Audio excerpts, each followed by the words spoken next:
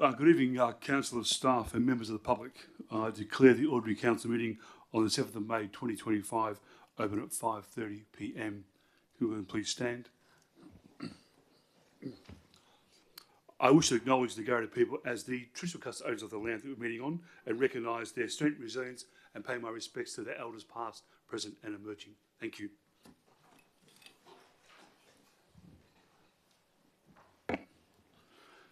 Item number 3.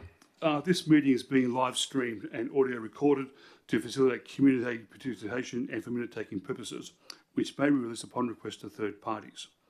In accordance with Clause 616 of the Town of Port Hedland Standing Orders Local Law 2014, members of the public are not permitted to use any visual or audio electronic device or instrument to record the proceeding of any meeting unless the person has been given permission by the presiding member to do so. Members of the public are also reminded that according to Clause 617-4 of Standing Orders, mobile phones must be switched off and not be used during the meeting. 3.1 Attendance. I note that all councillors are present and the attendance will be listed under 3.1 of the minutes. 3.2. Attendance by telephone communications. There is nil. 3.3. Apologies. There is nil. 3.4, approved leaves of absence. Have we received any approved absence at all? No, Mr Mayor. Okay, thank you. 3.5, disclosure of interest. Councillors, do you have any disclosure of interest on tonight's agendas? I haven't received any, Mr Mayor. Okay, thank you. Councillors, no disclosure? Okay, thank you. Item number 4, applications for a leave of absence. Do you have received any applications for leaves of absence? No, Mr Mayor. Okay, thank you. Item number 5, response to previous questions. Response to questions taken on notice received at the Ordinary Council meeting on the 26th of March 2025 have been provided to individuals and detailed in the agenda. Item number 6, public time. Ladies and gentlemen, this is your opportunity for members of the public to ask questions of Council regarding tonight's agenda and business of local government. Clause 6.73 of the Town of Port Hedland Standing Orders requires members who wishing to ask any questions to complete the question form in the place provided and place in the tray provided. If myself as a providing member determines that questions and statements are out of order due to offensive or objectionable expressions or defamatory, they will not be recorded, considered or responded to. 6.1 public question time. I declare public question time open at 5:32 p.m. CEO, have received any questions at all? None have been handed to me, Mr Mayor. Okay, thank you. Okay, members of the public, have any questions at all? Thank you. Please come forward, state your name and address for the record. Thank you, Gillian. Good evening. My name is Gillian Fisher. I reside at 3 Mitchie Crescent in South Hedland. Can you hear me? I have to speak a bit louder. That's okay, yeah. Excellent. I'd like this to be heard, definitely. Yeah, hear you, no problem. This is my first question, and this is directed to to Mayor Carter, via Mayor Carter, I should say. Has the administration formally assessed whether Mayor Peter Carter is or may be disqualified from office under Section 2.27 of the Local Government Act 1995, arising from Pilbara Photographics Proprietary Limited being subject to deregistration and or solvency proceedings? I find that question completely out of order. It will not be recorded nor responded to. Thank you. Next question. Can Point I? of order. Excuse me, I'm the... Point of order. What's your point of order, Blanco? 1.4. Do you want me to explain it to you? No, that's fine. Oh, okay. No, they haven't. Thank you. Can I? Point of order. Mr. Blanco? Again, 1.4 requires that we follow the law. Okay. While we're following the law, we might want to have a look at conflicts of interest in questions on the LGA Admin Regulation 7. 5A and B would be relevant to this question.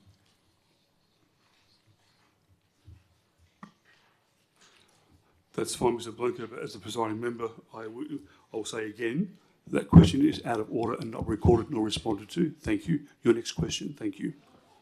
Motion Next- of dissent. No, Mr. Blanco, I've already spoken. Thank you. Next question. Motion of dissent. Do I have a second? Seconded.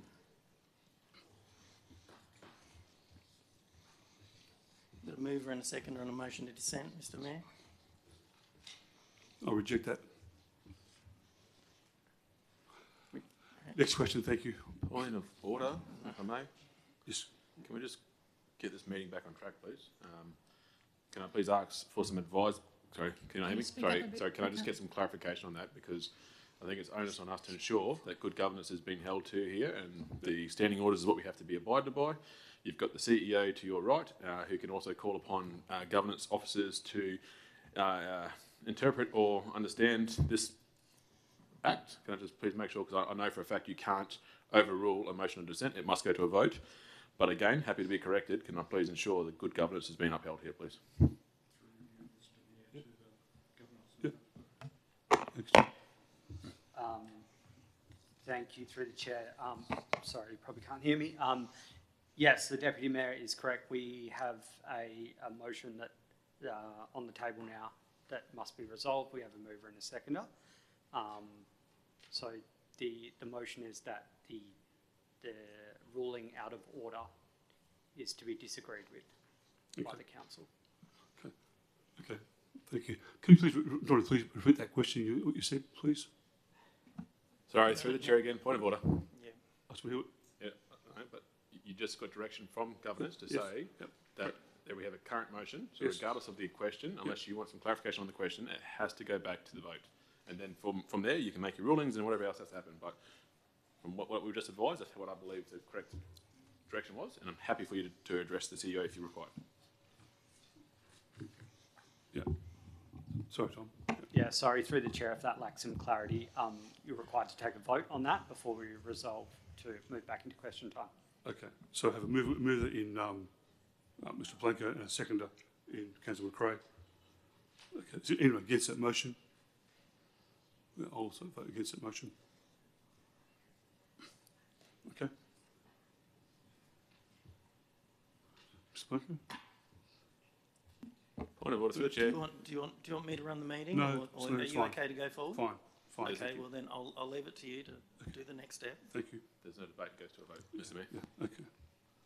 Okay. Now put it to a vote. All's in favour of allowing the motion? We've Allowing. already taken the vote. Yeah, and I voted against it. That's correct. Yes? Yeah. And that was it. So basically it's passed. It's passed. There is no, It's passed. You got 2-1.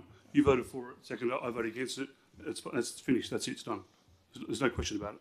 There's no debate on it. That's it. Correct, Tom? Just make sure. That's correct. That's correct. Okay. That is correct. Okay. All right. Okay. Next question. no, Mr Mayor. No, Which is up to the administration. no, Mr Mayor. Motion of dissent that was passed was in relation to your decision in relation to my talking about the conflict of interest on Reg 7, 5, A and B. Okay, so we go back to that now. Sorry. Reg 7.5. Do you want to clarify that just for make sure I get it right, Councillor? You have rejected the member of the public's question, Yes. all right, and I have called a point of order on 1.4 Yep. related to the good governance, I suppose, or, following the law, which, and then I have stated the conflict of interest in the questions in the LGA 1995 Admin Regulation 7, 5, A and B, which now needs to be addressed. Do you want me to explain that reg to you, Mr Mayor?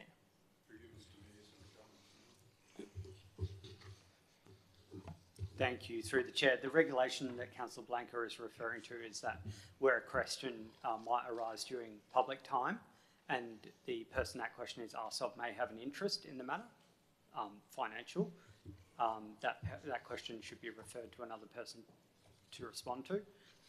Might I suggest potentially the CEO? CEO, yeah. or Okay. the All right, so yeah, do you want to answer that question? I've got a conflict of interest, I believe.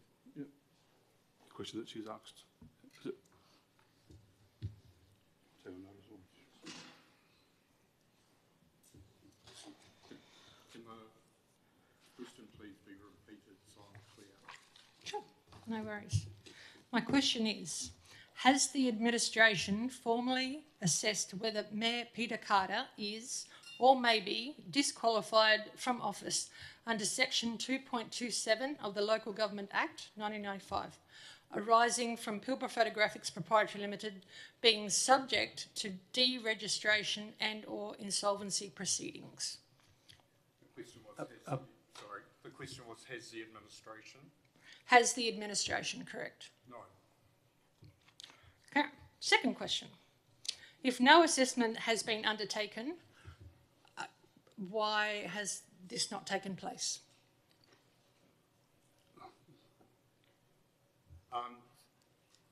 Certain correspondence has been, through you, Mr Mayor, received by me.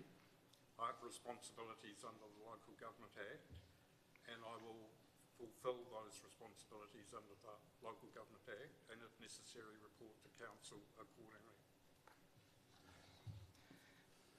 Thank you. So if you've actually looked at it and you will present an assessment through the Local Government Act or acting on that, which test or legal threshold was applied or will be applied to determine whether Section 2.27 Part 2 will be triggered? No, I have nothing to add to the answer that I've given you to the previous question. Okay, thank you. Thank you for Thank you. answering all my three questions. Do you have any more public questions at all? Yes, Roger, come forward, please. Say your name, please. Roger Higgins, 119 Edgar Street.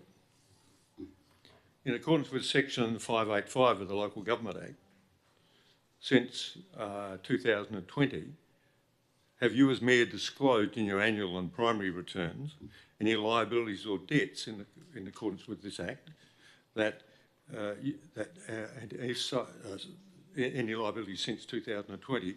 And if you have, will the administration table all of those liabilities for us as members of the community to verify? No, there was no liabilities, thank you. So your answer to the question is yes, you have made full disclosure Correct. of all of those things. Correct. Is that Absolutely. correct? Yeah, thank you. Question 2, has the administration reviewed whether Mayor Carter's promotion of sea container housing, both in the council forums and through the Regional Capitals Australia, constitutes a breach of the Local Government Model Code of Conduct, Regulation 2021, particularly Clause 18, that's personal advantage, and 17, unauthorised representation? No, they haven't. So the question is to the administration. This is an administration question, so I assume that the acting CEO will answer that. Question that have to be referred. The question, Mr Mayor, has to be directed to you. It's your prerogative to who you direct it to. Okay, yeah, thank you. I'll take that on notice where Roger get your report for that. Okay. Okay. My third question. What documentary evidence or declarations of interest, if any, have you, Mayor Carter, provided to the town regarding your private commercial interests in sea container housing or dealings with Vietnam-based entities? No, not at all. No? No. Point So of order. you're saying you haven't provided any evidence to them, or you haven't got any interest in any of those things? I've answered that question already. Thank you. Point Thanks for your of question. order, Mr Mayor. Yes, Mr. Blanco. Okay, we'll go back to 1.4. And I will again outline Reg 7, 5A and B, Mr Mayor.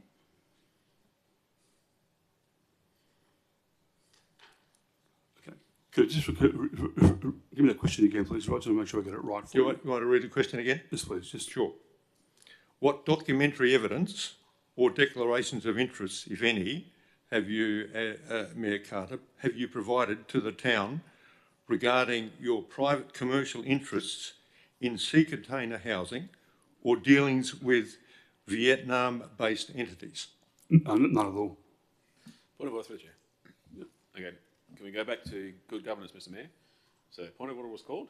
I'm assuming you asked for a question again for clarification for yourself. Yep. You must now come back to the point of order and make sure you give yourself a, what's the correct word, a determination on that original point of order, please, before you go back to answering any questions. That's just simple and basic principles of running this meeting, please. Can I ask you to rule on the point of order that was put forward? First you have to do my point of order, but then you have to go back to the secondary point of order, please. Okay. It's going to be your question. Sorry, Mr. Blanco's already called a point of order. Okay. All right. Sorry. Is there a second for that point of order? Yeah. Yeah. Make sure we got it right. That's all. Yeah. To Tom. Yeah.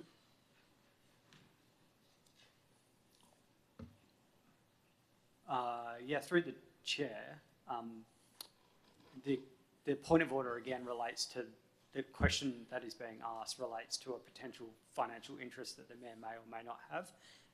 And so it's a difficult situation, obviously, because there's only one person that can answer that question, which is the mayor. So might I suggest maybe you take that on notice for a response to be provided, because no one else can answer that question, essentially, despite the interest. Okay. All right. Thank you. We'll take that on notice for you. Thank you, Roger. Oh, I'm sorry, I missed that. I'll take that on notice for you. On notice. So, so can I take it that if you're taking it on notice, You'll get a response. that you are indicating that No. you do have an interest No, in those not things at all. I've I just said I'll mentioned? take it on notice. Or Thank you. is the answer no, I you just said don't I'll have take any it on interest, notice. and therefore there's nothing. Roger, I nothing just said I'll else take it there on you notice. need Sit down, you please. need to actually make Roger, the I just said I'll take it on people notice. look Thank you. Sit down. You've had 3 questions. Thank you. Sit down. Thank you very much. Okay. Do you have any other questions at all?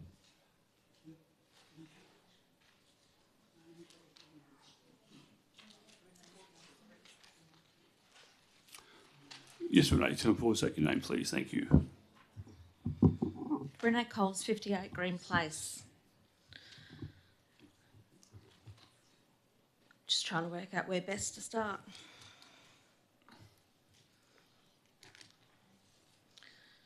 Implications of meeting boycotts. There is a question in regards to this, but let me just read out first. Boycotting council meetings can have several consequences: governance disruption, public trust erosion, legal and ethical concerns. Under the legal framework and responsibilities in Western Australia under the Local Government Act, elected members are expected to attend meetings regularly and participate in decision-making processes. Failure to attend meetings without valid reasons can lead to consequences, including potential disqualification. Councillors are also expected to represent their constituents' interests, participate in development and evaluation of council policies, ensure the council's financial and administration accountability. Conclusion: while boycotting meetings can be seen as a form of protest, it's essential for councillors to balance their advocacies with their responsibilities to their constituents. Upon open communication and adherence to governance protocols are crucial to maintaining public trust and ensuring effective local government operations. Elected members are paid a monthly sitting fee for their legal responsibilities that they signed up for and also took the oath. In a very small time frame, we watched Town of Port Hedland staff, directors, acting CEO sit and await for the arrival of elected members. This has taken valuable time out of their lives. They've had to go ahead and reschedule their lives. And I feel very sorry for those who had to go ahead and have to come back again and have meetings for people boycotting meetings. Do you actually know the cost to ratepayers by boycotting meetings? It is actually costing ratepayers of this town. Are you aware of the cost? Totally aware of the cost, yes. It costs a lot of money. Next one is part of the thing. It's important for all elected members and local members, councillors, to all be involved in selecting their CEO. I would like to point out that the acting CEO, has done a wonderful job in this space and time, and I thank you very much for your contribution you've actually made towards the town of Port Hedland. Greatly appreciated. Accountability and oversight. The CEO is responsible for implementing the decisions of the elected council and managing day-to-day operations. Since council is elected by the community to represent their interests, they must appoint a CEO who aligns with their strategic vision and can be held accountable for delivering results. Council is set to the overall direction and policies for the local government. Selecting the CEO allows them to choose a leader who shares or supports the council's strategic goals, whether it's community development, financial responsibility, environmental sustainability, or infrastructure investment. The CEO and the councillors must work closely together. A transparent and inclusive selection process helps build mutual trust and respect, which is essential for governance, effective governance and decision making. When elected members are directly involved in hiring the CEO, it reinforces public confidence that leadership decisions are being made with demographic oversight and in the best interests of the community, not by external bodies or bureaucrats alone. Councillors typically oversee the CEO's performance throughout formal reviews. If they had no role in the selection, it would be harder for fairly assess performance or enforce accountability. You're being put forward to actually select a CEO. You have got 5 elected members right now, 6, who are being put and voted in by the community to represent them. Now, I'm sure all 6 people, you don't need no outsiders. You just need the 6 of you to go on the board of a CEO review and select a CEO that you have to work with. Why waste town of Port Hedland's time and money by boycotting meetings and, continue this whole process? It's about time you select a CEO. So I ask elected members now, why is this being extremely hard to select a CEO when you all can work together? I'll take that on notice, thank you. Yeah. Thank you. The next one is all part of the financials and that. Excessive spending by local councils or constituents is a common issue that draws public and media scrutiny, particularly when it appears to come at the expense of the frontline services. Why councils use consultants? Lack of in-house expertise, short-term projects, external validation. Why is it often criticised? Because it's high cost, lack of transparency, recurring use and budget constraints. Recently there was a Facebook post in regards to childcare, and surprisingly the remarks made by people on Facebook that this has been ongoing for many years. I agree with them. It's been over 20 years and my kids had very hard times using childcare as well and trying to get placements for them. That's over 20 years ago, so nothing has changed at all. So in amongst it, I would like the town of Port Hedland to consider, and councillors to consider, actively pushing forward and supporting and advocating for those who are actually right now, and I do believe, will push for more housing, childcare centres, home-based and building organisations. This should be pushed forward before implementing, I'm sorry to say, pump tracks, because we need people in this town to be here. We need the community to grow. Once we get the people in place and have the childcare available to them, then we can actually build on infrastructure as well on top of that. So I'm asking Mayor, will you help push forward for more housing and more childcare in this space and be here present in the town of Port Hedland, only in the town of Port Hedland, activating to the local elected government to push for this instead of being overseas, please? As always. Yeah, thank you. Okay, do you have any more public questions at all? Yes, please come forward, state your name, thank you. Hello, I'm Teresa Ashenden, Spoonbill Crescent, South Hedland. Right, question 1. Has the town received any authorisation, request or approval document from Mayor Carter seeking to represent Port Hedland in any formal capacity during the overseas trips? If not, does the town consider his representation to have been unauthorised under clause 17 of the Model Code of Conduct? That's been answered a long time ago, that question. Thank you. Next question. Oh, so I'm not going to get an answer? Righto. Question 2. Point of order, You spoke Mr to- Mayor. I haven't received an answer to that question, so I think the question is relevant and I'd like the question answered, Mr Okay, Mayor. I'll take a notice for you. Thank you. Right, thank you. I'll expect a letter in the mail. Right, question 2. Has the CEO or any delegate issued a written notice to the Mayor under section 2.27 part 3 of the Local Government Act 1995 as required when there is a reason to believe disqualification applies? Through you, Mr Mayor, I did answer that question earlier this evening, and I'm happy to, well, we will provide that answer to members of the public through the appropriate process. Thank you, CEO. Right, thank you. Okay, thank you. Do you have any more public questions at all?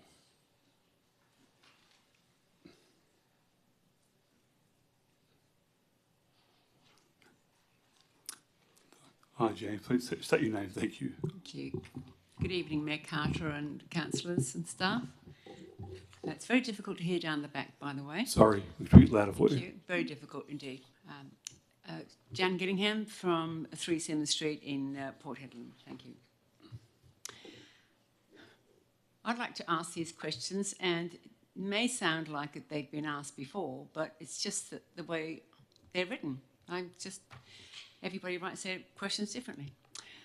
Question 1. What procedural steps, if any, has the administration undertaken to obtain clarification or documentation from the Mayor concerning his conduct, foreign dealings, or corporate status since receiving public complaints? CEO. Can you, through you, Mr Mayor, Yep. can you repeat the question, please? What procedural steps, if any, has the administration of the town of Port Hedland taken to obtain clarification or documentation from the Mayor concerning his conduct, foreign dealings, or corporate status since receiving public complaints?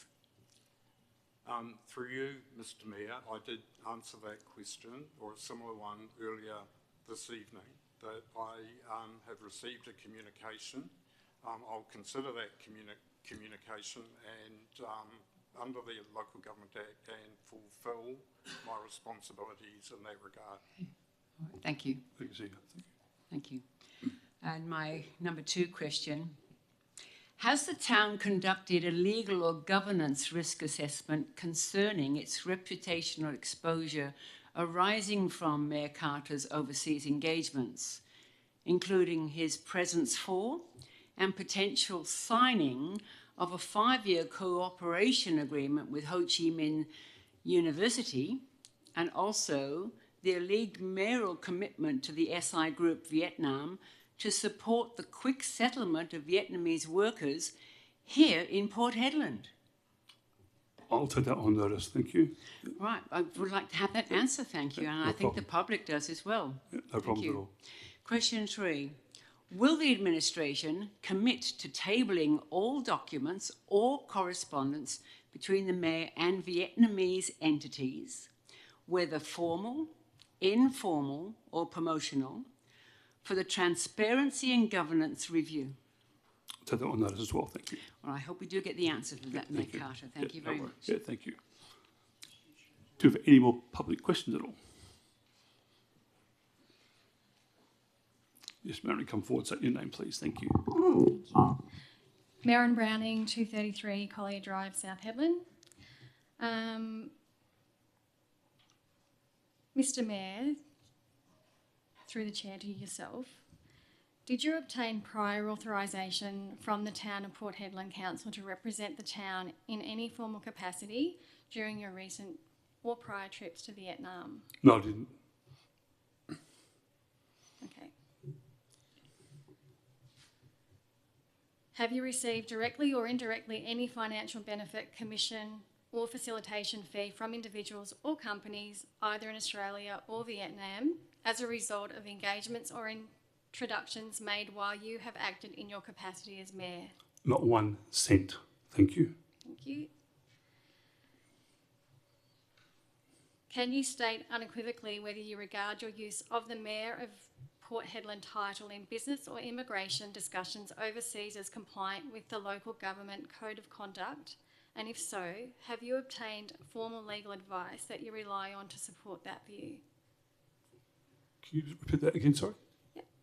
Can you state unequivocally whether you regard your use of the Mayor of Port Hedland title in business or immigration discussions overseas as compliant with the local government code of conduct? And if so, have you obtained formal legal advice that you rely on to support that view? Okay, I'll take that on notice or I'll get a report for you. Yeah, no problem. Thank you. Okay, thank you. Okay, do you have any more public questions at all? Just try to come forward, state your name, please. Thank you. Yeah, g'day, John Ashenden, 11 Spoonbill Crescent, South.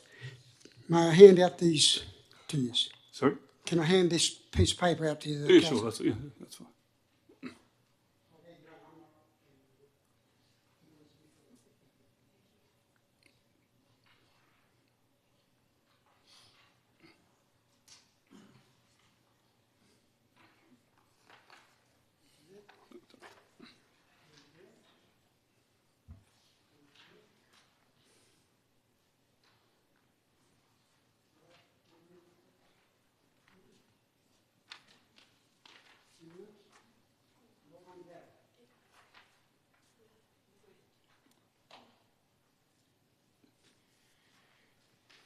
Righto, you got that document in front of you.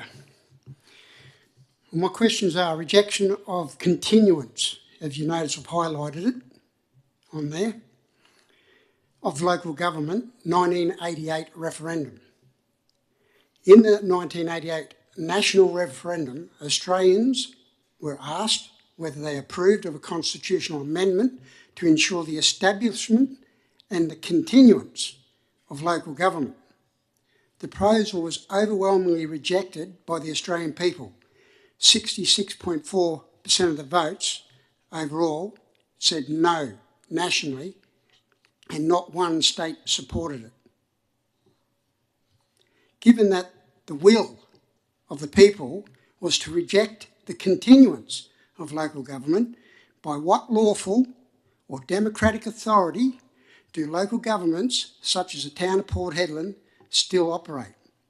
Wouldn't the lawful and democratic implications of that referendum result be that all local governments in existence at the time should have ceased to operate?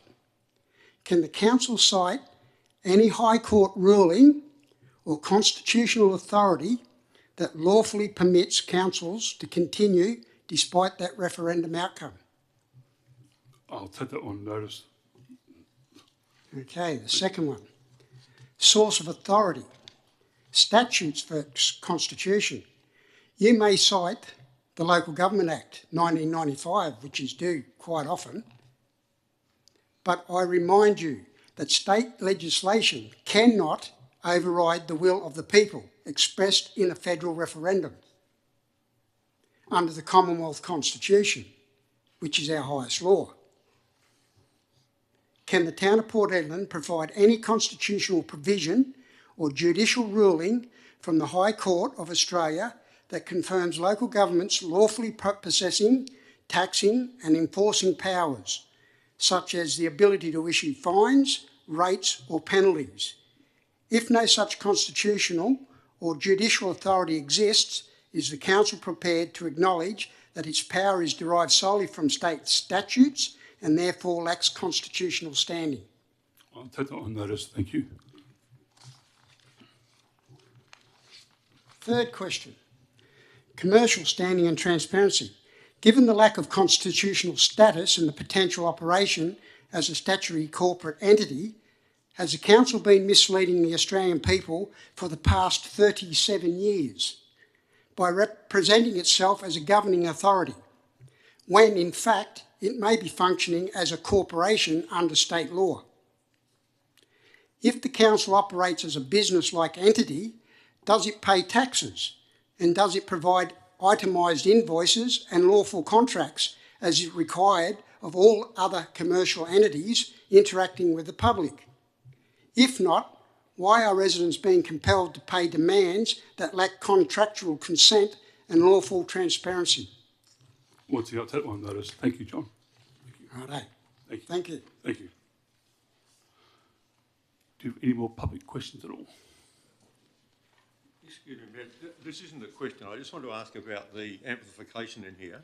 I make a point of sitting right there because there's a speaker there and there's a speaker there, and at every meeting that I come to, and I'm a regular, as you all know, and I can barely hear what's going on. Either the microphones that you speak to aren't turned on.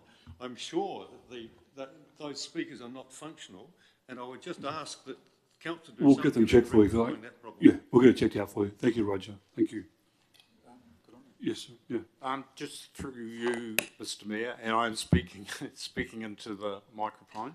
The council is in the process of upgrading the sound and audio-visual facilities in this room. Might I say, just from a personal perspective, I also have some difficulty hearing, particularly the members of the public speaking. So I acknowledge the question, and it is being addressed.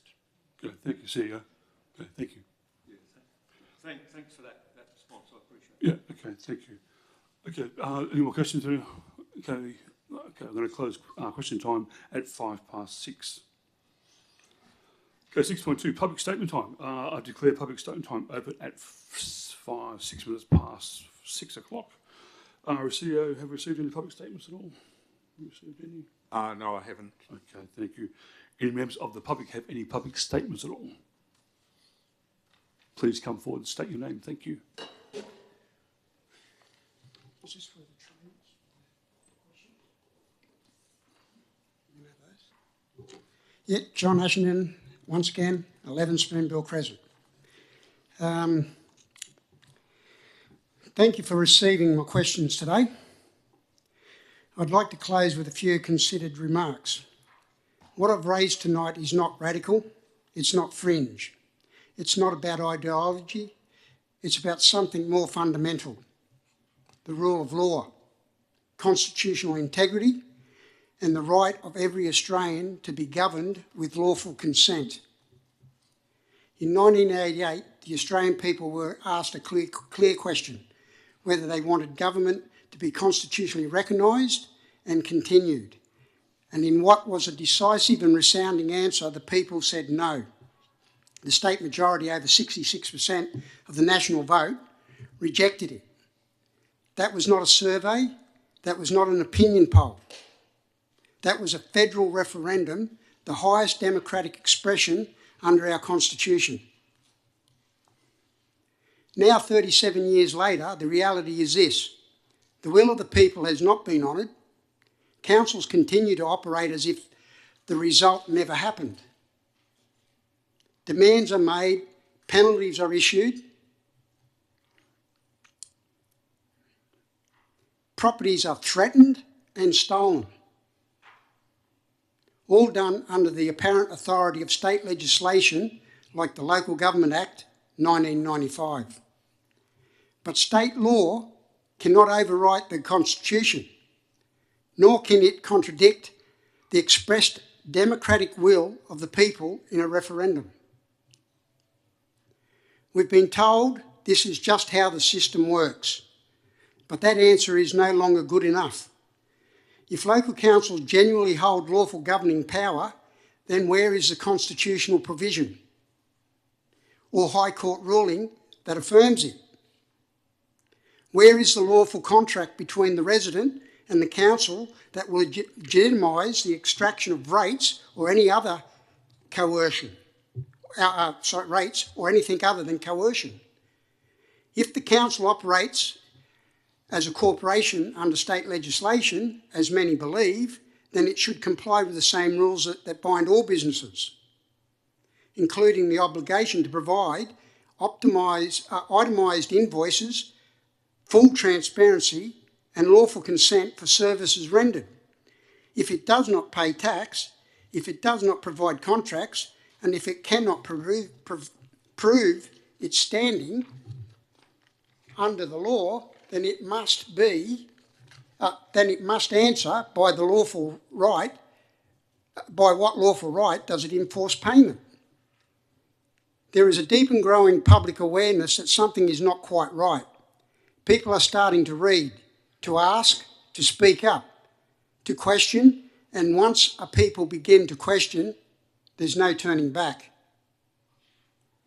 To each councillor, executive and officer present, this is not just a legal matter. It's a matter of conscience, of honour, of accountability. You cannot hide behind policy or process forever. The public is watching and the tide is shifting, and the Constitution still stands. There is no High Court ruling that directly grants local governments constitutional authority under the Commonwealth Constitution. In fact, the legal positions is the opposite. Local government is not recognised in the Australian Constitution. This was confirmed by the failure of the 1988 referendum, which proposed to formally recognise local government. The Australian people rejected that proposal by a significant majority. The High Court has consistently held that local governments derive their power from state legislation, not the Constitution. This includes decisions such as Pape versus Commission of Taxation, 2009, HCA 23, which reaffirmed the division of powers between Commonwealth and states, with local governments not recognised at federal level. Attorney General, Western Australia versus Marquette, 2003, HCA 67, where the court confirmed that the referenda results are binding expressions of the people's will on constitutional matters. In Austin versus Commonwealth, 2003, HCA 3, while the High Court discussed the role of states in federation, it affirmed that state parliaments control local government and that local governments have no constitutional standing. State legislation like the Local Government Act, 1995, Western Australia, can only grant authority within the boundaries of state law. It cannot override the Constitution or the outcome of a constitutional referendum. State cannot override the Constitution through legislation, nor can they act contrary to the will of the people expressed in the referendum. This principle is embedded in the local doctrine of the constitutional supremacy, which they're trying to do now with the voice referendum. They're writing legislation up in this state. Hang the Constitution. Therefore, while councils may cite state acts like the Local Government Act, 1995, to justify their existence, these acts are subordinate to the Constitution. No High Court authority has ever held that state legislation can override a federal constitution provision or a referendum result to create valid taxing or enforcement power for local government. You were not elected to manage a corporate charter. You were elected or appointed to serve the public lawfully. And if that lawful foundation is absent, it is time to acknowledge it, correct it, or be prepared to justify your position, not just to the people, but possibly in a court of law or history. I ask you to consider this. If what I have raised is untrue, then provide the proof. If it is true, then I ask you respectfully, but firmly, what will you do to uphold the law, respect the people, and restore the integrity of the governance in this town? Thank you. Thank you. Do you have any other public statements at all?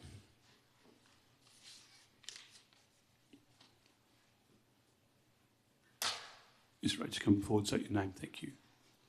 Renee Coles, 58 Green Place.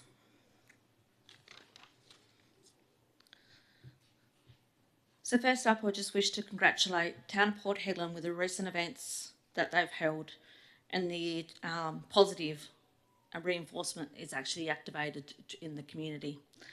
Also too, with the local achievements, award ceremonies, medal winning, etc. It all puts Hedland in a positive light, which is very, very refreshing.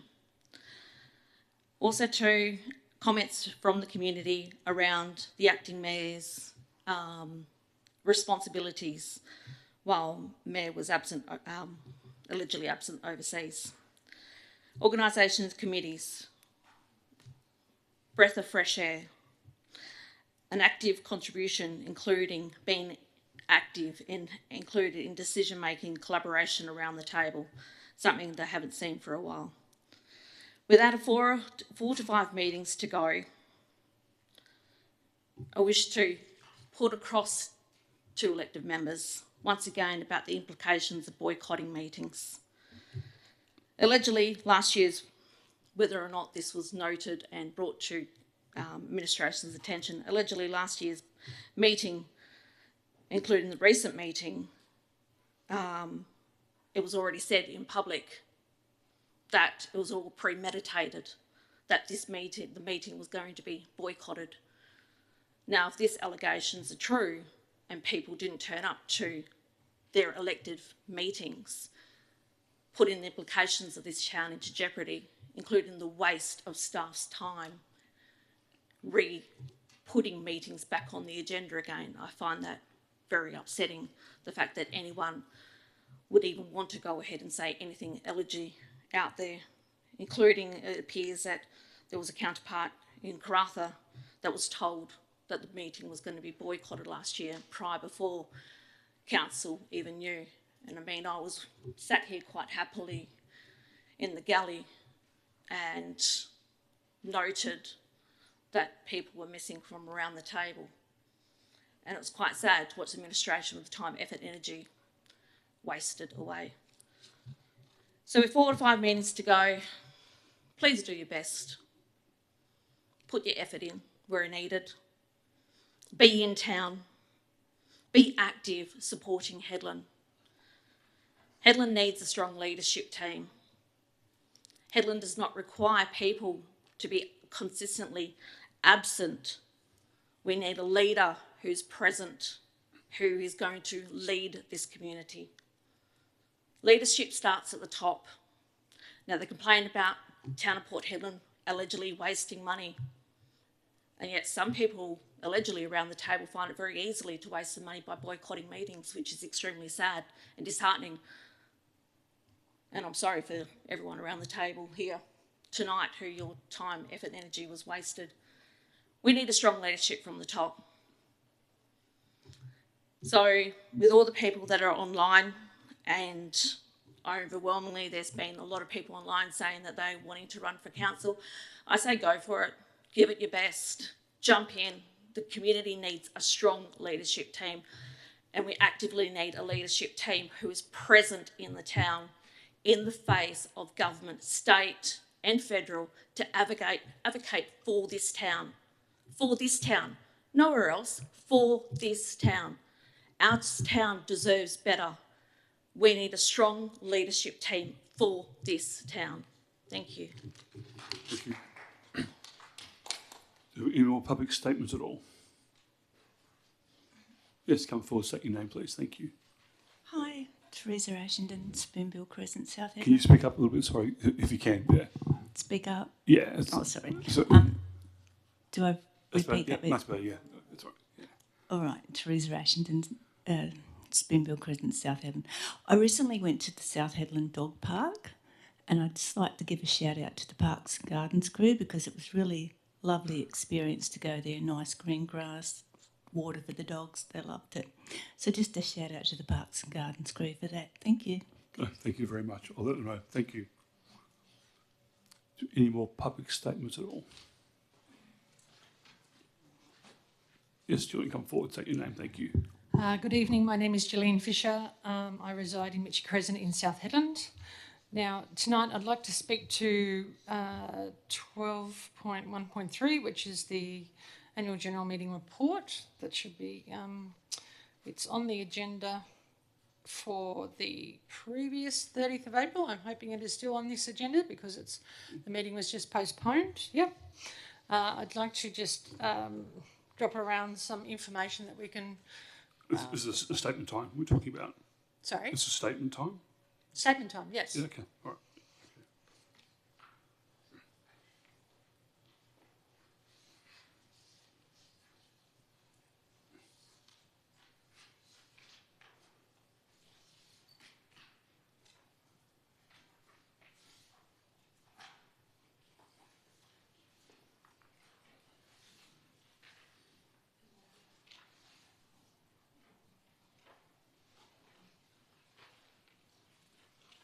Now, I'll discuss that a little bit further, but I just wanted to make base my statement around our first motion from our annual general meeting of electors. Now, we put forward a Royal Commission into the COVID-19 vaccine, and I'd just like to refresh the minds of the councillors about what our motion was about. So we, the residents, ratepayers and electors of the town of Port Hedland, call for a Royal Commission into the COVID-19 vaccine. We propose that a delegation of 2 councillors be appointed to formally deliver the will of the people to the appropriate West Australian state and federal authorities, advocating for an independent investigation into the following matters: excess deaths and adverse reactions in Australia since the rollout of the vaccines, the misrepresentation and flawed testing processes of the Therapeutic Goods Administration, also known as the TGA, the actions and decisions of the health ministers during the pandemic, and the operational conduct of all COVID-19 related policies and implementations. And finally, the withholding and redaction of critical information from the public. The councillors already have access to substantial evidence and expert testimonies from the motions passed in October 2024, which must be included as supporting material for this request. Now, I'd like to go on and just discuss some of the handouts that I gave to councillors. I think that the most moving one is a newspaper article from Saturday the 25th of November 2023 regarding the thalidomide victims. Now, I've just highlighted in blue, and I'll read out for the live stream some information from it. So the newspaper, no, actually I think it was ABC, sorry. It was an ABC report. It says, survivors of greatest pharmaceutical disaster heading to Canberra for a long-awaited thalidomide apology. So this is from the news and it's titled, Canberra Prime Minister saying sorry to thalidomide survivors. So on the front page, you'll see a poor lady who has grown up with this disability from thalidomide. And it says, in 1963, this woman, Lisa McManus, was born with deformities after her mum took a morning sickness drug during pregnancy. She was conceived 7 months after the Commonwealth Health Department was alerted to the possibility there were problems associated with the drug thalidomide in 1961. The then Health Minister, Harry Wade, rejected advice to issue public warnings. Goes on to say, 60 years later, and I'll just repeat that for the live stream, 60 years later, Australia's Prime Minister, Anthony Albanese, will finally deliver an apology to the nation's thalidomide survivors and their families for the government's role in the tragedy. And this is a quote from the, I think it's from the Prime Minister. If the Australian government had acted more swiftly, it had been estimated that approximately 20% of Australia's thalidomide survivors may not have been affected. That comes from the report. A couple of other points I wanted to make. There's another person, another man outlined in this called Mr. Griffiths. Mr. Griffith's mum had a tablet around 25 days into her pregnancy, despite it already being banned by the government. There was no due diligence to make sure that doctors weren't prescribing it. Now, these COVID-19 vaccines are obviously still on the market and they are a faulty product. We've been shown that time and time again. So basically, the injuries that the COVID-19 jab has, put onto people. This lady here that has suffered from the outcomes of thalidomide, it said it started when my mum swallowed one pill and it rippled onto me. Her mother, her mother who was in her 90s, still lives with the pain and guilt of taking thalidomide. They need to be held accountable for those decisions. So basically, when we speak about this motion that comes up on 12.1.3, I would really like the councillors to remember what I've just told you with these poor thalidomide people.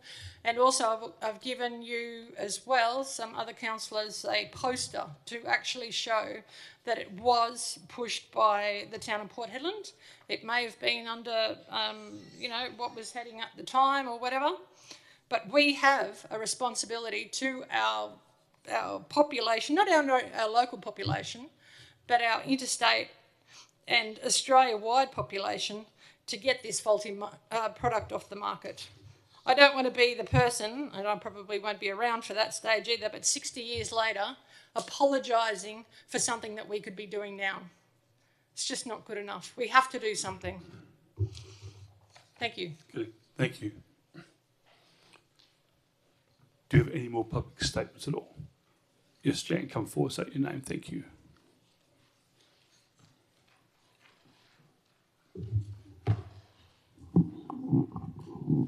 Jan Gillingham at 3 Sims Street in Port Hedland. I was quite surprised when Gillian got it then, actually, and said about the thalidomide. I was 11, going on 12 years of age as a child in Great Britain, and children ended up coming to school with arms and legs missing and things like that, and to think that that actually happened. And then it's just reminded me of an amazing meeting that we had here in the town of Port Hedland back when I was on council, and it was to do with the alcohol in our town and trying to get people to drink less alcohol. And people, especially our Indigenous people who drink alcohol and have children, and children are born with fetal alcohol syndrome, which is just horrendous, which changes the genes of their body. And even if that son or daughter goes ahead and have children later in their life, that gene is still changed. And those children will continue to have that. And that is something that we really need to think about this with the alcohol, because that's just available to everybody. But yet, with the COVID, and I think something that, have you noticed that in the last 12 months, nearly 12 months, there are no more advertisements on the television, on the radio, in the newspaper, to say go and have a COVID vaccination? Isn't that interesting? Very, very interesting. And I am one of the people that would not take another vaccination, had two, got very sick with them.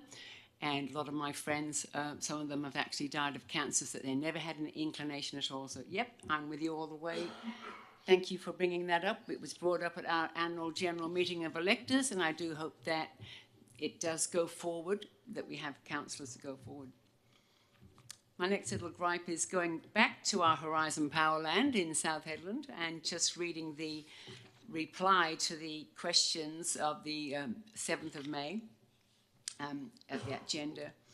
And my main question back then, a month ago, was about the advertisements. So the advertisements were put out on the 18th of December 2024 for submissions, 7 days before Christmas. So isn't that trying to keep it from people? Because a lot of people left town then. Letters to landowners and residents, 200 metres radius of the development of the so-called tavern and IGA, etc., etc. I do believe that a number of those residents don't even live in town, they just rent their houses out. I'm just wondering whether if they ever did reach those residents.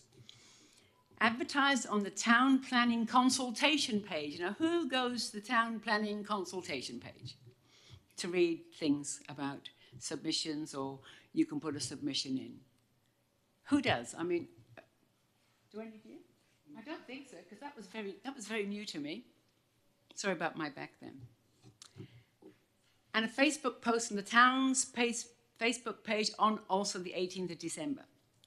Again, a week before Christmas, looking at the town Facebook page to see if there's any submissions that we could put in. So still not happy with that, as I can say, not happy Jan, I can say that.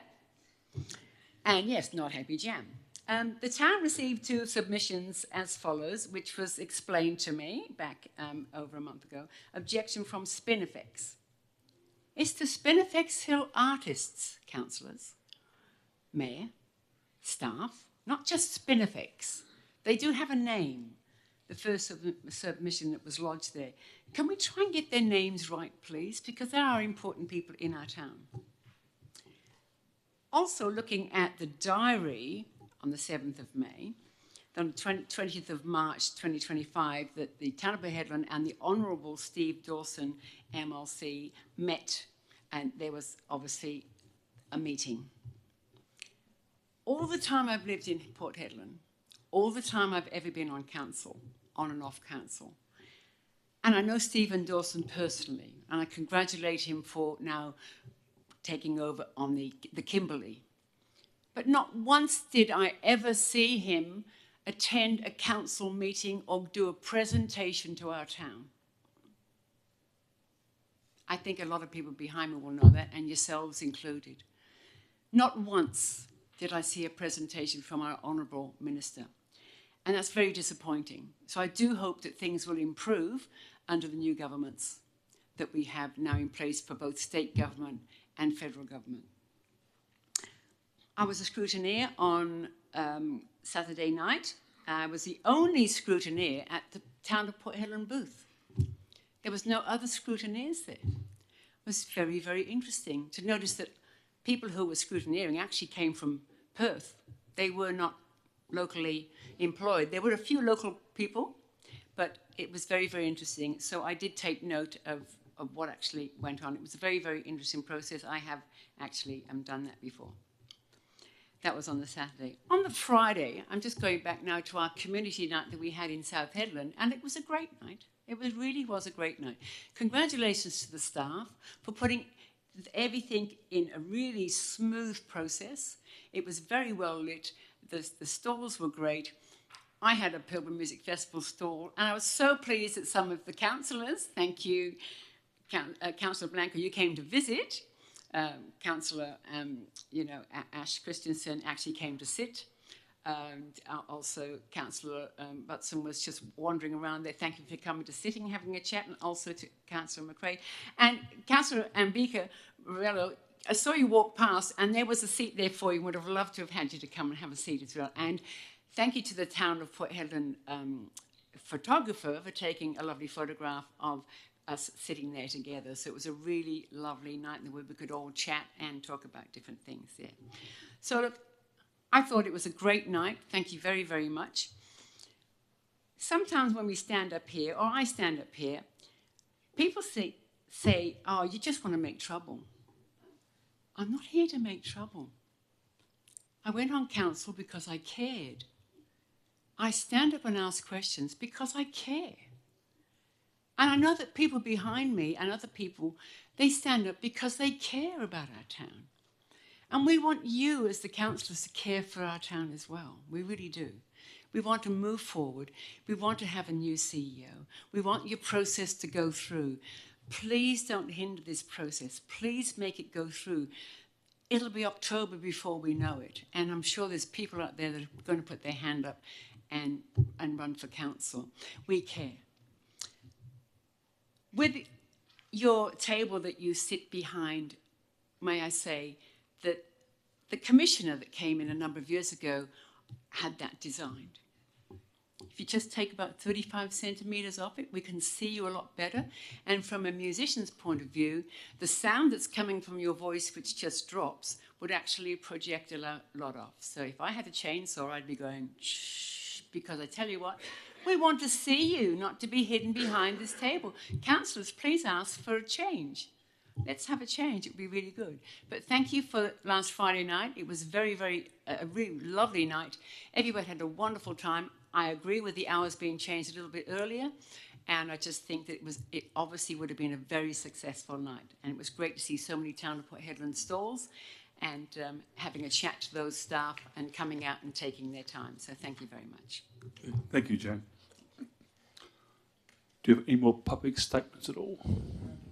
No, you've had one already. Sorry, John. You get one. Thank you. Yes, come forward, say your name. Thank you. My name's Jodie Clune, 23 Somerset Crescent, South Hedland. I just want to make a statement in relation to the motion for the annual general meeting and the motion for a Royal Commission. This is something that is very dear to me, as I continue to still work with people who are suffering from the result of the government, the state, federal and local councils. You guys have been told about the excess deaths. You guys have been told about the contamination. You have been told and shown the evidence for yourselves, and yet it is still being brought up as a question that's been dismissed. How is this affecting you as a council, to your local residents? Is that the council in downtown, in your local pharmacies, you are still having the vaccines pushed out. You are still burying your people. You have got a housing crisis because we have billionaires now out of this crisis. We have doctors that I speak to on a regular basis who are under gag orders. Gag orders because they dared to put up the Hippocratic Oath. Now tonight I've heard things come into question about possible junkets. I don't know. Business dealings. I'm also having these discussions on a state and a federal level. And I am tired of people in leadership who, one, do not listen to their public that's serving and paying your wage. And I'm tired that we are going to the polls and we're going again and again and being railroaded by a system that is not listening to the people. So needless to say that I'm a little bit on the cranky side is an understatement. So this evening, for the things that I have heard and the things that I have seen come through, you have a people's motion that has been put forward that deserves your consideration, not just on a federal level, not just on a state level, but here on a council level. You want doctors in this town? Well, start dealing with the problems. Do you want nurses in this town? Well, let them come and work their job. They were good enough on the front line. Well, they should be good enough now. They deserve to be able to do their job knowing that they can make up the mind of what their training has allowed them to do. When they do not have body autonomy, how can they do their job? When a doctor cannot prescribe what they feel is the absolute best for their patient, then how can they do their job? And why the hell would they come up here in a remote area with no housing? Fly in, fly out is the best that you've got. And yet you ignore this. Time has come for you guys to really step up. It's not about backroom deals. It's not about, dollars and cents. This is lives. And I'm quite frankly over it. So I really hope that when this motion comes up and is spoken about, that it's taken seriously on a council level. Because your people in this town, I thought they mattered. Thank you. Thank you. Do you have any more public statements at all? Okay, I'll will close public statement time at 6:38 p.m.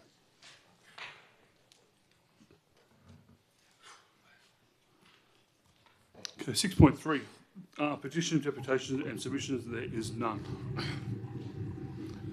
Question number 7. Question from a member without notice. Are there any questions from elected members?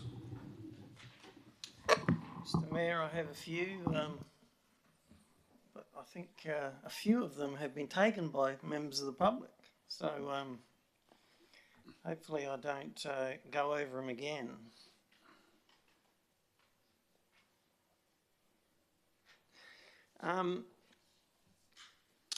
Mayor Peter Carter, you had a meeting in Vietnam on March the 13th with Ho Chi Minh City University and Culture and Green, where a 5-year cooperation agreement was signed. That was advertised on the internet. Correct, it was, yes. Yeah. Are you able to, well, there's a couple of questions there. One is you've presented yourselves as the Town of Port Edom Mayor and also the chairman of 50 councils in the Regional Capitals Alliance. So can I ask whether there's been any authorisation by the council for you to go over there and speak on behalf of the Town of Port Hedland, and also the second part of that is did you receive any authorisation from the Regional Capitals Alliance to go over there and speak on behalf of them? No, I did not, Councillor. Thank you. Okay. Mr. Mayor, they spoke about a 5-year cooperation agreement that was signed. Correct. That's correct, Did yes. you sign that agreement? No, I didn't. It was actually signed by 2 other people. I was there as a witness. That's all. Thank you. I didn't sign any documents at all. Thank you. Okay. Can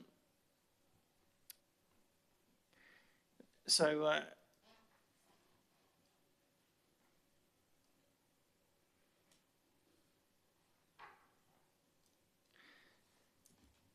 Mr. Mayor, can we get some clarification from the administration in relation to, you know, the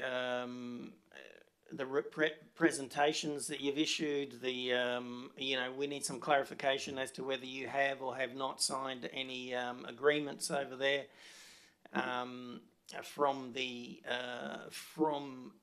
the people in Vietnam. Can I ask that the administration look into that, Mr. Mayor?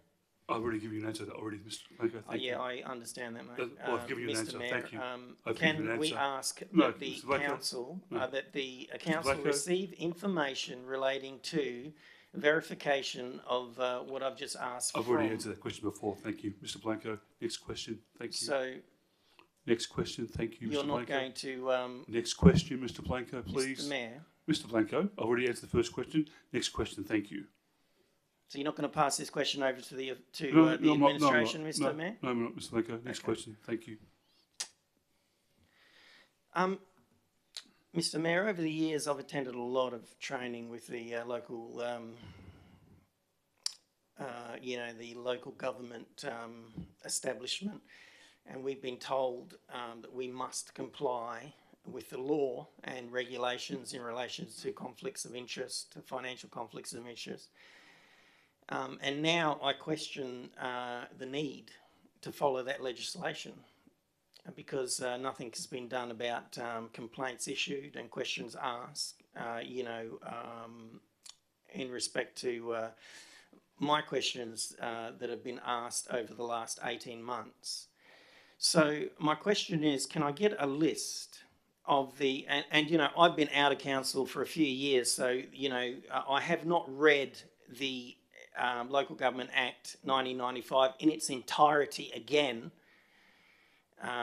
since I've been on council, and I know there's been some legislative changes, so I'm assuming that's the reason. So can I get a list of all the financial conflict and declaration issues listed in the Local Government Act 1995 and the regulations that are optional to comply with, and all of the sections that are mandatory because I'm feeling that you know, we don't have to actually comply with the financial regulations and the Local Government Act 1995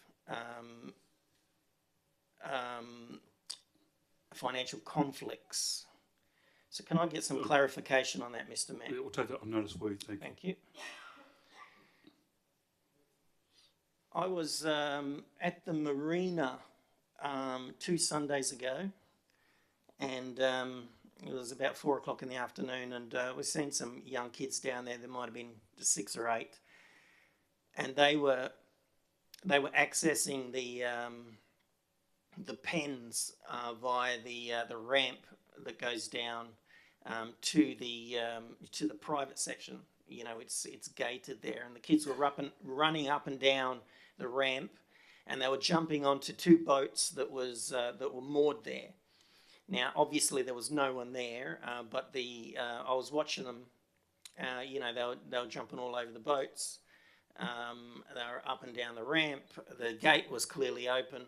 Now, we talk a lot about safety.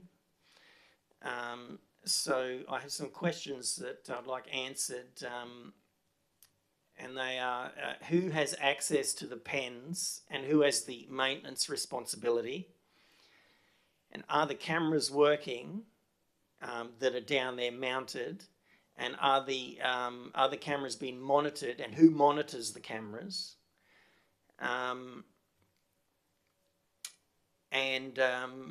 You know, is anybody aware that's responsible for that area that there is kids going down onto the tie-down area and accessing people's property, obviously?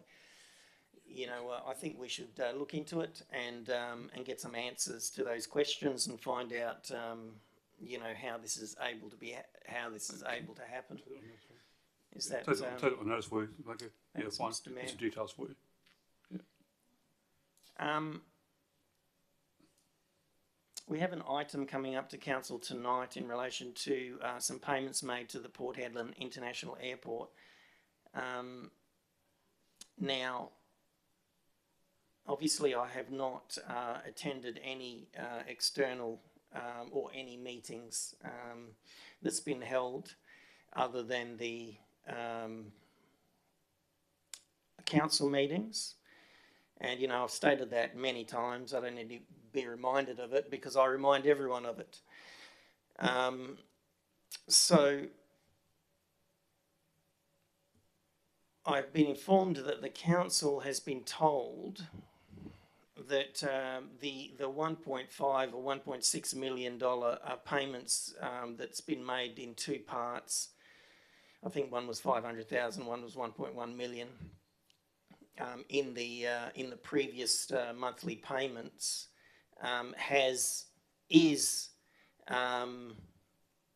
does comply with the financial regulations.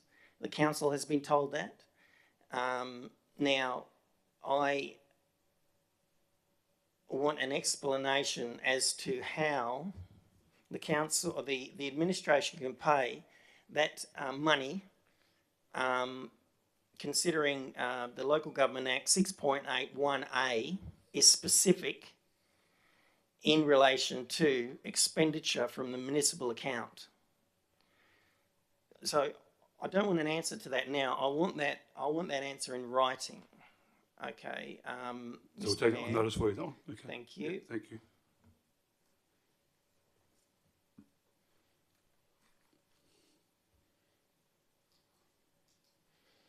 I received a complaint from a lady that lives on the main street in Port Hedland, and she's complaining about the red lights that have been installed on the beachfront in town. She's complaining that now when you walk along the beachfront with those red lights, and obviously they've got something to do with the turtle season, because they are low now you can't actually look out onto the ocean when you're walking down there because they're so bright and they're in your eyes. And she also says that the kids that are in prams obviously have an issue as well, looking out onto the ocean because the lights are shining directly in their eyes when they're in the prams.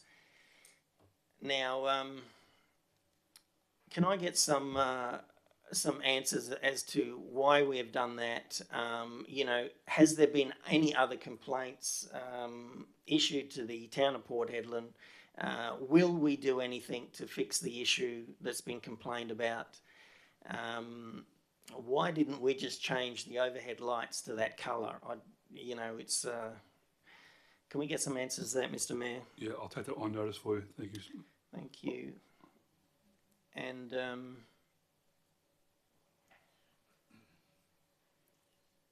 my last question is, I have asked over the past 18 months a series of questions of you, Mr. Mayor, in relation to your public-private business dealings with the position of mayor and your business dealings and the conflict that the potential conflict that's there. I'm just wondering when I'm going to get, the information that I've asked for, and the presentations that you've done, the engagements that you've made, the authorisations that have been given to you, and any documents that I've asked for. When do you think we're going to see that, Mr. Mayor? As I told you before, Mr. Blanco, you have all my authority to go and get your friend, Mr. Peter Webster, who's running around. I don't know any Peter Webster, Mr. Mayor. Okay, I'll tell you. You can go see him. He's got information. It's got nothing to do with him, Mr. Okay, Mayor. then I'm asking you for the information. I'll take on notice. Thank you, Mr. Blanco. Okay, thank you. Any other questions? That's all I have, Thank Mr. you. Mayor. Great, thank you. Any other questions, councillors? Yes, I have a few questions, please.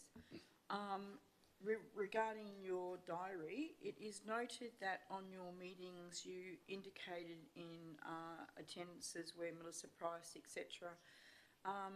Is there any reason why you couldn't advise the councillors and why we were not invited to any of these meetings? It was a private meeting. Thank you. Private meeting? Yes, thank you. Yeah.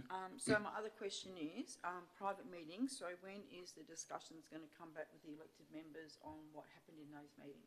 We sent a letter to Mr. Price about, our discussion was about funding for the town, about a whole range of things for childcare and to advocate for money for swimming pools, aquatic centres, as part of the federal government election. Thank you. I'll give you a copy of that letter that we sent to Mr. Price if you like. Hmm? Do you want a copy of that letter we sent to Mr. Price? Yes, please. That Yeah, would be great. yeah, no problem. Yeah. Another question is, recently I've asked about the drain. The drainage has actually come up quite a few times. The mozzies are extremely really bad in South Hedland, and actually around the Clodia, Patton Road and Becker Court areas, the drains have still got water in. Is the council going to do anything about actually getting rid of the water there with the breeding of the mozzies? I'll direct the lead to answer that for you. Thank you. Through you, Mr. Mayor. Look, we are just getting quotes to have that water removed at the moment. Great, thank you. So if we're getting quotes to have the water removed, why is there a problem with the water actually staying in those areas? One part is that we've had to, one is a drainage design that we've had to put in because the levels between the two areas are not the same, and so it was always known that we would at some stage have to pump the drain out, and so we're just seeking quotes at the moment for that. We thought it would have happened sooner, but we can't actually get a contractor down there, so we're trying to get a contractor to actually pull those out. They have been treated with larvicide. Yeah. Okay, so my next question also is, recently there was a tender that went out for the cleaning of verges and post clean-up from Cyclone Zelia, etc. when is South Headland, except for the main areas of South Headland, when are all the streets and verges going to start being cleaned? Through you, sorry, yeah, Mr Mayor, the question should be directed to you. Sorry, through the chair. Yeah, okay. As far as I'm aware, I'll Director Phil to answer, but as far as I'm aware, the team's actually working around the clock around cleaning up those streets, and there's a lot of trees down, up at 160 or so. Nearly 180. 100 trees that fell down in that cyclone, and it's taking a while to clean it all up. But Lee, do you want to add to that as well for us? I think that RFT has been let, and I think that they are, I'll get you the date. I'm not sure if they've started or they're about to start for the general verge work in South Headland, which I think it's a 3-year RFT, twice a year. Okay. Are we still running the free mulch at the, we are? Okay. We certainly are. Okay. Come and get your mulch. Okay. How many tonnes do we get? 150 tonnes or something? I can't remember off the top of my head, but It's a lot. I think it was something like, I can't remember if it's 5,000 or 50,000 cubic metres. Of mulch. We're done. Okay. Massive amount. Okay. Excellent. Thank you. Yep, the next question is, I've actually had a member of the public come to me, right through the chair, regarding the lights around Murdoch Drive in Dalesford area and up there where there are no lights are on at the moment and it's quite dark. Yep. Okay. And the other area through the chair is actually on Youngrunga Crescent, where there is actually Homes West houses, and I've got photographs that can be downloaded. It's just that there is no lighting when these people go through off the main road. One side of the road has actually got lights, but the opposite side of the road does not have lights, and it's not very good where they go through to have no lighting to drive into their driveway to their units at the back for security. Okay, thank you, Councillor. Thank you. Yep, thank you. And then my last one is, through the chair to the mayor, do we have a employment contract with the mayor? If we do, could I please have a copy? If not, does he have a confirmation of his responsibility and commitments? Could I have a copy of that too, please? You want a copy of my contract? I don't have a contract. Is there? I'm asking. No, there is none. No. And if not, can I please have a copy of where I can actually go to look at the responsibilities and commitments? Yeah, okay, we'll get that to you. Okay, that's fine. Yep. That's all I have. Yeah. Okay, thank you. Yes, Councillor Bello. Through the chair, can you hear me? Yes, okay, yes. Through the chair, I have 3 questions to ask. The first 2 I've already put up internally, but I'm taking the liberty to ask again because I've received a lot of requests from members of public.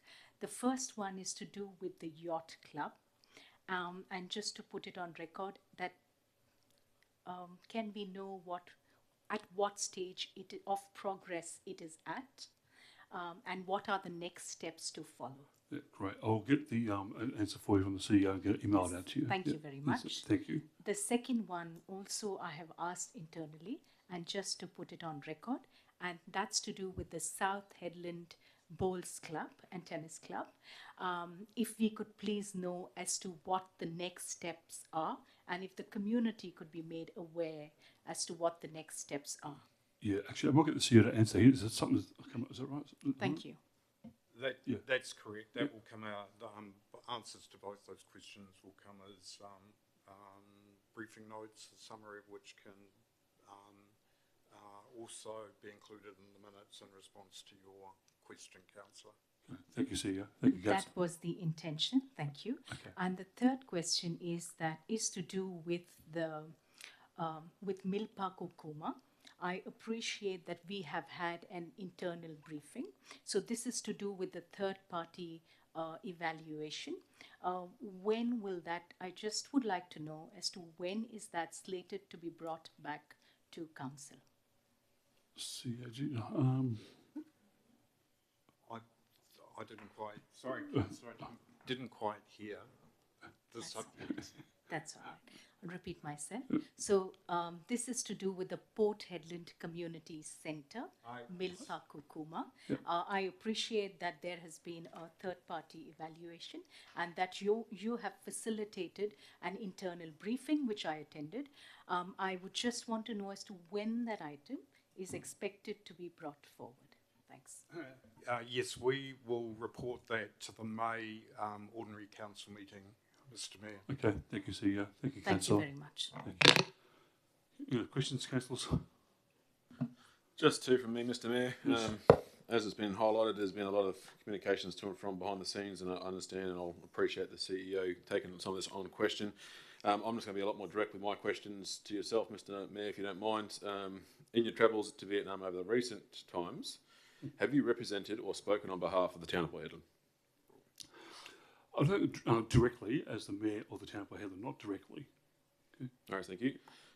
Were you ever introduced during these times as the Mayor of the town of Port Hedland during these events you've attended? I get introduced to many events as the Mayor, as a regional capital, as a person all the time. Correct, yes. Thank you. Yeah. Yeah. Thank you. Any questions, councillors? Okay. I have just a couple more requests, Mr Mayor. We approved a tender 2 or 3 meetings ago in relation to the drainage and road repairs in Wedgefield. Can I get some answers on? I don't want. I want some responses in the minutes. When does that start? How much have we done? A cost breakdown on that whole tender, and basically I want all the tender documents to have a look at, and also the same for the Port Hedland flood pumps. So all the tender documents and information relating to that tender. So the Wedgefield one that we done 2 or 3 meetings ago, that was $11 million, I was told, and the flood pumps in Port Hedland, Mr Mayor, is that okay? Yeah, we'll take that on notice. Thank you. Thank you. Okay, another question, councillors? Okay, let's move on. Item number 8, presiding members' meetings for the month of March 2025 are printed in the agenda. Item number 9, declarations. I invite all members to show of hands if they've given all due consideration to matters contained in the agenda. Go, show of hands. Okay, thank you, councillors. Item number 10, confirmation of the previous minutes. We have an office recommendation before us that requires a simple majority vote. The council confirm the minutes of the ordinary council meeting held on the 26th of March 2025 are a true and a correct record. Can I have a mover, please? Mayor, thank you, Councillor Christensen. A seconder. Thank you, Councillor Rebello. Is anyone against? Oh, sorry. Okay. Yes. Councillor Blanco. Is against? Okay. Councillor Christensen.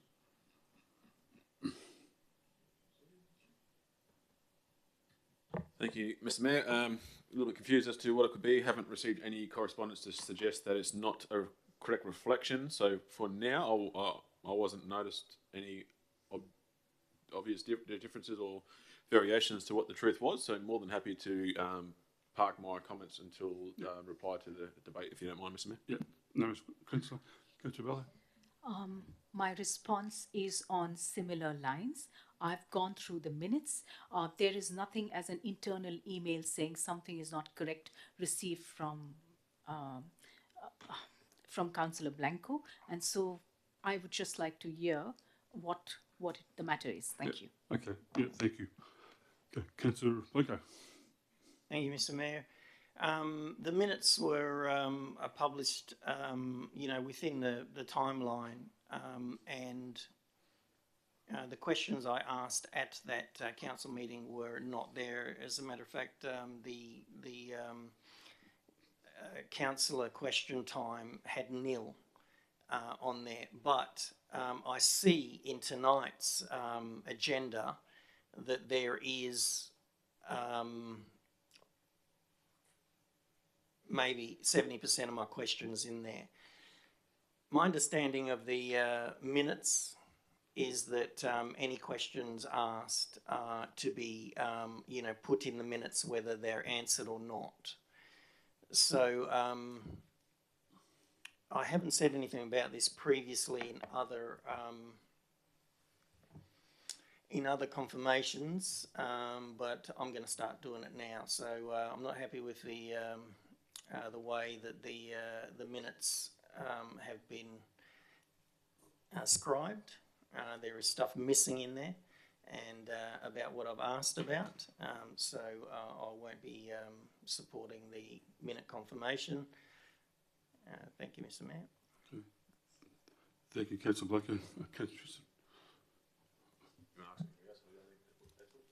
No, just one other thing, just so it's relevant. So the minutes came out, the questions weren't in there, and then you know, some of the questions were put in, you know, in the last day or two that I've seen. So you know, I would have thought that when the minutes were put out, it all should have been in there, regardless whether they were answered or not. So you're happy to go as it is, or still get? No, Mr. Mayor. Okay. I said there's some okay. missing. All right, thank you. Is anyone else for the minutes? Anyone else against the minutes? Okay, Councillor.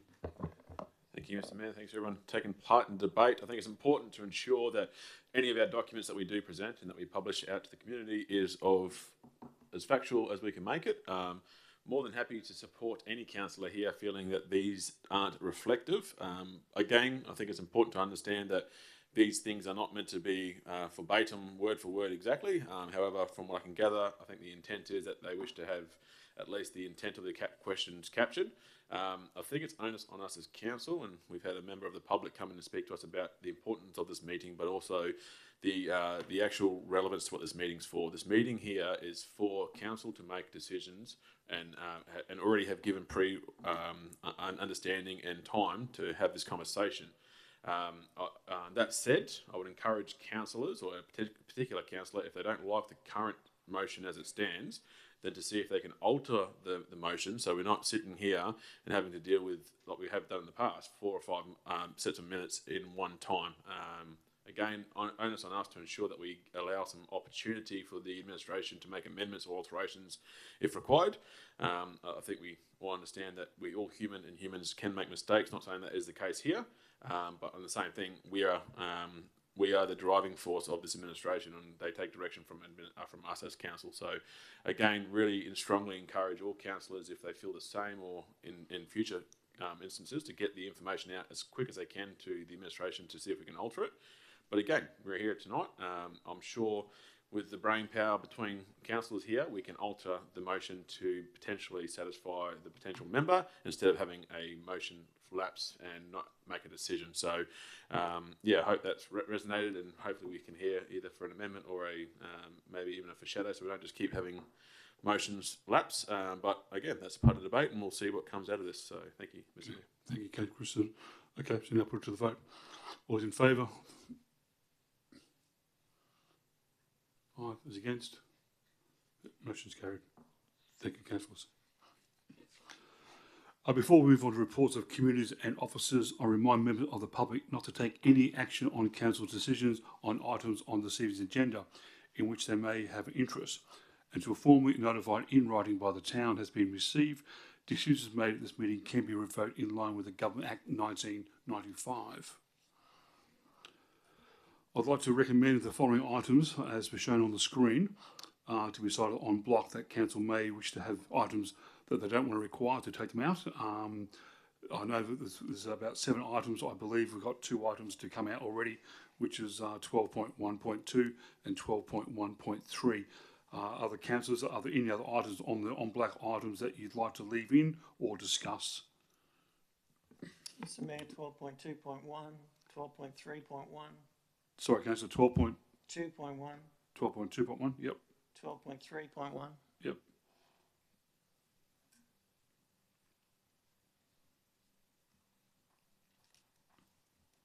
That's all, councillor? Any other councillors?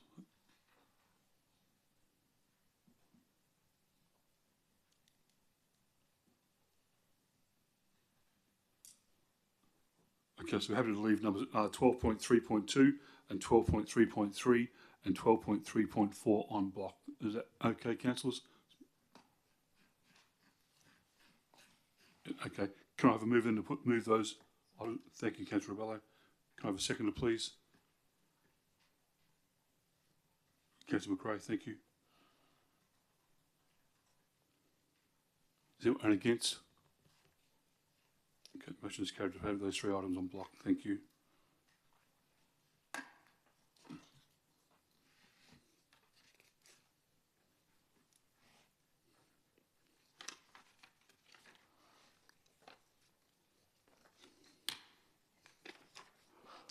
Okay, item number 11, reports on communities. 11.1, there is nil. Number 12, reports from officers. 12.1, corporate services. Let's make sure that one's on block and that one's taken out. Yeah, okay.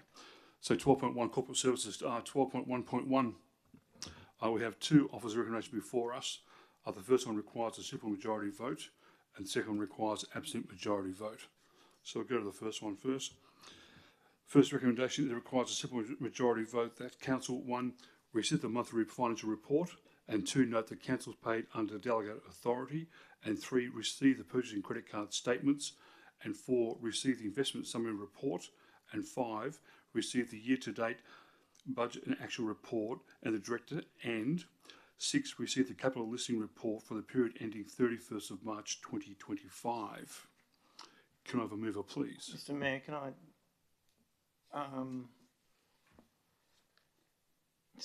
state my disappointment, I suppose, or I don't like the way one of the reports is presented. Order through the chair. Again, happy for councillors to partake in asking questions. Can we make sure it's a question that the local government standing orders for the Town of Port Hedland are very clear that members of our group cannot speak more than once on an item. Can we, again, happy for members if they wish to ask the question, to ask the question. However, preempting it with disappointment and conversation is not by these standing orders, please, Mr. Mayor. Thank you. Go.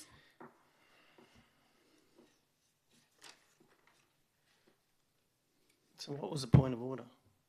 Exactly.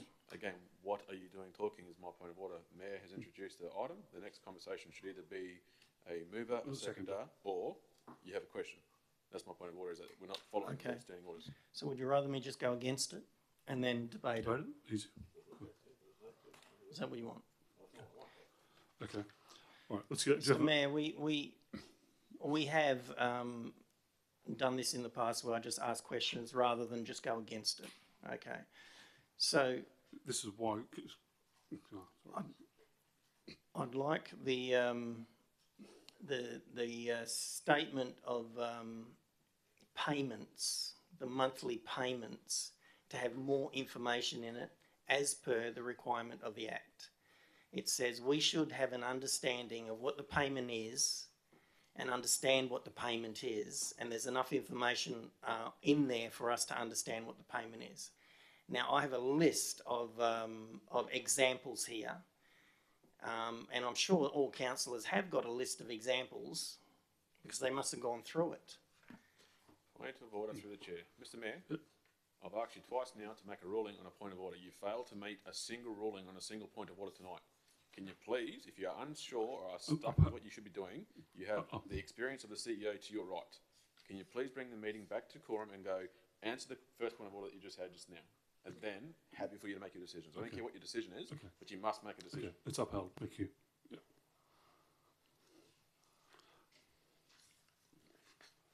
So what is upheld, Mr. Mayor? Well, on your question, that's all. Yeah. So we're going to go.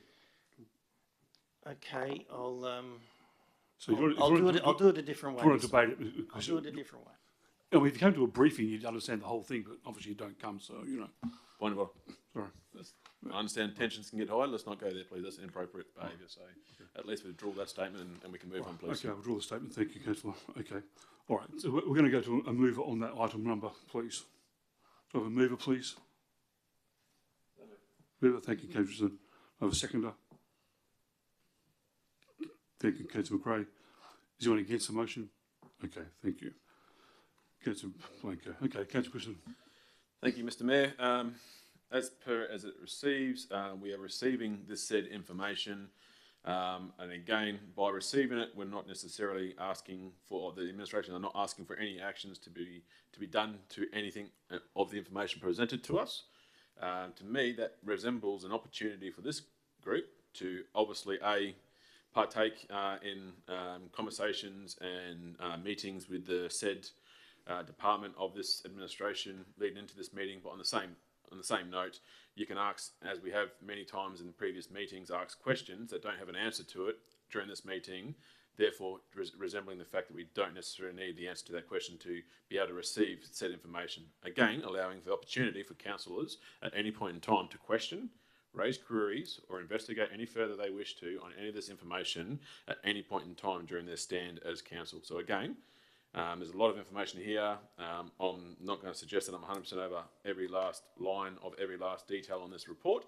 However, I will receive it and I will note the accounts paid as I've had a look, asked some questions during the opportunities I've seen fit, and pretty satisfied with what I'm seeing. Again, more than happy to be directed by my fellow councillors if they can see some concerns of their own. So for now, I'll leave that debate where it stands. Thanks, Mr. Mayor, and I'll wait to see what comes out of that. Thank you, Councillor Christensen. Councillor McRae. I reiterate what Councillor Christensen said is we are only receiving these reports. It is impossible to go through every single line item, but I also concur with Councillor Blanco's issue that there isn't enough information on many of these line items on the credit cards, and if there's any way, I will be voting for this motion, but if there's any way moving forward we can improve on our reporting and actually give us more information on those line items so we do know exactly what some of these somewhat ambiguous spends are. It's not an accusation, it's just when you don't know what it is, it's always ambiguous. So, yeah, I have nothing else to say. Okay, thank you, Councillor McRae. Councillor Blanco. Thank you, Mr. Mayor. The Local Government Act is quite clear when it comes to monthly payments. It says we should have enough information in there to understand what the payment is for. Okay, so, you know, I'll only give you three. I've got a big list of examples here, but I'll give you a few. The Woodery, 20th of the 3rd. Invoice, remove, replace kitchen bank tops and splashbacks. It was, you know, quite a few $1,000s. That's all the info that there is there. So which house was it? And, you know, we should know that sort of information because, you know, you could change the kitchen bank tops 1 month and decide 6 months later you don't like the colour of it and change it again. I'm not saying that's what's happened, but, you know, we should have an understanding as councillors as to where our money is going. This is all public information, by the way, so I don't see any issues in talking about it. Remote constructions, you know, a payment made to them, generated from contract claim. That's all it's got. What is it for? I don't know. Marina building, landscape and irrigation, invoice of $147,000.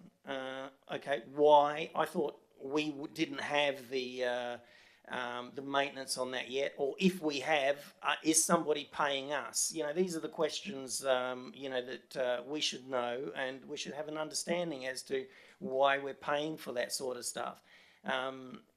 You know, is it new? You know, is it supposed to be under warranty? You know, the thing's only just been opened recently. Should we be looking for a reimbursement on that? Another one, industrial automation, 99,844. That's about you know, the extent of the info. What is it? Which property is it on?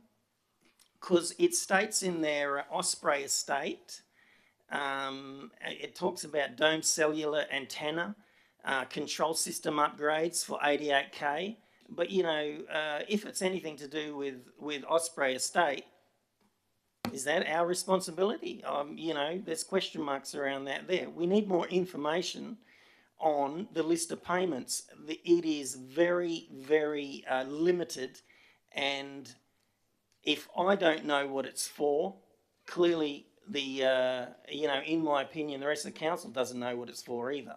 So I'd like to see some more information, put into what the list of payments is, what it's for, and also the sundries. If the sundries come out, with $100,000 paid, there's one in the sundries for 60 grand. What is it? RFP, RGD, RDG 6 PTY LTD. We don't know what that is. What's it for? So there needs to be more info in it, so we have a better understanding, so we don't have to talk about this, in council meetings. Obviously, this is just receiving a report, so I'm not going to vote against it, but I want to see some more info in that. Thanks, Mr. Mayor. Okay. Thank you, Councillor Blanco. Anyone else for? Anyone else against? Councillor Christian. So it doesn't seem like I need to convince anybody to change their mind, so we'll keep it very short. But again, I will challenge and encourage all councillors.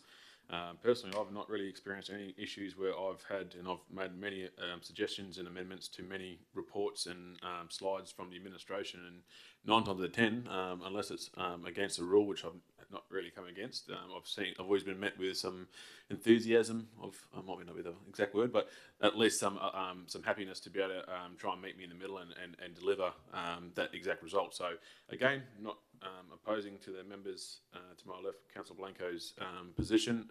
Happy if you wish to have some more information. However, again, I will caution everybody that there is a hell of a lot of line items onto these reports. And I guess it leaves, the question is, at what point in time, how much information is too much and how much is not enough? Although it might seem like a small change, there may be some bigger changes in the future, and that will come to a cost that we've all been talking about. So happy to hear a bit more in detail in relation to Councillor Blanco's request, and I'm sure the administration will be just as eager to help try and deliver a report that will satisfy his liking as well as everybody else around the table. So again, thank the officers for putting the report together, and we'll see what the vote will be. Thank you, Mr. Mayor. Okay, thank you, Councillor Christian. Can we now put it to the vote?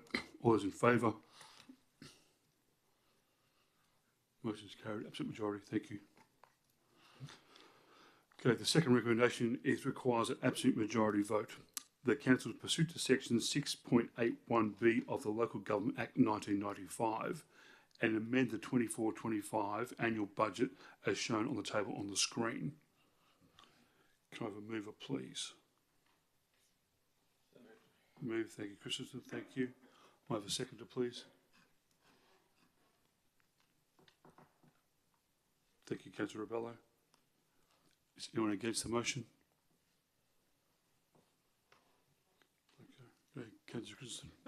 As per my previous statements, interested to see any complaints that may validate the going against this motion. As far as I'm aware, there was an indication that the administration was willing to purchase the two items in front of us, being the cardboard compactor and the styrofoam compactor. Obviously, pretty important roles and responsibilities of us as a good government to look after the world that we see with the recycling, etc. There's been a clear indication that they are not going to be required. However, the job still needs to be done, so they have suggested an alternative method to be able to deal with that said waste, and that would be the new hook lift skip bins that we are operating currently on site. So again, very interested to see communications, reasons as to why to go against it, and I'll reserve my right to reply after those statements. Thanks, Mr. Mayor. Okay, thank you, Councillor Christensen. Councillor Rebello.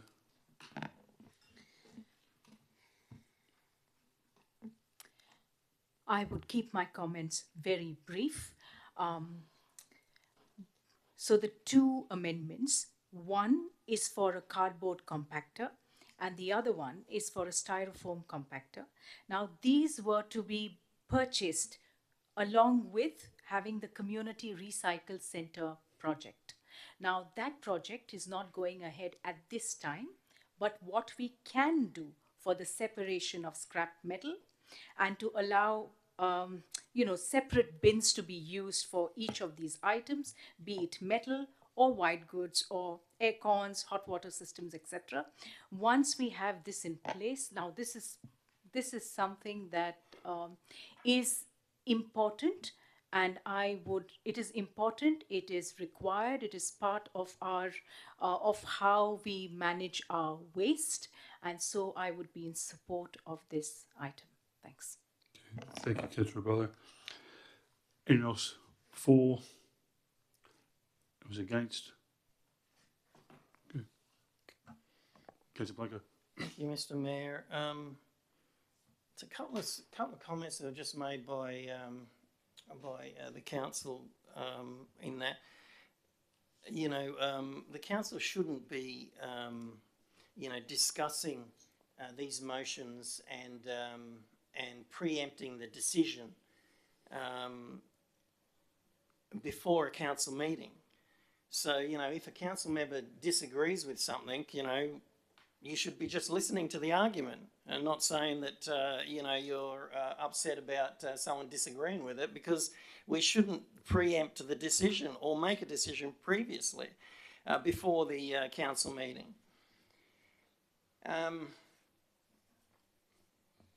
So I just don't understand, the officer's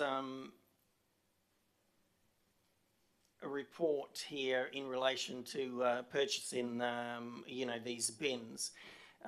It was mentioned the compactor and some other things. Yes, that's what the report says, but they're being pulled out, so we're not buying them, and we're using the money for something else. That's what's happening with this item here.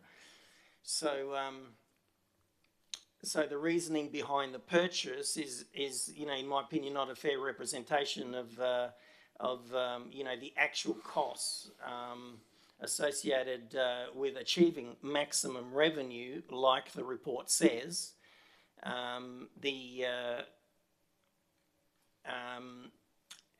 We all do, and the organisation complains about attraction and retention in staff, stating the wage budget, and we know that by the wage budget being reduced, and this financial year, or trying to be reduced, because of the vacancy rate in the organisation. This is obviously a labour competition issue between the major miners and local government, which we've been into this for years. But the actual report is talking about the separation of scrap metals into each bin. AC units, hot water systems, collectibles, that sort of stuff. It talks about maximising the tonnage rate of scrap metal from currently $110 per tonne of mixed scrap metal. However, once we apply the this system, we're able to achieve $2,500 per tonne on aluminium and brass, and $1,000 per tonne on stainless, and $10,000 per tonne on clean copper. And the bins would be located in the transfer station, all of that sort of stuff. So I didn't see anywhere in the report where it says how many more people are we going to actually employ, to actually strip this stuff down and get it to clean metal. I sell my metal to the scrap dealers as well. I know what clean metal is and what is not, and if there's any contaminants in aluminium or any the copper, if it's got any of the insulation still on it, well, you're not going to get the full clean metal value. So all of this stuff will have to be pulled apart, stripped, and then put into the bins. So, there's a fair bit of work going on here, and you'll need a few more staff to put on, which, creates a situation that, is it all worth doing this for a minimal amount of product that comes into the landfill? Because if this stuff is worth money and copper is worth a lot of money, people don't take it to the landfill. They'll sort that stuff out themselves, and they'll take it to the scrap metal dealers. So I don't believe this is a good application of our money, and I won't be supporting it. Thank you very much. Okay, thank you, Councillor Blanco. Anyone else for? Anyone else against? Yes, Councillor McRae. Yeah, just in reiteration to what Councillor Blanco was talking about, I have quite a bit of experience in scrap metal recovery myself. I've bought a bunch of machines for stripping copper. I've employed guys to separate aluminium, stainless steel, and it's never once paid for staff to go for the difference. So it's an adding. While it's probably a feel good thing as separating, brass out of a fridge or a microwave unit. Economically, it's going to ultimately cost the town more. I can't see anyone that can do it better than the various ways that I've tried personally within business to try and make more out of the scrap. So I just feel it's going to be another financial burden on the town that we don't need right now. Okay, thank you, Councillor McRae. Is there anyone else for? Who's against? Councillor Christian. Thank you, Mr. Mayor. Thanks everyone for taking part in debate so far. While taking note of the members against debate currently in relation to going to the cleanest, possible steel for those types, I think the general consensus that I can read and how I've interpreted the report was, again, it's not just for those items. I think that was a good expectation and an attempt from the administration to demonstrate that some improvement may be had. I'm not suggesting it's not going to be learning, but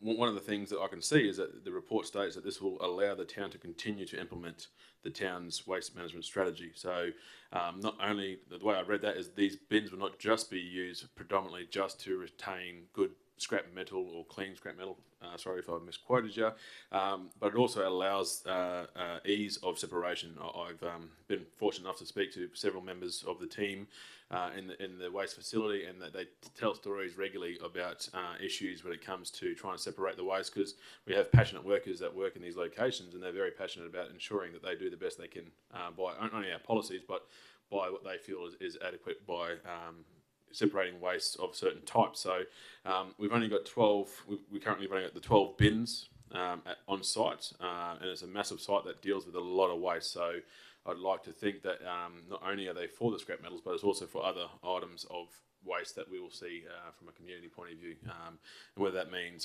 electronics and etc., everything else that goes with it, not just metals. So I'd like to think that the administration wouldn't come to us unless they see a benefit and uplift. And again, talking about staff satisfaction, I'm hoping that this is what it would be. So outside of that, I'm happy to let it go to the vote, and we'll see what the results will be. Thanks, Mr. Mayor. Okay, thank you, Councillor Christian. Okay, all those in favour? 3 against? 3 all. With a casting vote, I'll also vote for it. But it just lapses.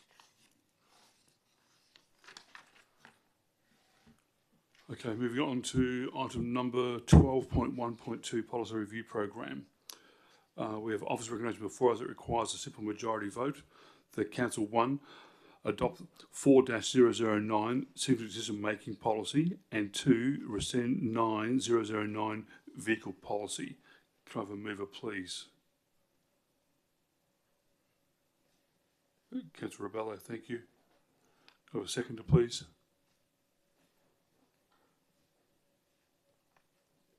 Thank you, Councillor Christensen. Is anyone against the motion?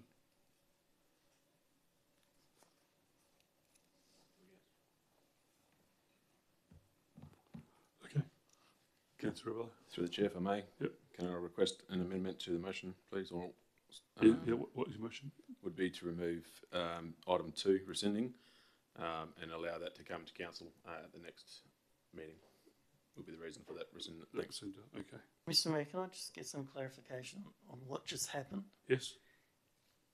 Who moved and who seconded? Move it. seconded it and voted against it. Yeah, and you voted against it. Yeah. So the administration has previously said that's not allowed. It is allowed. It is allowed now. Oh, okay. Thanks, Mr. Mayor. Do you want to vote against it? Okay. Okay, Councillor Rebello.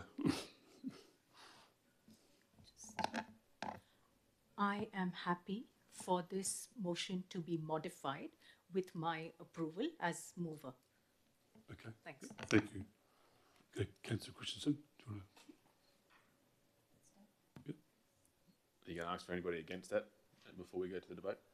Well, I want to see what your are you just removing that number two? Just remove number two, Okay. please. All right. Okay. Is anyone against that? No. Okay. Okay, Chris, to you. Oh, you moved. Sorry. Okay. Great. All right. You're the move of the item with the Councillor Christensen removing item number 2. So again, I'll repeat myself, Yep. but again, as the mover, I'm happy for that change to be made, Yep. and I'm happy for it to go ahead. Go ahead. There is no further anything else to add from my side. Okay. Thank you. Thank you. Okay. Councillor Christensen. Can I just get clarification? So we are now debating the substantive motion without number 2, is that correct? That is correct. Thank you. So again, I seconded and went against with the fear that no one was going to go against, and I didn't want to pass that motion as it stood. So outside of that now being removed, I've had nothing against this motion and look forward to seeing that other item, this number 2, section number 2 of this of the previous motion, to come back to us at a later date after we've had a bit more time to discuss some concerns I've just recently found before coming to this meeting. Yep. So fully supportive of the adoption of the significant decision-making policy. Thank you. Okay, thank you. All right, so now put it there. All those in favour? No one's against it? No one's against it? No one's against it? All in favour? Yeah, all in favour. Yep, thank you. Okay, moving on to item number 12.1.3, the annual general meeting report. So we have office regulation before it that requires a simple majority vote. That 1, Council receive and note the minutes of the annual general meeting of electors held on the 18th of March 2025. And 2, motion 1, that notes this primarily falls under state and federal jurisdiction. Number 3, motion number 2, invite Mr. Ashington to address the Audit and Risk Finance Committee on the 13th of May 2025. And 4, motion number 3, must be implemented by the Council through the decision of an absolute majority. And 5, motion 4, notes the upcoming three-person policy discussion. Okay. Can I have a mover, please?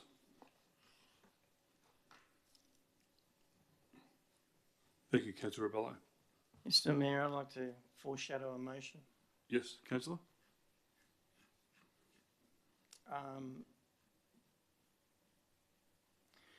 The motion, I haven't written it, but that I understand 1. Motion 2, I'd like this brought back to council for discussion. Motion 3, I'd like it to be brought back to council for discussion. Motion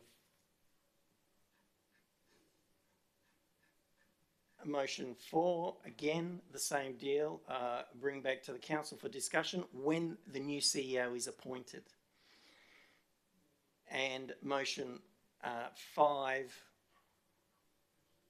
I would also like this to be brought back to council for discussion.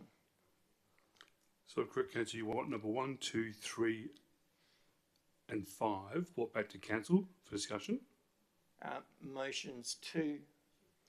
1, 2, 4, 1, 2, 3 and 5? Motion 1, the number 1 is to receive and note. Okay. Motion 2, Mr. Ashington, I think that was it. That was number 3. Motion number 3. Okay, so motion 1, bring it back to council for discussion. 3, I think 3 and 4 are the same one, but basically bring them back to council for discussion. I would like to see these discussed by council and not noted. Thank you, Mr. Mayor.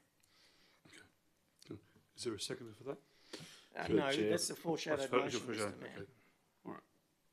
And before we continue on with the debate, can I just get that written down so we can confirm what we are debating for, please? Yep. I'll get something to chop it up.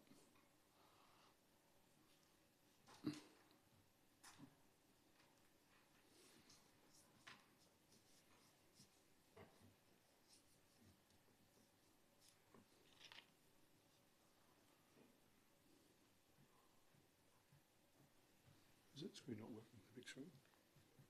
No. Oh, okay. That's why I can't see it.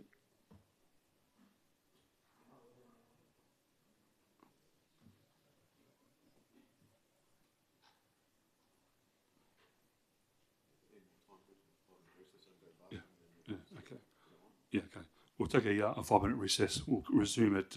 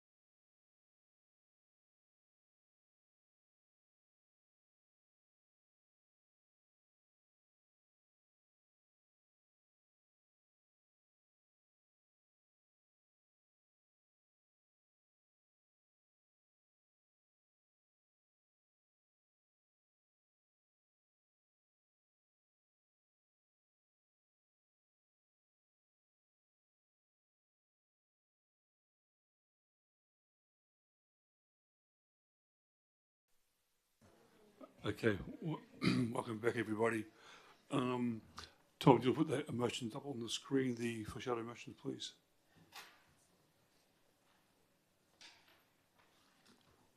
Double check with Councillor Blanco, the foreshadows that you're asking for.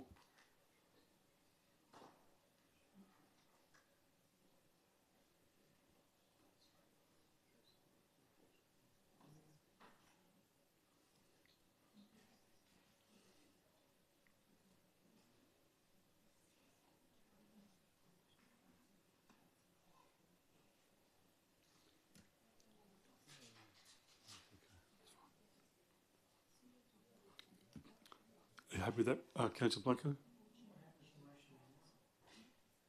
It's in number 3, motion 1 and 4.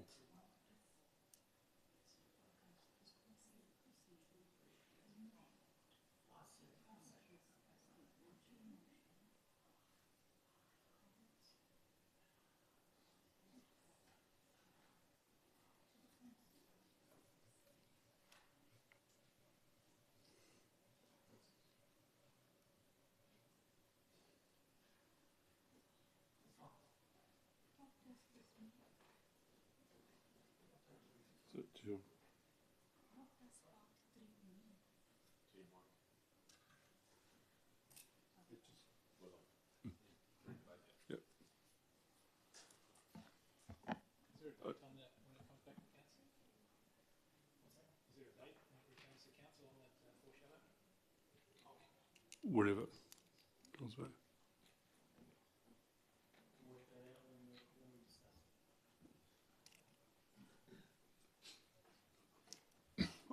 Okay, so happy with Councillor Blanco, the foreshadows, happy with that? Yeah, okay, all right. So, Councillor Rebello, you're the move on the first motion, yep? Yes. Yep. We still need a seconder. Yes, correct, yeah. So seconder for the motion? Sorry. All right. All right. We put it later. Okay. All right. All right. Thank you. Okay.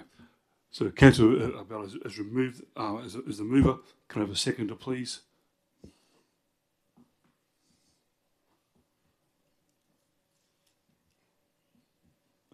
Okay. I'll second it for her. Thank you. Anyone against? Councillor Blanco. Okay, Councillor Bello.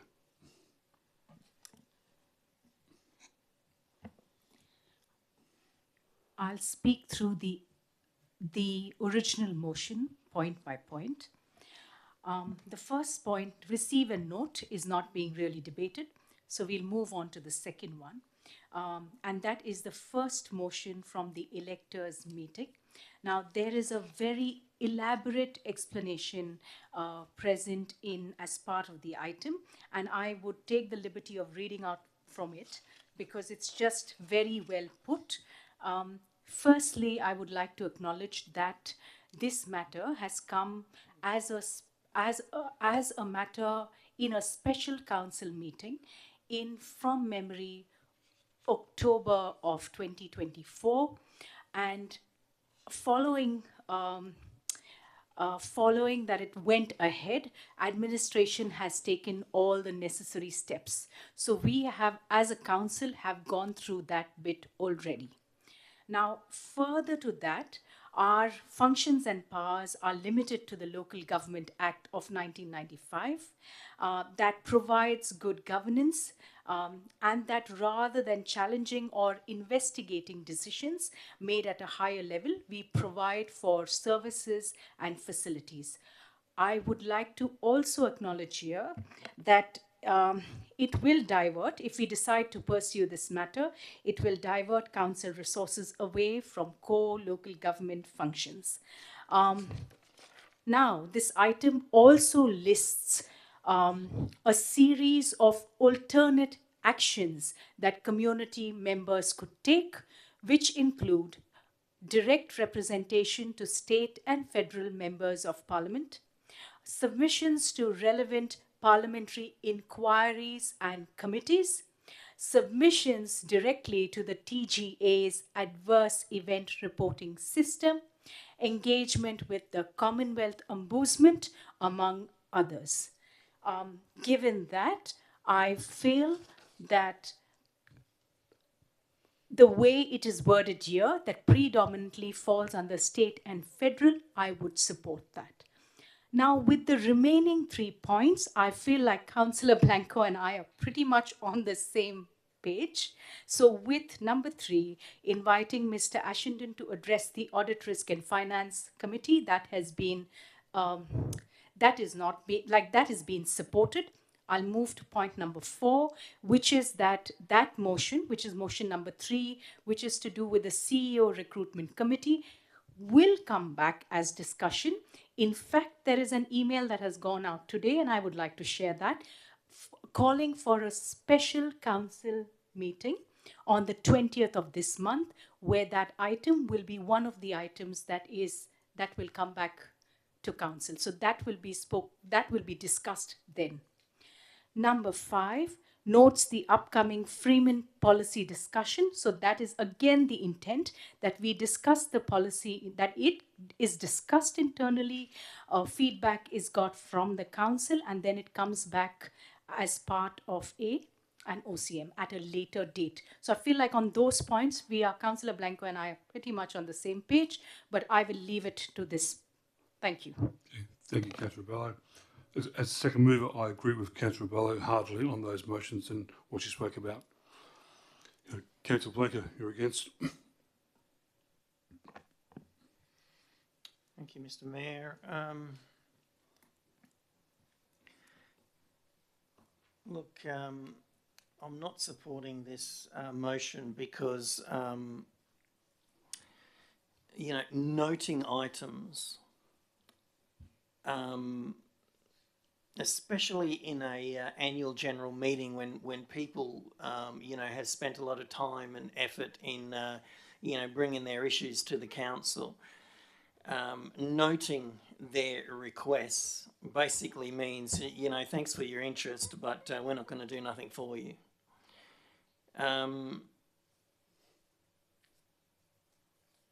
These people that bring these motions to the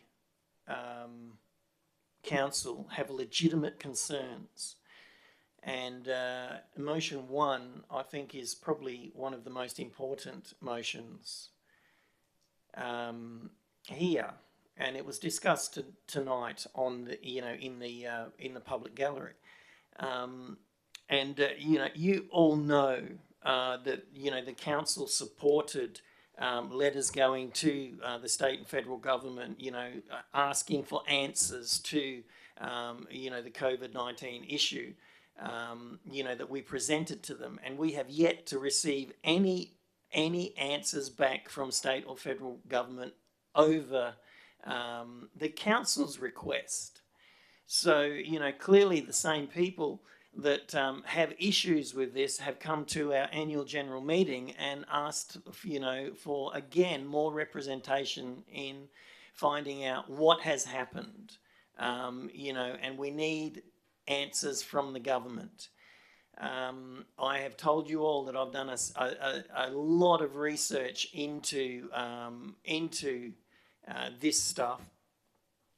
And, I've been, there's a lot of people that give me a hard time about, talking about it. But, I suppose one of the main points here is that the government said to us throughout the whole process that we're following expert advice. We're listening to the scientists. We're listening to the expert doctors, in these fields. Well, if we're doing that, we should be listening to the thousands of experts that are coming out now saying, hey, we got it wrong. And everyone that is talking about, hey, we got it wrong, is being ignored. And the example that came up tonight about thalidomide is a very good example. And I don't want to be supporting something that will have me asking questions in years to come that, says, should we have done more? Should we have stopped the vaccination program, for COVID-19 going out, considering the expert advice coming out from expert doctors, from scientists, to say that there is a problem with this. It was rushed, and the outcomes that were reported to the people are incorrect. And people have said to me that, you're wrong, the government is right, all of that sort of stuff. I'm not considering this, in relation to what I know. I'm considering this in relation to what all of these doctors and these experts are coming out with now. Okay, so we should be listening to them, much the same as what the government said to us when this whole thing broke out in 2020. We should be listening to the experts. We should be demanding answers. And this is just something else that we need to do, or, to ensure that the government knows we're still demanding answers on what's happened, in this debacle. The rest of the motions are, the reason I voted against it, obviously, is because I clearly don't support noting the first motion, but I have got a foreshadowed motion that I put forward that I think the council would support, and I encourage you to reject this one and support my alternate motion. Thanks. Okay, thank you, Councillor Blanco. Anyone else for? Is this one? Yeah. Okay. Anyone else against? Yes, Councillor. I just want to add a little bit of bit more context to what Councillor Blanco brought up with regard to the council voted with an absolute majority, 5-2, on October 11 to act on this, and that's obviously set off a chain of events around the country where literally every council in the country is discussing these motions now. There's been up to 20 councils across the nation, big cities, particularly a number of cities in South Australia, Queensland, Bundaberg's now talking about it. There's plenty of Penrith City, all across the country bringing these motions to the table. About almost 20 now have actually passed similar motions to Port Hedland, so it started a wave, and it's going to obviously get much bigger as the information comes out. Now, I'd like to say thanks to Councillor Bello for giving us her reasoning. I think that's noble, and I really do appreciate that, Councillor Bello. I wish there was some more information from the Mayor why he opposed, but Mr. Mayor, it's sorry you weren't able to give us any other side of the debate. But I do want to make one point about it's not our responsibility that we've seen here. It says, predominantly falls under state and federal jurisdiction. The Local Government Act and also in all the induction training that we do as elected members of local government, it makes very clear that in the local government it's a responsibility that falls on our shoulders that it's not that we should advocate to higher levels of government for our community, but we absolutely must advocate to higher levels, both state and federal, for concerns of our community. Now, the motions we passed on October 11 last year are very simple motions, and if there was no issue with these medical products, it would be so easy. In fact, it's a $10 test that the TGA or the Australian government can do a $10 test and make it transparent and show us, okay, this stuff is safe. This stuff doesn't have the DNA contamination, which we know is highly, highly dangerous. It's a $10 test. I'm happy to put my hand up and pay the $10 myself. But of course, they will not do it, and they won't do it for a very obvious reason, and that reason is liability. Because the liability of this, when it comes out, and it's going to come out, it is coming out, it's coming out all over the world. In fact, the #1 biochemist on the planet, Didier Raoult, is known all across the world as the #1 biochemist. He's ranked on research.net, the biggest database in the world of scientific peer-reviewed publications. He's even come out. He tried to disprove what we said about these these contamination issues in this in these vials, and he was shocked. And now he is one of the leading spokespeople in the world as to what we've done. The Kevin McKernan, the #1 geneticist on the planet, he was head of the Human Genome Project. He was the one that actually broke down the human genome over 6 years into 6 trillion parts, and it has isolated every single gene in the human body. He is extremely vocal in this. He's a good friend of mine also, Jessica Rose, the #1 computational biologist who's works out of Israel, Canadian working out of Israel. She is also has shown this stuff to be highly contaminated. We're not talking. We're talking scientists that Australia doesn't even have a peer to match these people.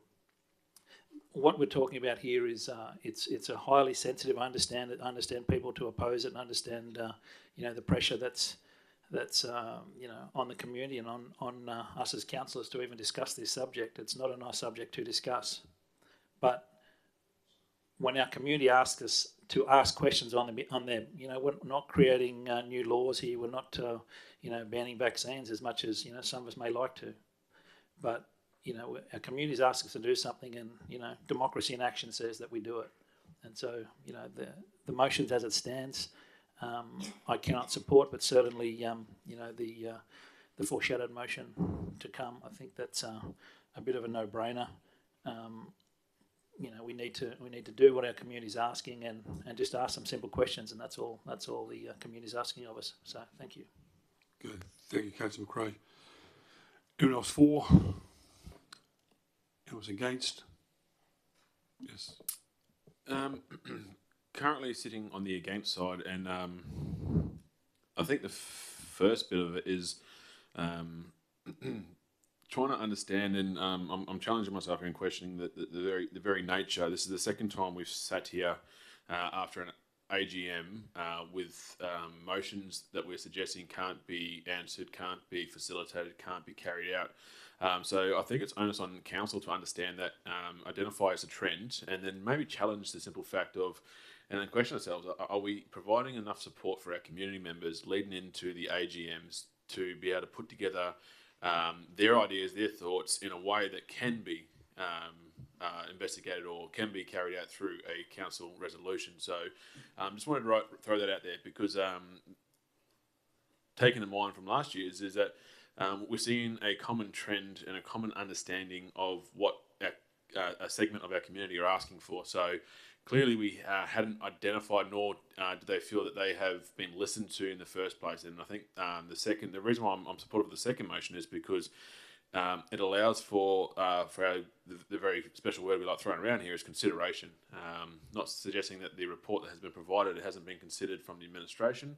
I'm just merely saying that I think there could be a lot more consideration from councillors, with a lot more investigation and questions asked in relation to ensure we are getting to the bottom of what the community members have been asking of us. As Councillor Rebello has done, I will quickly talk through a few of them. Walking down the line, I think it's important when we start talking about the advocacy and the piece around the COVID-19 and the request that they've asked for in relation to the investigation into it. Is I'm not going to talk through the actual intricacies of the COVID-19 and how it all happened and the people that are talking about it, because I definitely wouldn't do it any justice. But on the simple fact that I think we've got to be very mindful that we can't be sitting here in our seats suggesting that we should not be lobbying, or we can't be lobbying the state and federal levels in their jurisdiction. If that's the case, then I challenge council and go, what are we doing when we start talking around housing, when it comes into social housing, when it comes into childcare, when it comes into health and other areas? I think we've got to be very mindful that we can't pick and choose if and when we do battle the state and feds, but I do understand that we need to be very mindful of what we do select to choose. So don't want to just be hiding from the fact that we can't lead into this, because council has proven previously with the precedent that we do interject into state and federal jurisdictions, because sometimes it just we don't get the action that we're happy for. So I don't like that sort of argument on that side of things. But on the same note, I do appreciate that these motions do need further consideration, because as the current motion at our stance has suggested that there is a good chance that it could be outside our remit, aka the ultra vires, and put ourselves in some issues. So The reason why I'm supportive of the secondary motion of the foreshadow is because we're not making a stance, we're not making a decision. All we're asking is for further information to come back so we can have an informed, consented discussion around the council table. And I hope that with this motion passing, that we have that opportunity with all councillors to come back to that drawing board and to the table to have that conversation, because it's vital, and we keep seeing it here. If we don't get together prior to have that conversation to ensure that everyone's thoughts and minds are taken into consideration, we get to a decision-making forum where we make no decision. It's frustrating for our community, it's frustrating, I'm sure, for all of us, and I'm guaranteeing it's frustrating for our administration. So, again, if councillors are going to elect to support a motion for further reports to be given to council, then we need to find a way how councillors can come together to have that frank conversation together to understand everyone's thoughts process, to ensure we capture everyone's thoughts, feelings and considerations. In relation to the secondary motion where we invite Mr Ashington, by all means, being the chair of this this committee, I believe I've caught up with you a few times to have the conversation around finances. Please, by all means, I'll put my invitation out to yourself, being the mover of this motion. But I'll follow that up with, it's the ARC meeting is a public meeting, and I encourage any and every member of the community that feel aggrieved or feel that there's some concerns or some considerations in some of the motions that we bring forward, please, by all means, my mobile number's on the website. I'm more than happy for anyone to reach out to me. Again, I'm as committed as any individual here to ensure that we are doing the right thing. Again, I'm the arm of the community, and I'm more than happy to take some consideration and take some direction if it's there to be provided. So I hope that hits home, and I look forward to seeing yourself, Ms Ashton. I'll see you in the gallery. So really do look forward to having a conversation with yourself if you wish to take it up on the invitation. In relation to the others, again, I personally think that they're somewhat pretty straightforward in my personal opinion. However, more than happy for if other councillors feel that they require further information to consider, by all means. But again, I want to make it very clear that, again, if we have policies in place, we don't just keep dancing around policies that are in place. If we think that policies aren't doing what they should be doing, then it's on us as council to start highlighting that and to put some action into place to change the policies to make sure that it fits. The Freeman Person policy, for example, states very clearly that it's designed to not be so much confidential, but it's kept with confidence, so that way, individuals, if they are nominated and they don't get selected, that they're not embarrassed, or vice versa. It's onus on us to hold true to our own policies and our own decisions when it does that sort of thing. Otherwise, what's the point of having it? We get to the position where we go, what rule, what policy, what guiding value do we stick to at what time? If it's selective, I think we can be in some trouble. So I hope that's taken into consideration when we do further consultation if this is to fail and the other one is to get up. So again, more than happy to listen to any further statements that can be made to support the current motion, but currently right now I'm weighing towards the to allow these other ones to come closer to us to have a further consideration into it. So thanks for that, Mr Mayor. Thank you, Councillor Christensen. Anyone else for? Anyone else against? Councillor Bello, sum up, please. Thank you. I thank everyone for the debate. I would like to clarify a few things. Firstly, receiving and noting is not the motions. We are receiving and noting the minutes and we are receiving and noting the minutes of the AGM of electors held on the 18th of March 2025. I wouldn't think that that is something that anyone would oppose. Subsequently, we are going through each of the motions point by point. So again, for motion 1, there are 2 clarifications I would like to make. And they are both mentioned in the notes to the item. The first one is that it is very likely that having 2 elected members appointed and them not being the mayor, to be a direct advocate in this on behalf of the town might be ultra vires. So I would like for the council to note that. The other thing is that for any, and this is, I feel like this item is so beautifully documented, for effective advocacy on these issues. So yes, we are advocates and we do advocate for childcare and housing and the like. But in this case, it says that you do need a detailed understanding,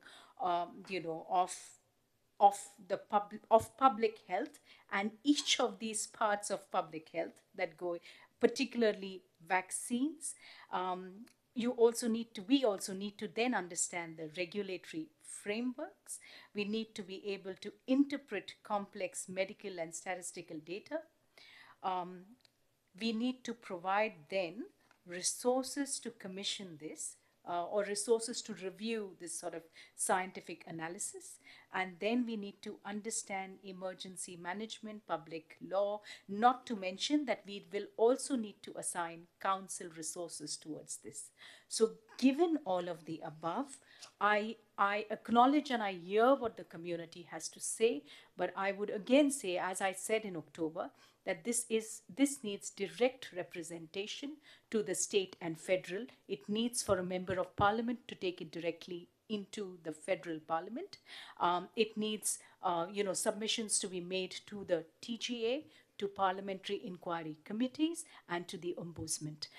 Local government is not really, this is, for this particular one, hence, I would like to go ahead with the way it is stated here. Now, for point number 3, again, all of us are pretty much in consensus that we are happy for the said member of public to address the ARC committee meeting on the 13th of May. For point number 4, again, it is a decision of council which needs to be decided by absolute majority.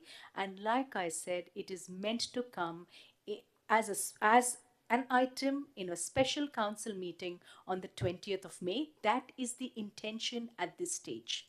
We move to point number 5, where we do need to work on, as a council, to review the free person policy and accept nominations, and for it to go through that process. And I do agree with Councillor Christensen that all of this needs to be kept it needs to be kept private until it is sort of brought out in, until we make a decision on it. So that is something we need to be mindful for, in the future. That's all I have to say at this stage. I would hope for the council to support the original motion. Thank you. Okay. Thank you, Councillor Rebello. Councillor, now put to the vote. All those in favour of the first motion?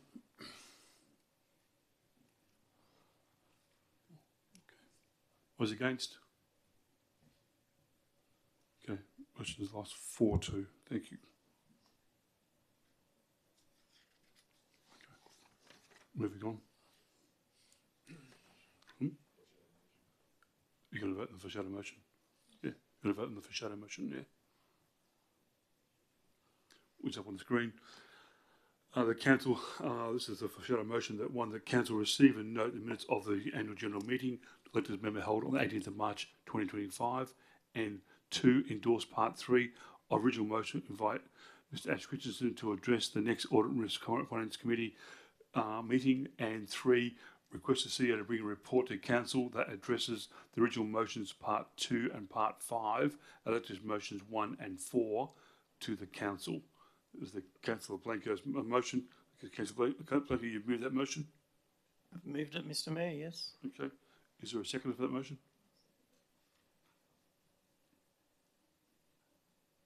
Councillor Hudson. Is anyone against the motion? Thank you, Councillor Bello. Okay. Councillor Blanco. Thank you, Mr. Mayor. We're one step closer to actually maybe doing something for our ratepayers that come to our annual general meeting. It's a small step for mankind, but we're getting there. So, again, I think, like I said previously, we should be, supporting the motion. The most important motion, in my opinion, is to get some advocacy, from the council to the powers to be in relation to a motion that was passed by council regarding the COVID vaccination program, getting answers from the government. I have said previously, I've done a lot of research on this. There is a lot of reading and I've read a lot of reports from a lot of high-powered doctors and scientists, professors,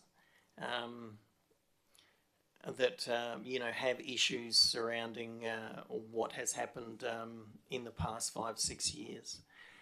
So I will not stop advocating for it. I want answers. I haven't received answers.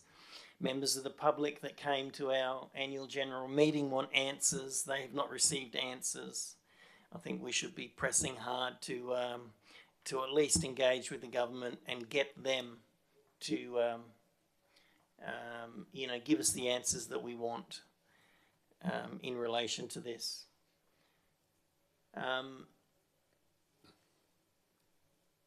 Mr.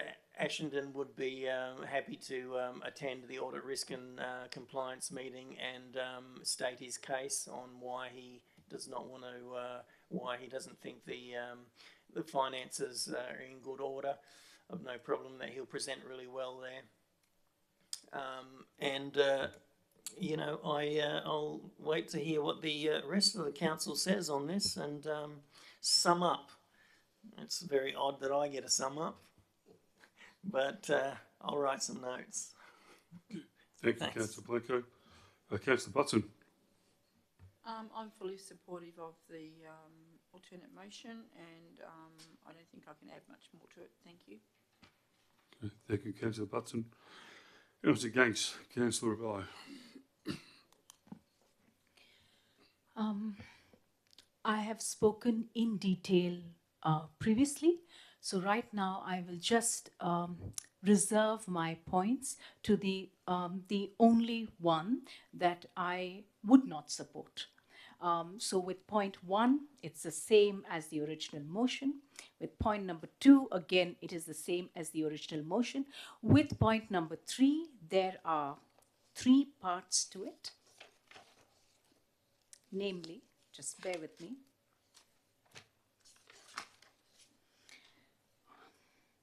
Namely, motion number 3, which is, again, feel like we are saying the same thing. It will come back as a discussion of council.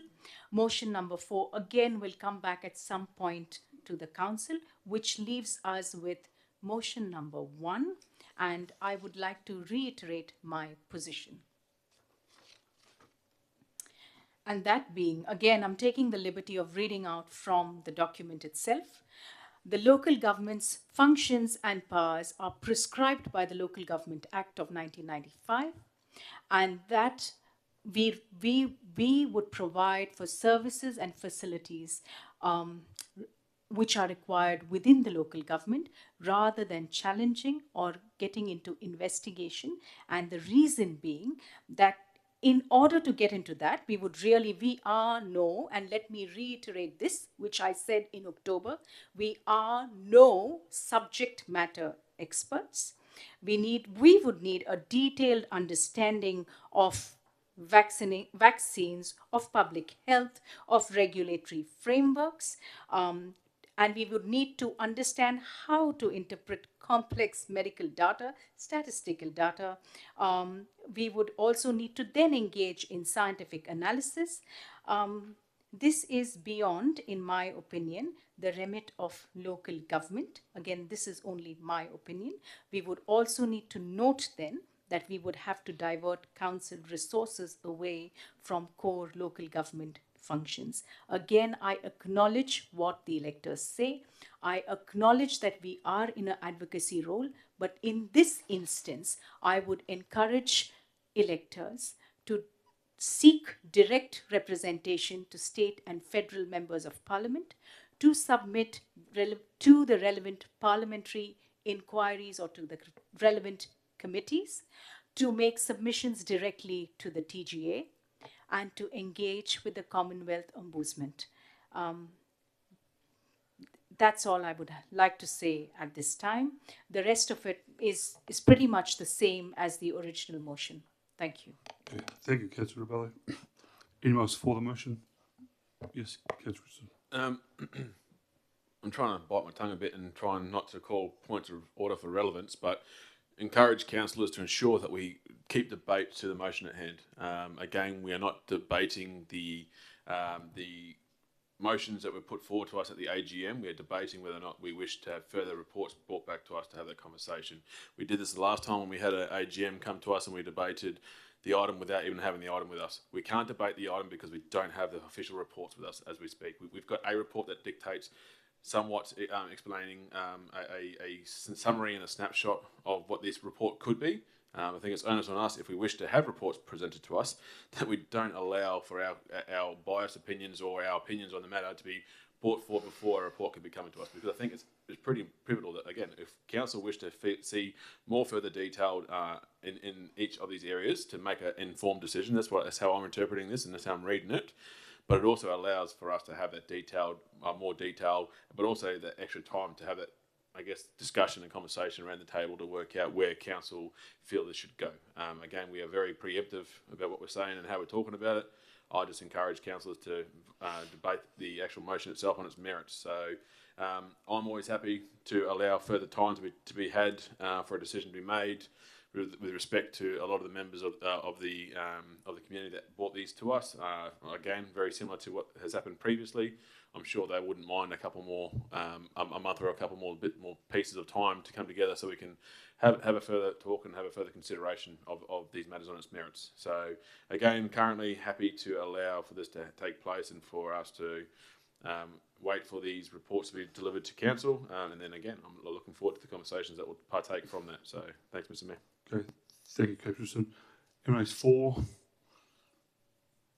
Yes, Councillor Gray. I'm trying to acknowledge Ash's, Councillor Christensen's points there about sticking to point. He's absolutely right. So I'll try to not go in too much into the science or the what we're talking about, because this is stuff that we may discuss at the future debate if we were able to bring this back at a later date. But as far as the Ombudsman, the Parliamentary Committee, the members of Parliament bring this into the Parliament to talk to the TGA, it's been done over and over and over again, and it wasn't until the Port Hedland motion was passed that this was even acknowledged by the TGA or by the Prime Minister. This because we've had over 250 million views on our Port Hedland motion now around the world. It's obviously got some attention, and that actually made something happen. So fair play to the council for making that happen. It's going back to the Deputy Mayor's comments. We do need to stick to subject. It's obviously a sensitive debate that we can all probably have an opinion on, but the reality is we're just trying to do the advocacy thing for the community. They've asked us to do something, and like last year, their motions were shut down in their entirety. I think it's only respectful and decent on our part that we bring these things back and discuss each of the motions that they brought to us to discuss as councillors. So that's it from me. Okay. Thank you, Councillor McRae. Anyone else against? I also voted against it. I think the officer's recommendation, as it's written, as the entirety, as the first officer's recommendation, is simple. It's very straightforward. I don't think the alternative motion is needed, so therefore I also vote against the original motion. The alternative motion, I'll vote against that as well. So anyone else for? Anyone else against? Mr. Blanco, want to sum up, please? Thank you, Mr. Mayor. I'll keep it short. But then again, I might carry on for a few hours. No.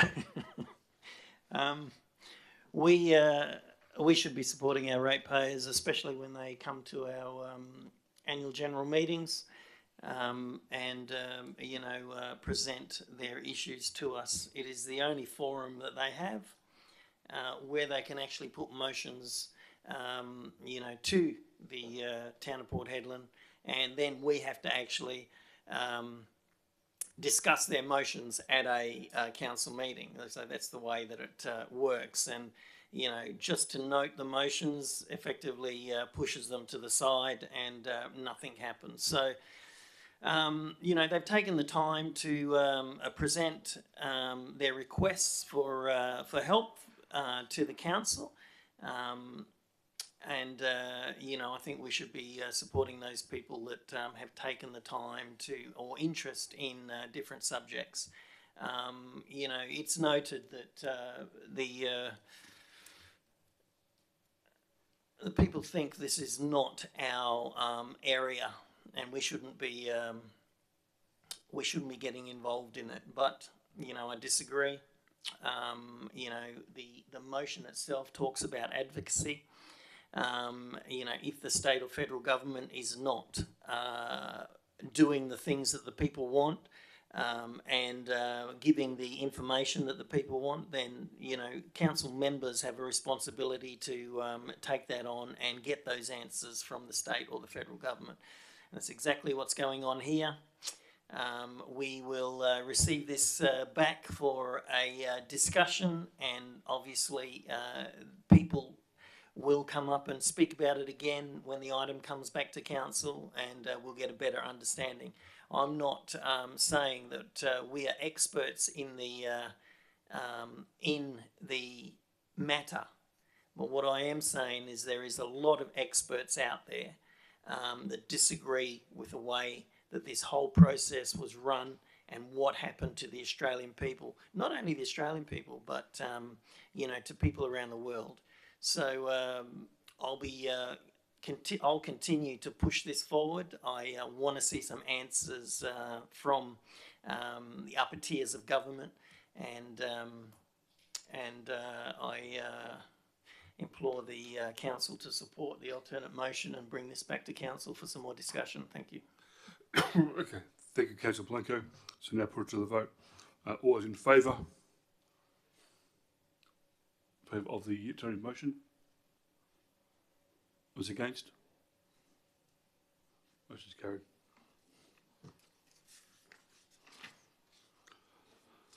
Okay, moving on.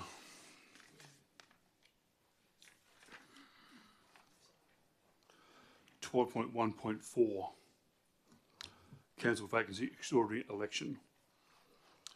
We have an officer recognised before us that requires an absolute majority vote.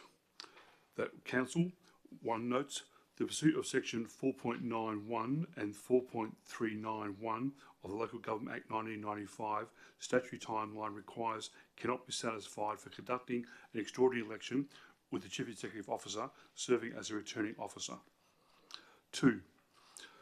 Provide the cost estimate for running election commission as detailed in number 2, and authorise the Chief Executive Officer to execute a written agreement in accordance with these terms to amend for one vacancy.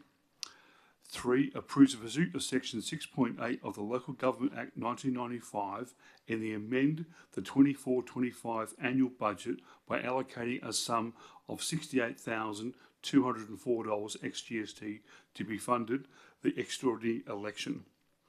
4.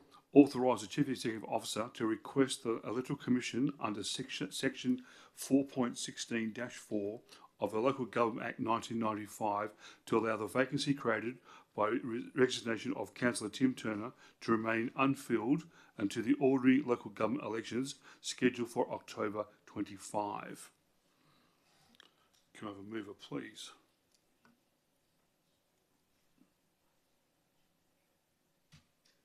Councillor Christensen, thank you. Was there a seconder?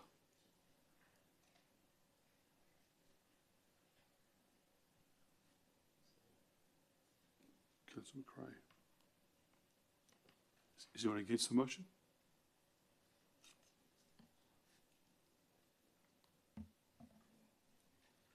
Okay, Councillor Christensen. Thank you. Sorry. I would like to foreshadow an alternate motion. Yep, certainly. And that is alternate recommendation number 2, that council resolves, it is what it is. It is in the notes. It is exactly as it is written. I'll just read it out for the benefit of members in the gallery very quickly. Yep. That council resolves to authorize the CEO to request the Electoral Commission under the relevant section of local government to allow both vacancies created by resignations of Councillor Suen Arens and Councillor Tim Turner to remain unfilled until the ordinary local government elections scheduled for October 2025. Okay. Is that typed on the screen?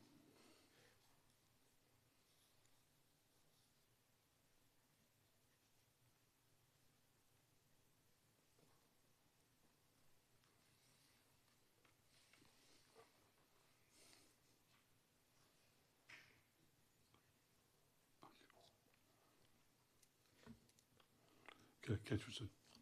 Thank you, Mr. Mayor, and looking forward to this debate. Actually, where do I start? As we've heard previously, we've got clear unhappy members of our community. I've made it pretty clear when I chaired the meeting that wasn't able to meet quorum that I made it very clear that I was disappointed, for lack of a better word, in the result of that. It's pretty clear to me that this council require to have more seats than 6 councillors. Right now, I can see there's many different suggestions that have been put forward. I think it's onus on us to ensure that we have as many people in the seat as we possibly can, understanding that there's a lot of money, a lot of time that goes into these elections.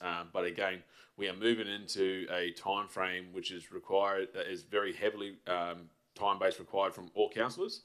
Council are currently struggling to meet ends meet with what we have at our table. So I don't see how we can expect to move into the next 4 months and deliver anything else but what we've been delivering to date. To me, it's unsatisfactory, it's unacceptable. I believe that multiple other councillors will help us to be able to get us to where we need to be to make certain decisions, aka the one in front of us tonight, the absolute majority. I believe that we'll start seeing a lot more positive motions of absolutes be realised with more numbers. It's just mathematical equation, I believe. So always going to be supportive to try and get more bums on seat, because more hands make light work, plain and simply. I'm going to preempt some discussion points here coming from the side of the negative, and I'm assuming it's going to be relating to time frame and how much time is served by the individuals coming on. And my point is, it was one of the biggest honours that I've ever been able to do by sitting in this chair. I think it's taken lightly by some, and again, I think this is one of the biggest opportunities any individual can have. So I think it's a great opportunity for anybody to sit on our table. 2 years, as we can see here, which will be the position filled, is plenty of time for an individual to come into this council and provide guidance, provide support, and provide some willingness to move forward. I'm looking forward to see what other sort of debates there are why we shouldn't fill this position, and so I will allow my debate to stay there. Thanks, Mr. Mayor, and I'll wait for the closing. Okay, thank you, Councillor. Mr. Mayor, I'd like to move an amendment to the officer's recommendation. Yes, Councillor. The amendment is in item number 2, or the number 2. It says down the bottom, as amended for 1 vacancy. I just changed the 1 to 2.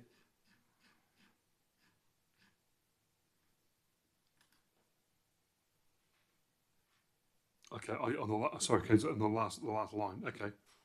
On number 2, yeah, the last line. It's got a number 1 there. Just put a number 2.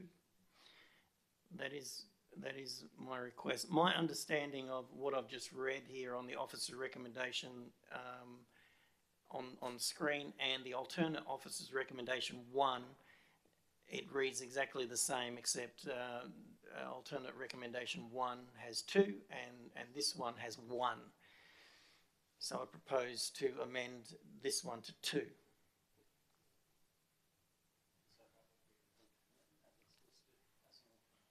Yes.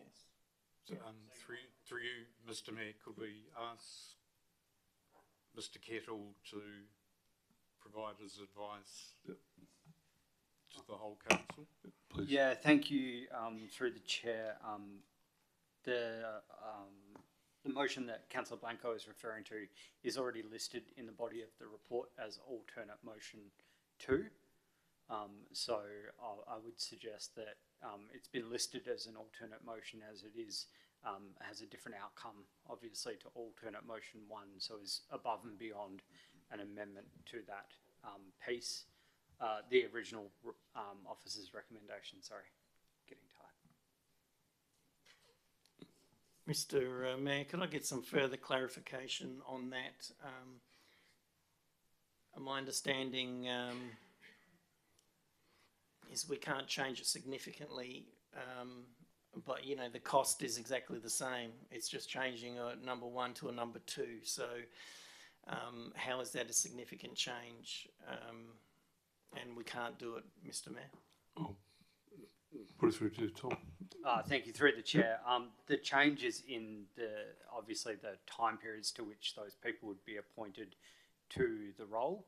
The item has been drafted with under the assumption that there would be some perceived savings in having that role that only would be appointed for a maximum of 4 months be dealt with at the October election, and that would be the rationale for that. Okay, thank you, Tom. Okay, Mr. Blaker. So, Point of order through the chair. Yes. I'm pretty sure the standing orders relate to no interruption during debate. Respectfully, you've opened debate, you've allowed debate for me to take part in debate. You're now introducing new information and potential differences in opinions and etc. I ask that you make a ruling, Mr. Mayor, and you stick to the ruling because, again, the standing order is very clear. Is no interruption during debate, and I'm happy to be corrected, but that's how I've interpreted it, and that's why I'm calling the point of order. Thank you. Okay, thank you, Coach Chris. Okay, it's upheld. Thank you. point of order, Mr. Mayor. Yes. A council member can request an amendment to any motion at any time. So you can't uphold his request. I've just requested an amendment to the motion at any time. Okay. Point of order through the chair. Yes. Whilst any number of point of order through the chair. So whilst amendments, any number of amendments can be made, each amendment has to be dealt at one by one. So we cannot have another amendment come up while I've already foreshadowed a motion. Tom, no more interruption, Mr. Mayor. You are the presiding member of this chair. You've had a point of order. You've been pulled up 3 times about ruling on point of orders. Please rule on a point of order on both ends, and then we can go back to what we need to do. Seriously. Okay. Okay. Mr. Mayor, can we ask Mr. Kettle to take us back to the first point of order? Yeah, and just clarify what needs to be determined.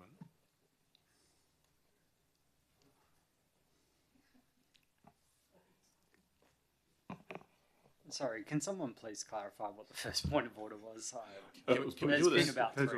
Still the second one, because the second point of order suggested that there's going to be an alternative motion. It was a foreshadowed motion, not an alternative. So therefore, you can reject that motion and go, thanks very much, it wasn't an alternative.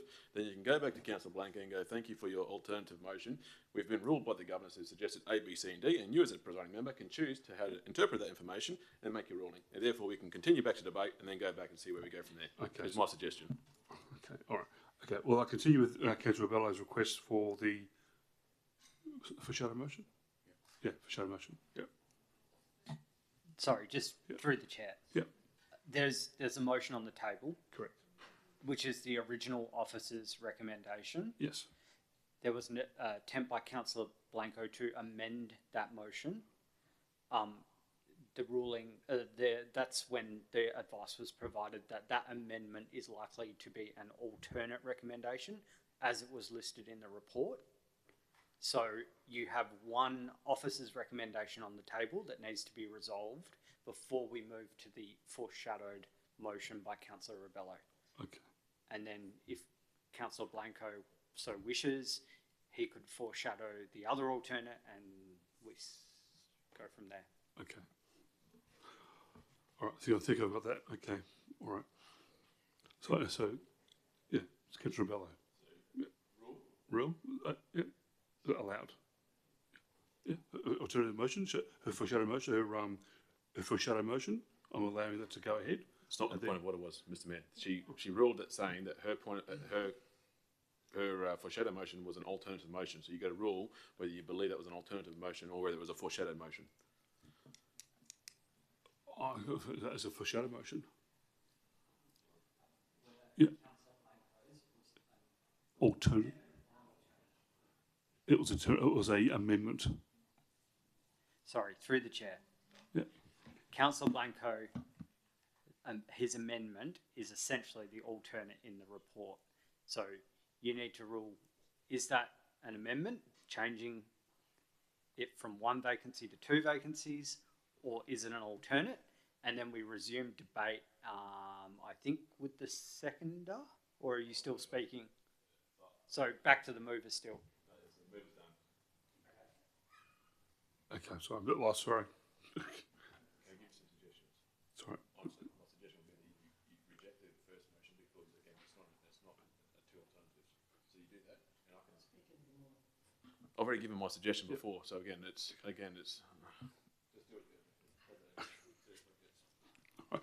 All right, just get a bit lost. This is okay. All right. Okay. So, Councillor Rebello, you've moved a motion. Is that correct? Foreshadowed motion. Yeah. Okay. All right. I'll get this right. That's all. Okay. Okay. Let me get this right. Hang on. Just get it right. Hang on.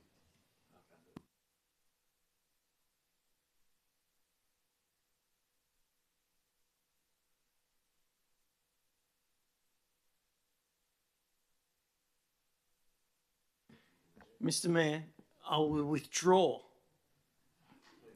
I will withdraw the request.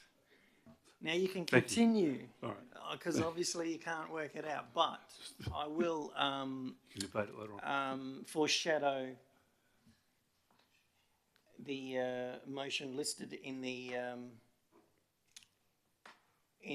public agenda, and it is alternate recommendation 1.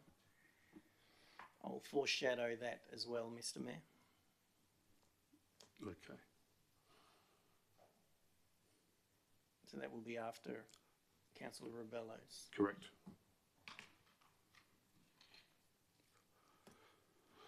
Okay. All right. All right. Sorry, just let me get this right. Sorry. Sorry. Oh. Yeah. Who was the seconder again? Okay. Okay, who was against? Okay, we got the second. Okay. Okay. Yep. Yeah. Original motion. Yeah. Yeah. Okay. Yeah. Okay. Councillor McRae. Yeah. As a seconder, I guess I'm speaking, right? Okay. Councillor Bell has who moved it. Yeah. Sorry. Yeah. Okay. Okay. All right. Okay.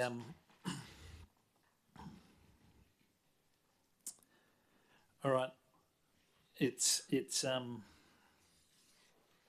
I'm glad that we're able to see the foreshadowed motions 1 and 2, but regardless, we need an election. Obviously, I'm embarrassed to be here talking in front of the community after a failed council meeting last week. We couldn't even get a quorum because we're so short on numbers in this council. We struggle to get an absolute majority on the big decisions. We've got a CEO selection committee we need to put together. We need to get a CEO in the chair. I'm sure Mark doesn't want to stay here forever, especially dealing with some of the stuff he has to deal with. I think it's just time we need to get new people in here so we don't get stuck in these factional ruts where we're not achieving anything. It's embarrassing. It's we've got a job to do here in the council to keep the town moving ahead, and right now it's just not moving ahead with this quorum +1. So we really need it's a no-brainer. We need an election, and in the perfect world we'll be having all vacancies up for grabs. And this, ideally it would have been nice to have had this all held by now. I know the terms are going to be short for 1 or 2 or whatever it is, but right now we just absolutely need to hold an election and get this council back on track. Okay. Thank you, Councillor McRae. You're against the motion, Councillor Rebello.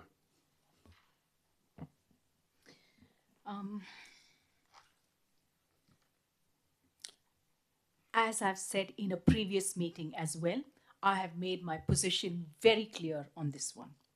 At the cost of repeating myself, I will go through all the points. Now, the date for the next ordinary election, but the major election really, is October of 2025. I have mentioned before that there is election or voting fatigue among voters. That is very, very likely to happen because people have gone through a state election, a federal election, and bear in mind both of those are compulsory voting, whereas local elections is not compulsory. Now, I'll give you some statistics. We have about 9,000 electors. In a normal election, in a normal ordinary election, the expected amount of people putting their hand up and voting is about 25%. However, when we had the extraordinary elections in 2024, it was a dismal 18%. What I'm trying to say is we are not really achieving a proper outcome by having an election at this stage. By all means, we should fill all vacancies, but it should be done at a time when we are managing our cost in terms of we don't really need to spend that money at this stage. We can achieve the same effectiveness. In fact, we can achieve a very high level of effectiveness by having that election in October of 2025. The next point I would like to make is in terms of time frames. Now,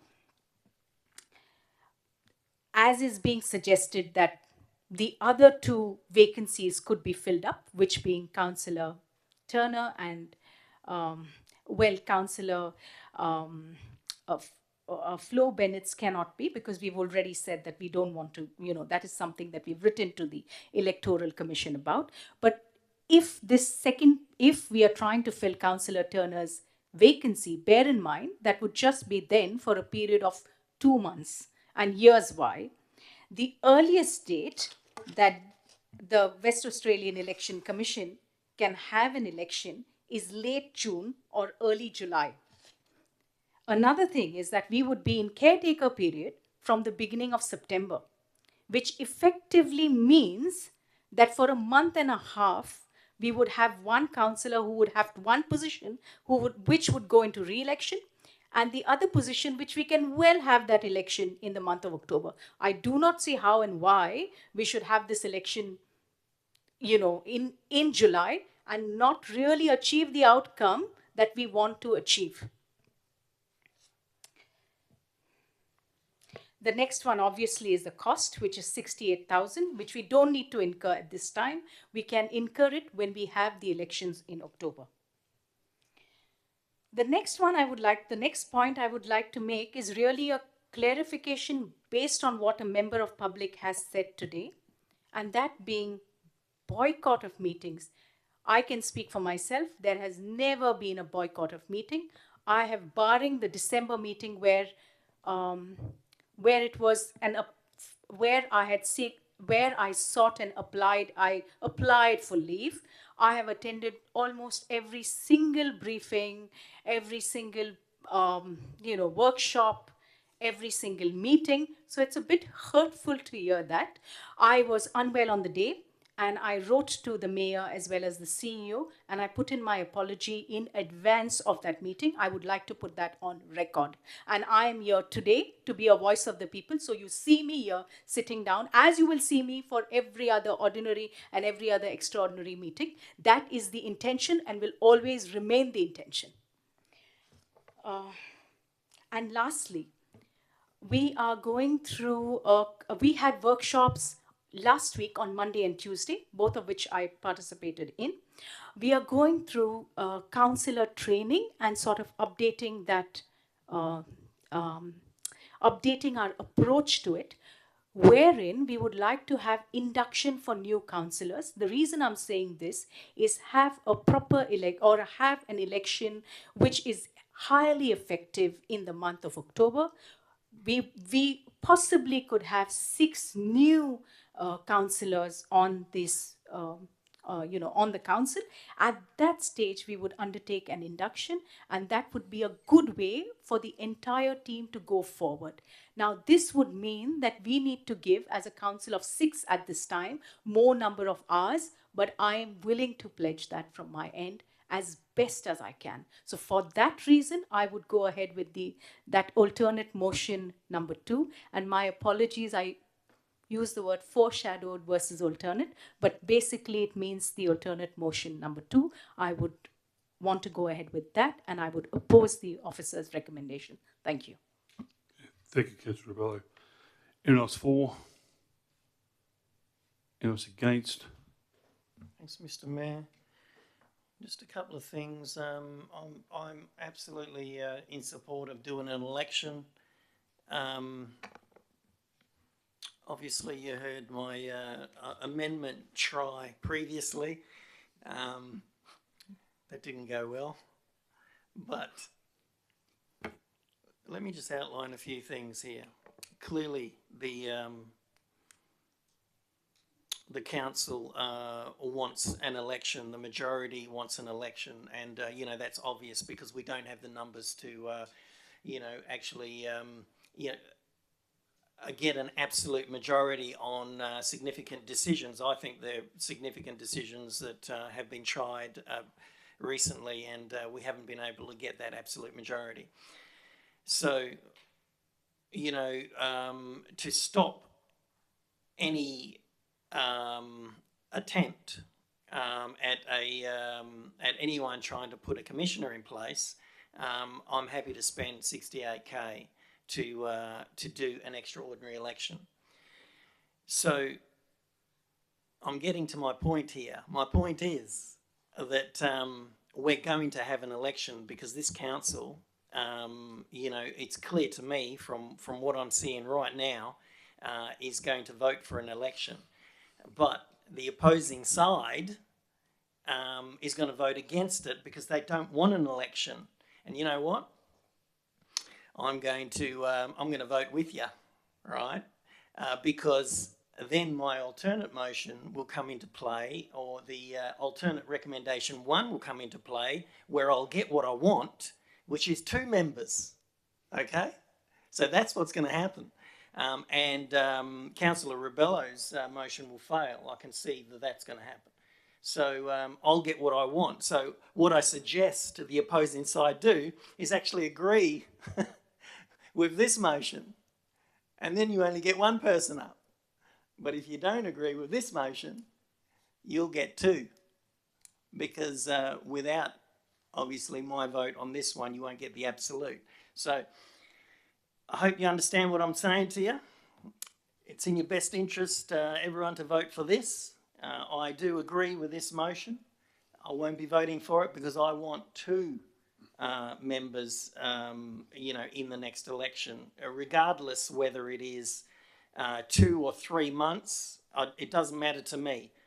The people that put their hand up for that position will understand it'll only be for 2 or 3 months, all right? And they'll be willing to put their hand up for that, and then they'll be willing to run again at the next election. So, I'm happy with that, and there you go. I've given you the strategy that, will happen with this item that we've got here. Thank you. Thank you, Councillor Blanco. Anyone else for? Anyone else against? I'll also vote against the motion, saying that I think Councillor Blanco is right. I mean, only having someone there for 6 weeks and spending nearly $70,000 of ratepayers' money, I think it's okay to basically let it run its course till October. So we can have a full election of 8 councillors. Is a much better outcome for our community. I'll leave it at that. Okay, anyone else for? Anyone else against? Okay, Councillor Christian, what's up? Rightio. Don't want to lead on too much. I'm assuming there's going to be a fair bit more debate after this, but I want to make a few points clear. You heard it here first that happy to get us through to October. Let that sink in. Now, we here as a council are here to lead and to direct and to lead in a strong manner. The simple fact that we are going to be functioning to me isn't thriving. Now, plain and simply, the fundamental process of a council is to have 9 people here. If it could function effectively with 6, I'm assuming that the government would suggest it would have 6. Right now, 9 is just is the way to go, and the way it has been for so long. It allows availability for absenteeism, which is a sure thing because I was here for the first 3 years and never had a meeting miss quorum. And funny that, we're down to 6 and we've had 2 miss quorums. It has to spell an issue for this council. If that doesn't spell that issue, then the question is, why doesn't it serve as an issue for you personally? It has to be answered, and I wish that be answered in the next debate that's coming up. My rebuttal to the question and to the points raised about the cost is too high. Now, democracy has a cost, plain and simple. If we haven't come to that realisation yet after the vote for the vote and everything else that comes with it, democracy comes with a cost. Now, with that, the financial impact that I'm going to challenge you with, we're sitting here talking about the $68,000 it's going to cost to run an election. I now challenge councillors to think, what is the cost in delayed motions, failure to meet a quorum, or even still failure to put across absolute majority decisions, which is all 3 things that come to fruition. What is the cost that we've currently faced to date? We've got another 4 months to go with this. Can we keep doing this? Is that a good cost-effective way of running this business? Now, if you seem to think that's okay and that's not going to meet to the level of $68,000, and I wish to hear in debate again how that doesn't rise to that level. Again, the fact that we can function is to me, I disagree. You look at it, we're missing nearly 30%, if not more, of our voice. The beauty of a council is the fact that we have differences of opinions. We have differences of our way of working. The fact that we've got a reduced number of that, to me, I don't like the look of it, and I question it. And the last one, I'm just talking about it. Forget about the number of months that are going to lead into this, and challenge yourself and ask the question: what are these months going to entail for us? Straight away, I can tell you right now, we've got a budget deliberation that's going to go ahead. Again, there's a lot of work to go through, and it needs a lot of eyes to understand where this direction is going to be going for. We're having issues currently getting absolute majorities, and this is going to be a key example here tonight, and I can't wait to see what this result is. I hope we get a decision one way or another, because again, if we have yet another motion of absolute majority required, does not have a decision found, it is going to be even more validation that we should be filling these seats. Again, I'll look forward to what's going to come from this, because honestly, I think we really, really, really need to ensure this council doesn't limp to October. It's honestly onus on us, and shows with our leadership here tonight what is going to happen moving into October. I want to see community members, I want to see 30, 40 members put their hand up to run for this council, because people here do care. And again, us limping to it is just going to be a bad look, and then potentially it will impact the amount of people that will run. Forget the people who vote for it, who's going to run for it? I want to see opportunity for our members and see it thrive. So for that reason, look, give me 1, give me 2, give me 3. I'll say yes, similar to what I did with the CEO. I want something to be formed here. So I'm going to support anything that, in my mind, shows that we can have bums on seats. So that's me fundamentally right now, and I'll look forward to see where the vote goes, and if it goes another way, we'll go to debate again and keep seeing where we end. Thank you, Mr. Mayor. Okay, thank you, Councillor Christensen. Okay, we'll now put it to the vote. All those in favour? All those against? 2. Motion's lost.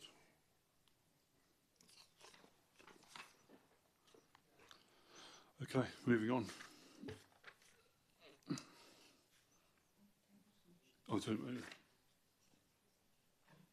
Your alternative motion? Councillor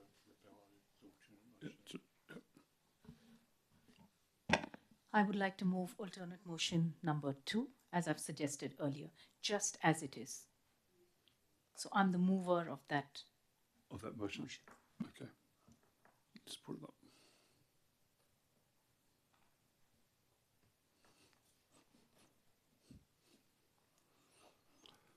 Okay. Oh. Okay, to motion recommend number 2, the council resolves and authorise the Chief Executive Officer to request the Electoral Commission under section 4.16-4 of the Local Government Act 1995 to allow both vacancies to reside of the council, Councillor Rance and Councillor Turner, to remain unfilled until the ordinary council meeting elections scheduled for 2025. Okay, Councillor Bello, you remove that motion. Is there a second for that motion? I'll second the motion. Is anyone against? Okay. Yeah.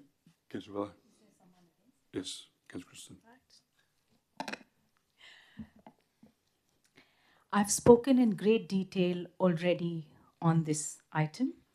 I would like to reserve all of my comments in my closing statement. As the council already knows, this is the only motion that I will support.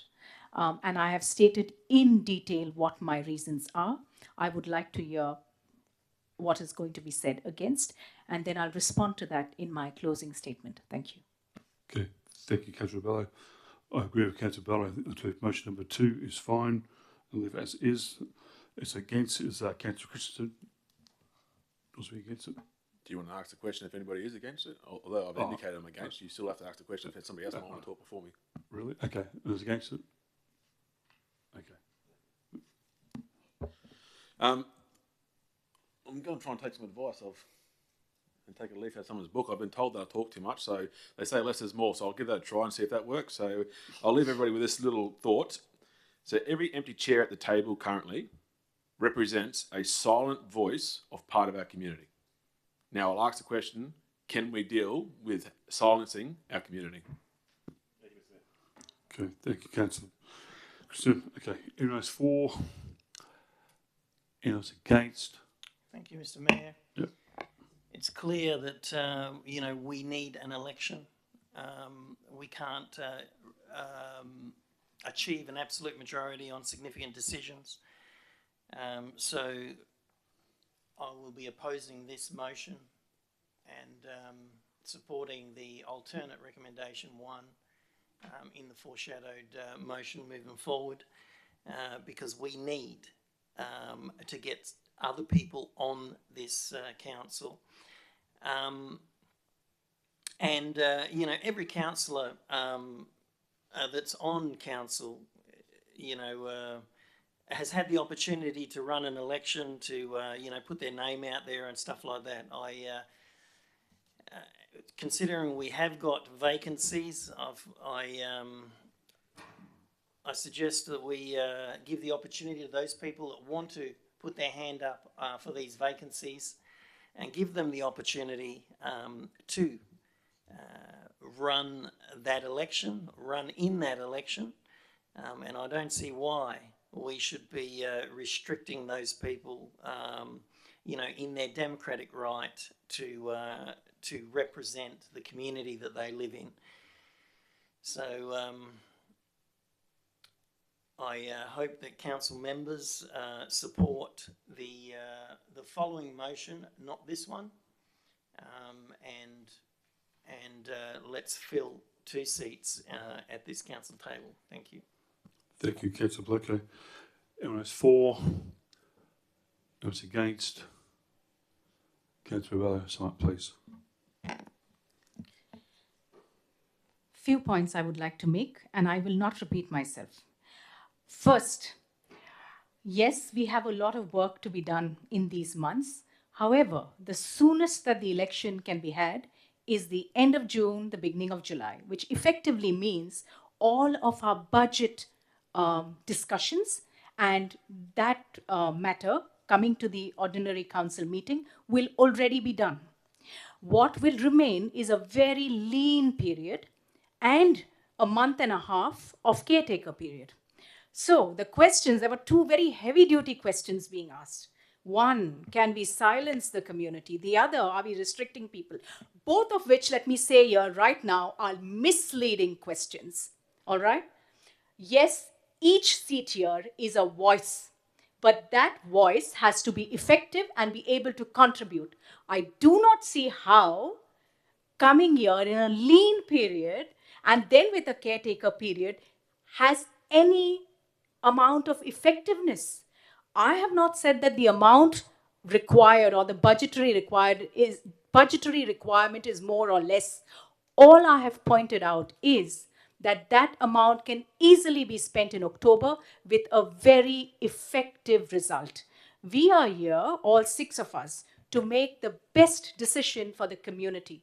And I am confident that this particular motion, as it is in the best interest of the community at this time. And with that, I would hope that the council sees the merit in it and supports this motion. Thank you. Thank you, Councillor Bello. We'll now put it to the vote. All those in favour of the motion? Those against? 4-2.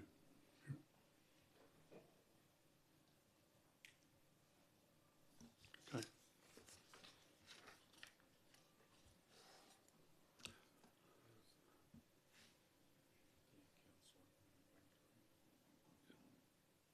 Yeah, that's fine.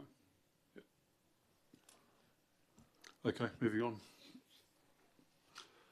Item number, where are we? Point of order, Sorry, Chair. yeah. You've got another foreshadow. Yeah, sorry, Councillor Blanco's foreshadow.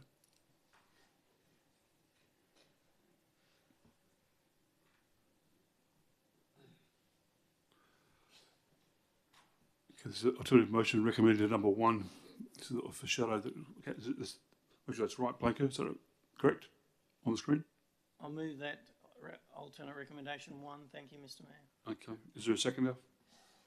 Councillor Butson. Is anyone against the motion? Councillor Bello. Okay.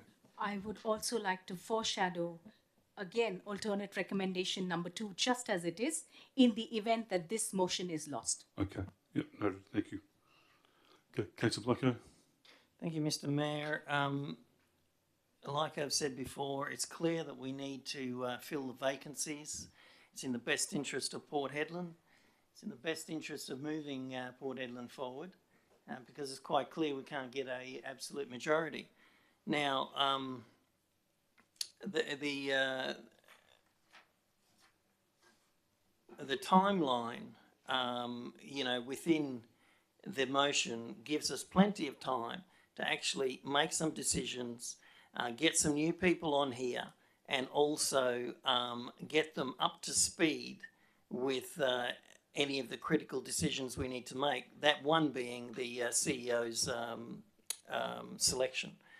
So, you know, it's in the best interest of Port Hedland for council members to support a motion like this, or support an election to bring on some extra council members so we can break the deadlock, all right, in achieving a good result for the people that put you in this position.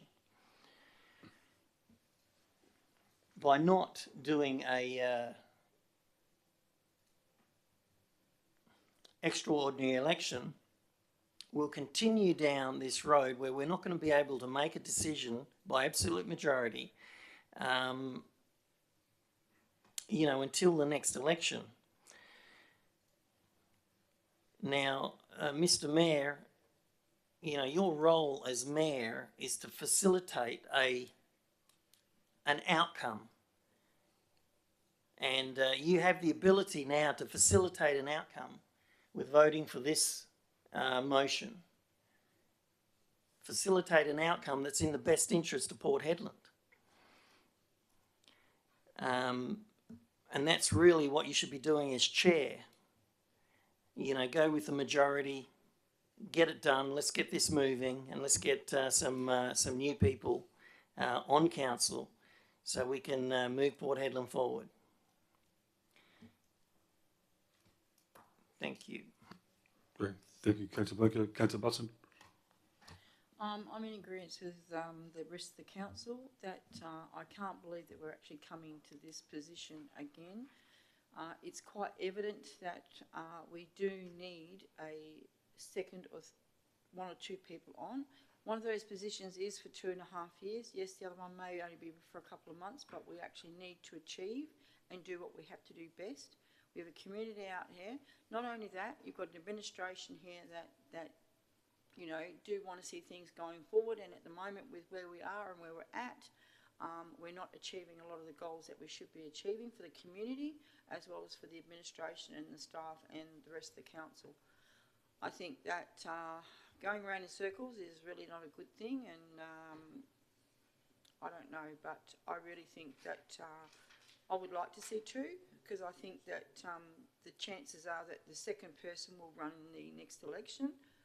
$68,000, what do you do? Pinch pennies or waste pounds? And a lot of that can happen, so I am for the motion. Okay, thank you, Councillor Butson. Anyone against that motion? Yes, Councillor Rebello. I've spoken at great length. There are just two quick points I would like to make. Like I've said before, the major decision to be made is budget related, which will happen at the end of June and early July. And the other one, which was mentioned, was CEO recruitment, which is, as I've said before, very likely to come in as part of, as a special council meeting on the 20th of May. Therefore, I do not see why, as I've said before, and I'll say very briefly, end of July and August is a very lean period. September onwards, we'll go into caretaker mode, so there'll be no decisions made at that stage. Again, as I've said before, because it is not compulsory voting, a regular election or an ordinary election, the expected responses is expected at 25%. As with what we have seen last year, it was a very dismal 18% of our community, of our electors responding. I would say possibly if we try an extraordinary election this time round, that those numbers will be even smaller. We will not achieve the outcome that we want, and hence I will oppose this one. I definitely, as I've said before, will support alternate motion number 2. That's all. Thank you. Okay. Thank you, Councillor Rebello. Anyone else for the motion? Yep, Councillor McRae.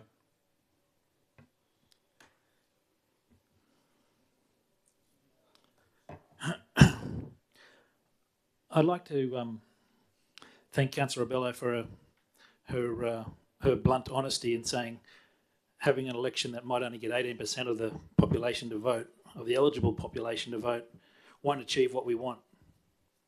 Well, yeah, she's speaking on behalf of herself and clearly of someone else, whoever's on that side of the fence. She probably won't achieve what she wants. We know that.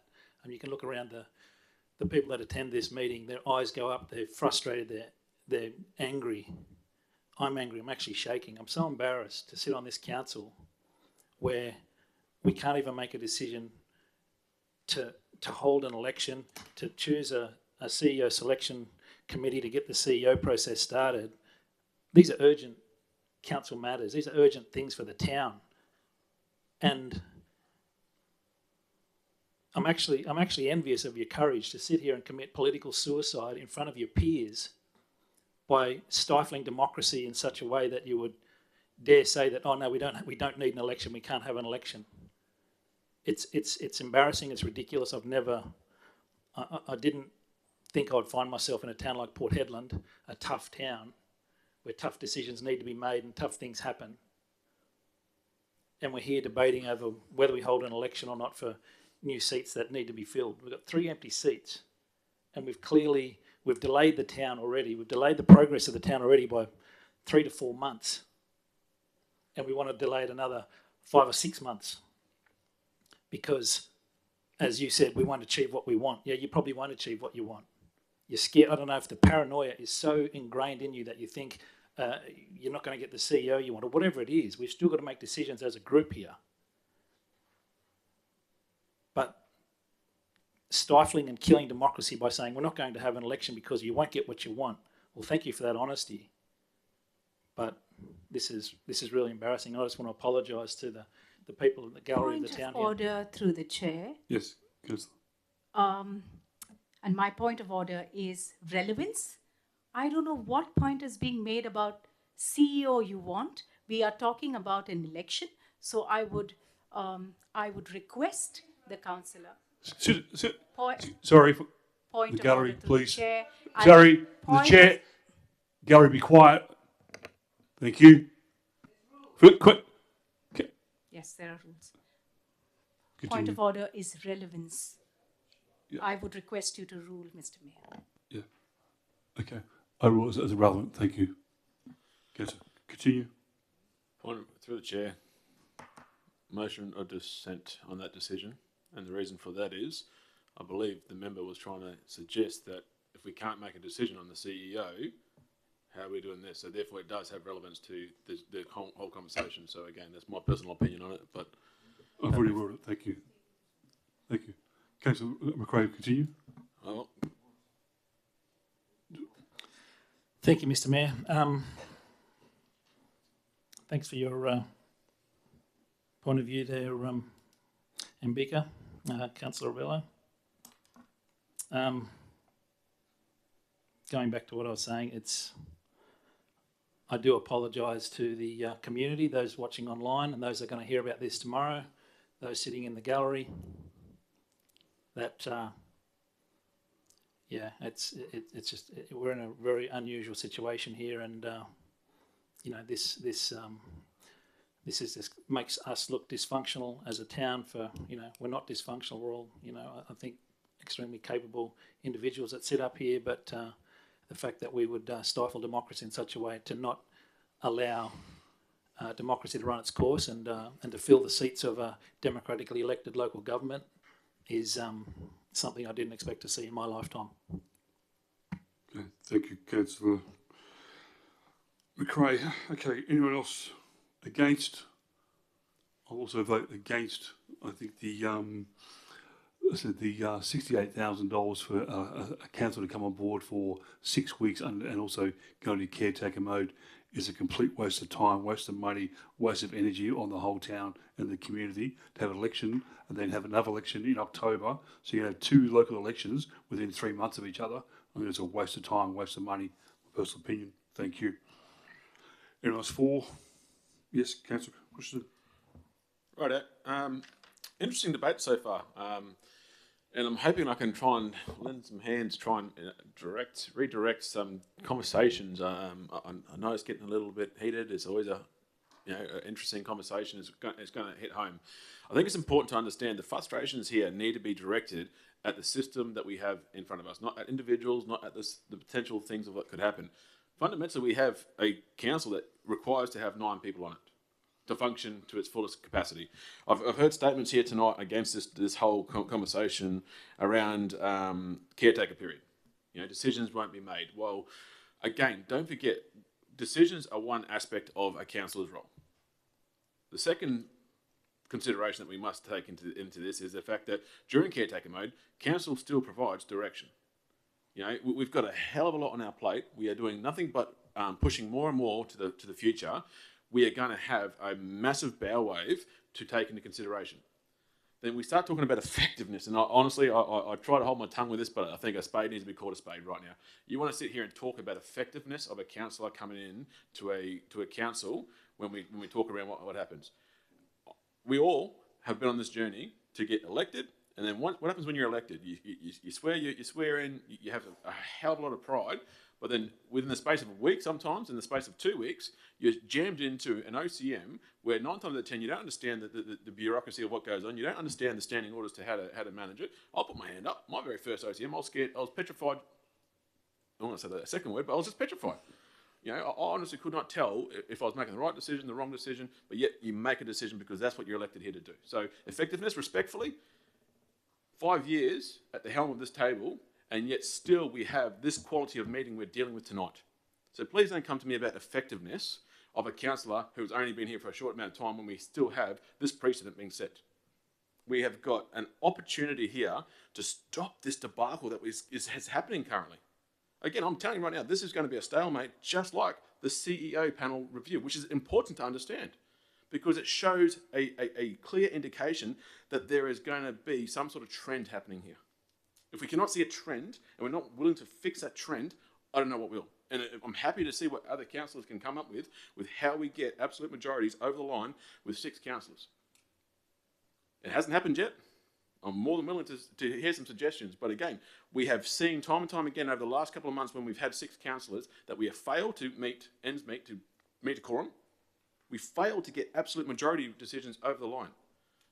Yes, it's fine to have differences of opinion. 100% fully agree with that. We can afford to have that when we have other members and we have votes that we can play with. Right now, we don't. These sort of stagnant sort of things will start to stagnate. We won't get decisions made, and we're going to lose more than $68,000. If you can't comprehend that, then I don't know what else I can say to try and get people to understand $68,000 is irrelevant right now. And that's just my personal opinion and fundamentally. We don't cancel democracy because it's inconvenient or it's expensive. We do it because it's right. Every single time we come here, it's money, it's money, it's money, and we're talking $68,000 to try and see if we can get this council back together to have at least some decision-making ability for our administration to go and act on our behalf. Yes, it's embarrassing. Yes, it's infuriating. Yes, it's frustrating. It's what we signed up for. It's what we put our hands up for. But I'm really, really, really misunderstanding something because, again, we have all been this journey. We've all been to our first meeting. Yes, we're ineffective at the start. I would struggle to believe, and again, councillors talk, the council against so far, the 2 councillors against so far, have touched on the fact that one, it's only been around the councillor that's here for the 2, 3 months, 4 months, however long it is. No one's yet spoken around the council that we are asking to be here for 2 years. 2 years, ladies and gentlemen. If we weren't so close to October, it would be a no-brainer, in we go.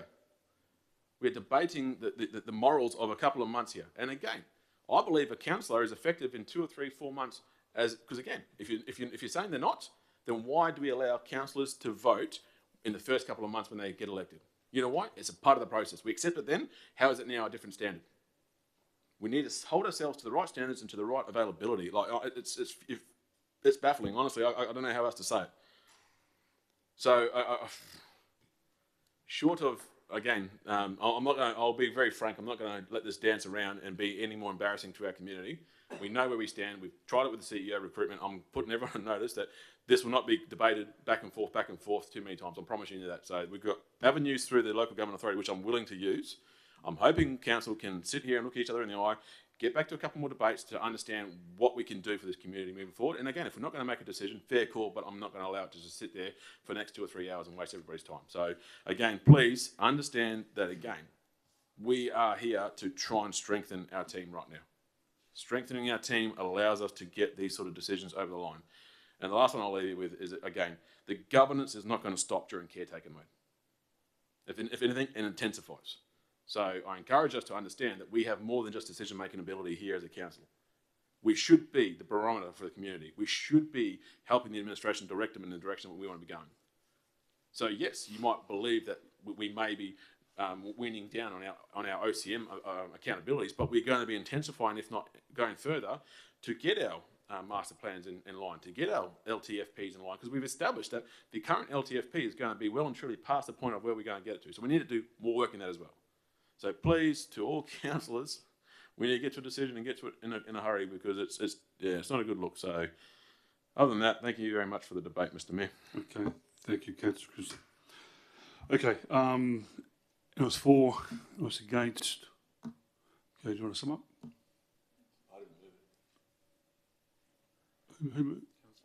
Blanco, Me, Mr. Mayor, I know it's a little bit hard to work all this stuff out, but I actually did it.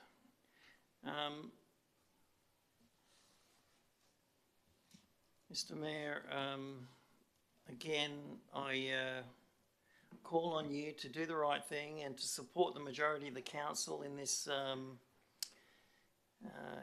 motion. I agree with Councillor Christensen. I'm not going to let this, run all night long either. But it's the right thing to do to spend the money and get a extraordinary election going. It's clear that we don't have the ability to achieve an absolute on significant decisions, so we really do need to go to a election. and get a couple of bodies on this council. The people that do put their hand up have clearly, they understand that the time frames, one will be, just over 2 years, and the other one will be, 3 or 4 months, depending on when the election is held. But we really do need to get an election happening. We really do need to follow the democratic process. We shouldn't be, trying to push it down the road when we have these problems. We should be leading by example. If you think, or if councillors think that they may have a disadvantage by getting other council members on, then they just need to work harder in getting their own people that may have their own way of thinking on the council. That's the democratic process. We've done it quite a few times. So, I really do think all council members should be supporting this, and let's get it happening and move Hedland forward. Thank you, Mr. Mayor. Just put it to a vote. Thank you, Councillor Blanco. So now put it to the vote. All those in favour of the motion? 4. All those against? Through the chair, if I may. I'll move, and I'll move a procedural motion. We lay this on the table. Can't do that. Point of order through the chair. Yes. And I'll read this out for the benefit of those in the gallery as well. I would request CEO to correct me in case I'm wrong, but this is my understanding.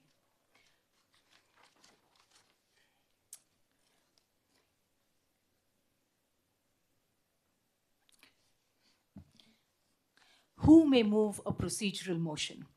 No person who has moved, seconded, or spoken for or against the substantive motion or any other amendment to the substantive motion may move any procedural motion, which, if carried, could close the debate. That is correct. Point of order through the chair, That's and not correct. we'll call a point of, what's the word? Dissent. You are incorrect in your analogy, and I'm more than happy for you to go to the governors to tell you otherwise. The wording was substantive motion. We don't have a substantive motion on the table, so therefore that doesn't exist. You can move a procedural motion at any point in time, providing the substantive motion is alive. We just lost that substantive motion. That is incorrect. I'll just check. So check with Tom. Thank you. Through the chair, there's probably arguments for each side on that one. At the end of the day, we have a foreshadowed motion. It hasn't been moved and seconded, so I guess there is some risk in that right now there's actually no motion to be considered. Technically, there's nothing on the table, but it is also correct to say that a procedural motion can also come alongside any substantive or other motion to overrule that sort of process that's ongoing. So I think best practice would be to get potentially a mover and a seconder for the foreshadowed, and then agree to move into the procedural. But either way is fine. We just got to remember that we do have a foreshadowed motion. Okay. Continue. Point of order for the 5th time, Mr. Mayor. Can you please make a ruling on the point of orders? That's all I'm asking. Make a ruling whether you're happy or not for it or not, but you must make a ruling. It is black and white. It's the 3rd time you've been pulled up on it. So can you please be effective and make sure you put a ruling in place? Okay, I'm holding the ruling, okay? All right, thank you. Okay.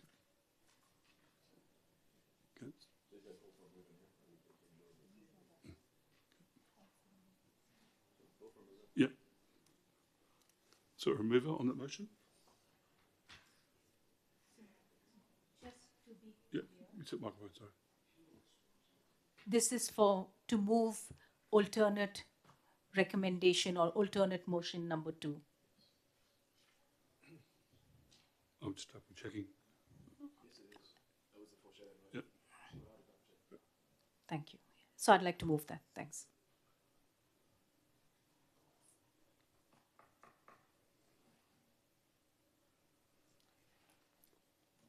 Okay, that's your alternative recommendation. Okay, that's correct. Okay, all right. And you're moving that motion, correct? Yeah. Okay. All right. Is there a second for that motion? I'll second the motion. Okay. Anyone against? Mr Mayor, I'd like to move a procedural motion.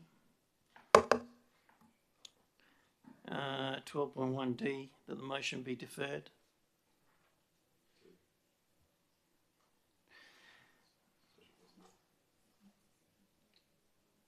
Actually, yes, that the motion be deferred to the special council meeting.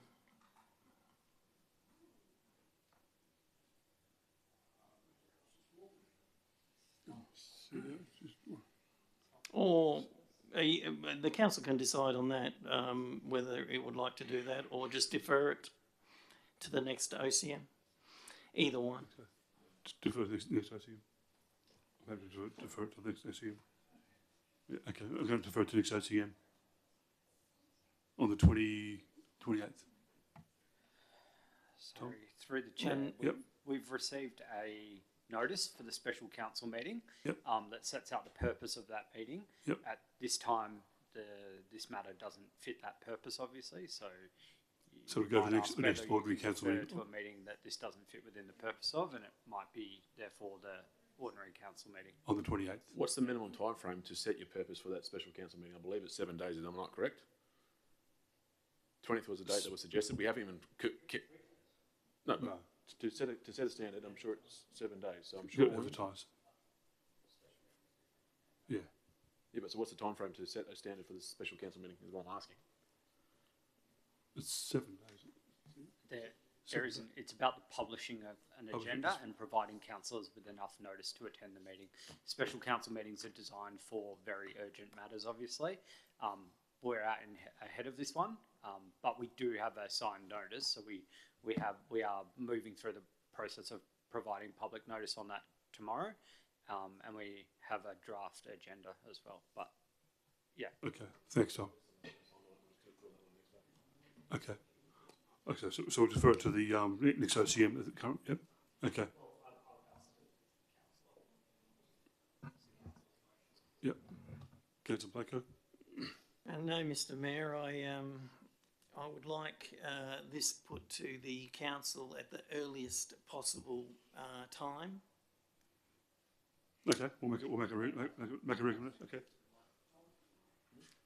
Yep. Okay, I'm sure that we can, the special meeting hasn't been advertised. I'm sure, that we can insert something else, and if we can't, we can call another special meeting, for the next, in the next couple of days, to go through this again. And I'm happy to do that as well. So if we can get it into the special meeting, that would be far better. Thank you. Okay, we'll try that. If not, we'll be on the 29th of May, 20th of May. Okay. All right, let's move forward. Okay, it's done. Yep. Do you need a second for that date? For the Yep.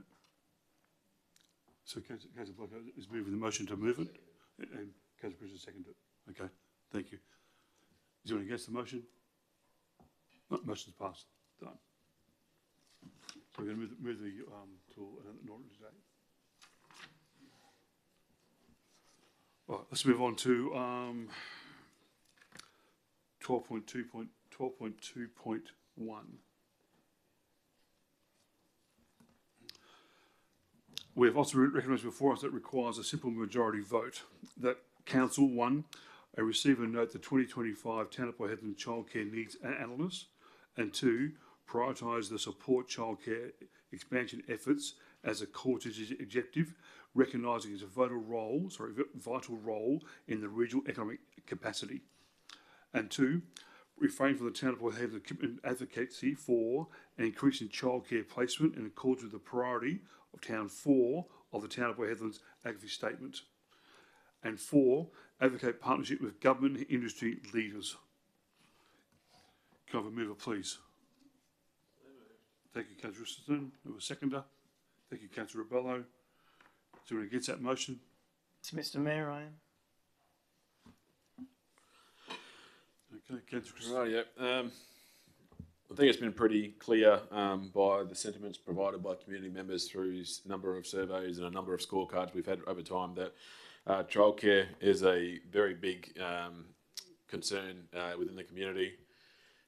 Council has over time shown its commitment and its prioritisation of such services and the need to increase such services, not only through the availability of infrastructure, but also the availability of the individuals who are suitably skilled in that location to provide that service that's lacking. I think it's important that we receive the current needs analysis, as it was an indication that we needed to get an up-to-date needs analysis. Shows a massive shortfalling in this location as per the previous one, but just as important to identify it.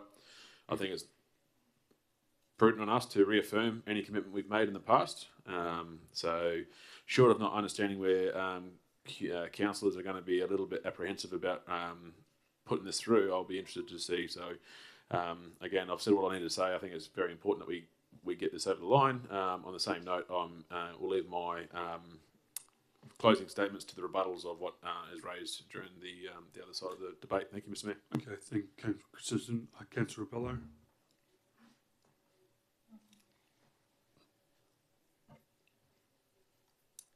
There are 2 quick points I'd like to make. The first being that the Town of Port Hedland, or rather this is a statement, the Town of Port Hedland partnered with BHP and Fortescue to engage Child Australia to provide this comprehensive review. So it is important that we receive and note this. What is also important is that we, based on our community surveys and our strategic plans, that we advocate for childcare, because that is what the community has said in loud and clear to us, and therefore we reaffirm our commitment and that we advocate for partnerships. So I'm in support of this item.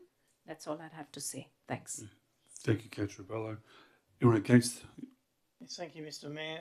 I'd like to propose an amendment to the officer's recommendation. Okay, what's the amendment? The amendment's to remove number 2.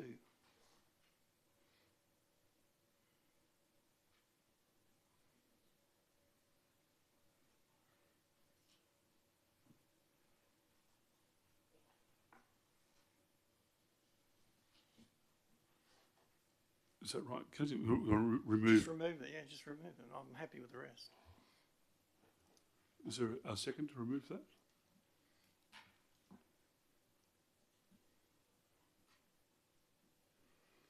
Is anyone against that motion?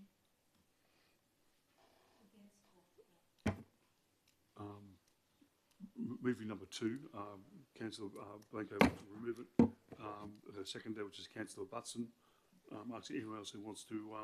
Oh, hang on, have we got a seconder on that? Yes. Well, Butson. okay, we've got a mover and a seconder. Yep. We've got any against? Ask if we've got any against, take it to debate. We have it against. Okay, we'll take it to debate. Yeah. Calm down. It's all right. All right, Councillor Blanco. Okay, Mr. Mayor, I don't have any issues with this officer's recommendation apart from number 2, which is to prioritise to support childcare expansion efforts as a core strategic objective. Now, you know, the way I read that is that we will be putting additional significant resources into childcare in Port Hedland. Now, the town of Port Hedland already puts significant resources into childcare. We own the buildings, we maintain the buildings. You know, we give them all sorts of support in different areas. We're you know, fixing up the parking and the roads around them. We've given them buildings free of charge. They don't pay rates. we have done a significant amount of, we have provided a significant amount of support for childcare services and expansions in Port Hedland. And, you know, this is at the cost of the ratepayers. Childcare is predominantly a federal government issue. They provide the funding to these organisations to run their organisation. We provide significantly for these organisations already, and I don't want to see a prioritise. Yeah, I don't want to see us prioritise additional support over and above what we're doing at the moment, because, you know, we have gone beyond, over and above, far beyond, you know, what we should be doing. And I support what we're doing currently, that's fine, but I don't support any additional when the state and federal government is not coming on board and providing any additional support to the organisations, you know, that are currently working here. You know, they're not providing any housing for their staff. They're not providing nothing other than their, you know, minimal, you know, financial support that they currently give to these organisations. So, you know, the advocacy and, you know, reaffirming the town's commitment to all of this sort of stuff, great. Let's do that. Let's commit to you know, telling the government to, we need more support here, but every local government across WA and Australia is having exactly the same problem. You know, and I think we are actually currently spending a significant amount of our ratepayers' money on this issue, far more than what other local governments do. We need to really be pressing the state and federal government to come on board and fill the void, whether it be in buildings or finance or whatever it might be, but ratepayers should not be forking out any more money than what they're doing currently. Thank you. Thank you, Councillor. Councillor Blanco, thank you. Councillor Butson. I think that Councillor Blanco has covered it all, and I've got nothing further to add. Thank you. Anyone against? Councillor Christensen. Oh, sorry, 4, sorry. No. No, he moved it, turn motion, and you voted against, yeah, against. Yeah, talk, yeah, against. Yeah. Right.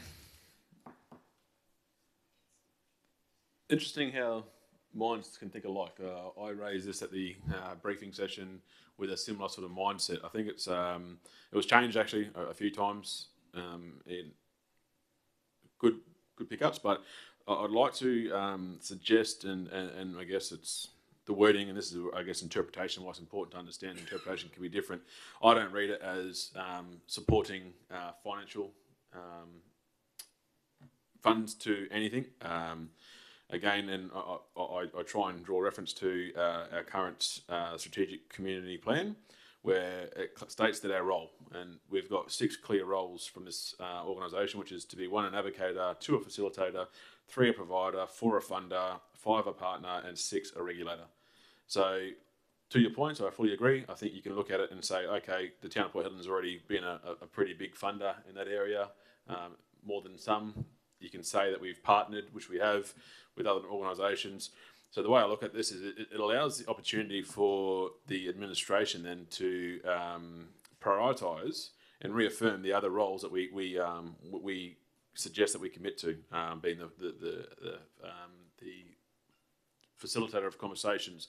To me, by us saying that we're going to prioritise this moving forward for the childcare development expansions, would suggest that if we have organisations such as the IGA organisation coming to us in the South Hedland area, that the town would sit there and suggest that, hey, any spare room, we would appreciate to see if you can facilitate a childcare centre in that area.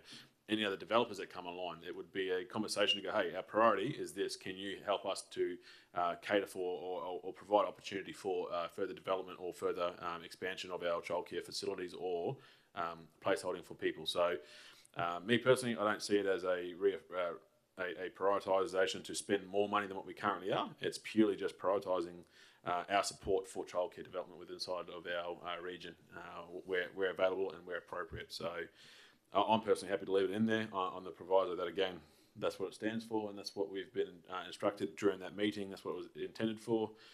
So fully support our administration, prioritising childcare in this community when dealing and talking with other individual and other groups, etc. So for that, I'll leave it where it is. Thanks. Okay, thank you, Councillor Christensen. Anyone else for the motion? Anyone else against the motion? Sorry.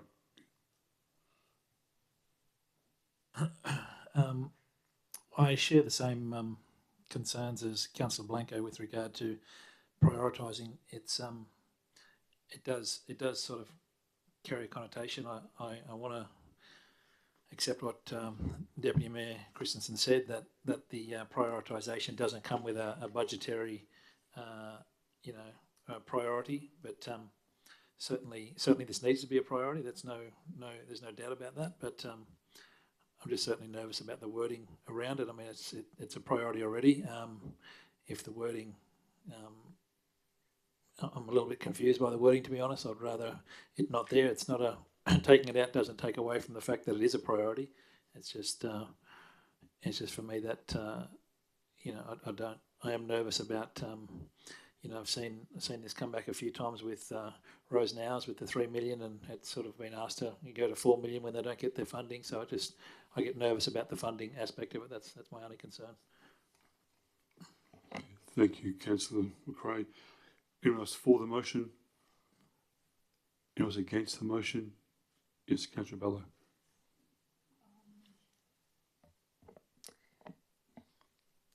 I'd like to speak against, and it is mainly to clarify around the wordings. So this matter was brought up in the agenda feedback, and yes, the word expansion efforts doesn't really equate to any commitment towards additional funds. What I would like to say though is that we the town of Port Hedland, BHP and Fortescue got together and we got Child Australia to provide us with this needs analysis.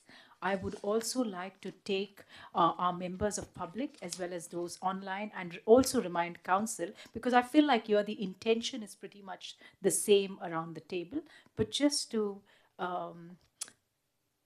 say it out loud, in the short term, in the next 1 to 3 years, our additional childcare spaces needed is 350 to 400. In the medium term, that is 3 to 7 years, it is 500 to 600 new spaces. And in the long term, it is 7 to 20 years, it's about 800 additional spaces. The administration has also provided us with a detailed briefing by Child Australia in this regard.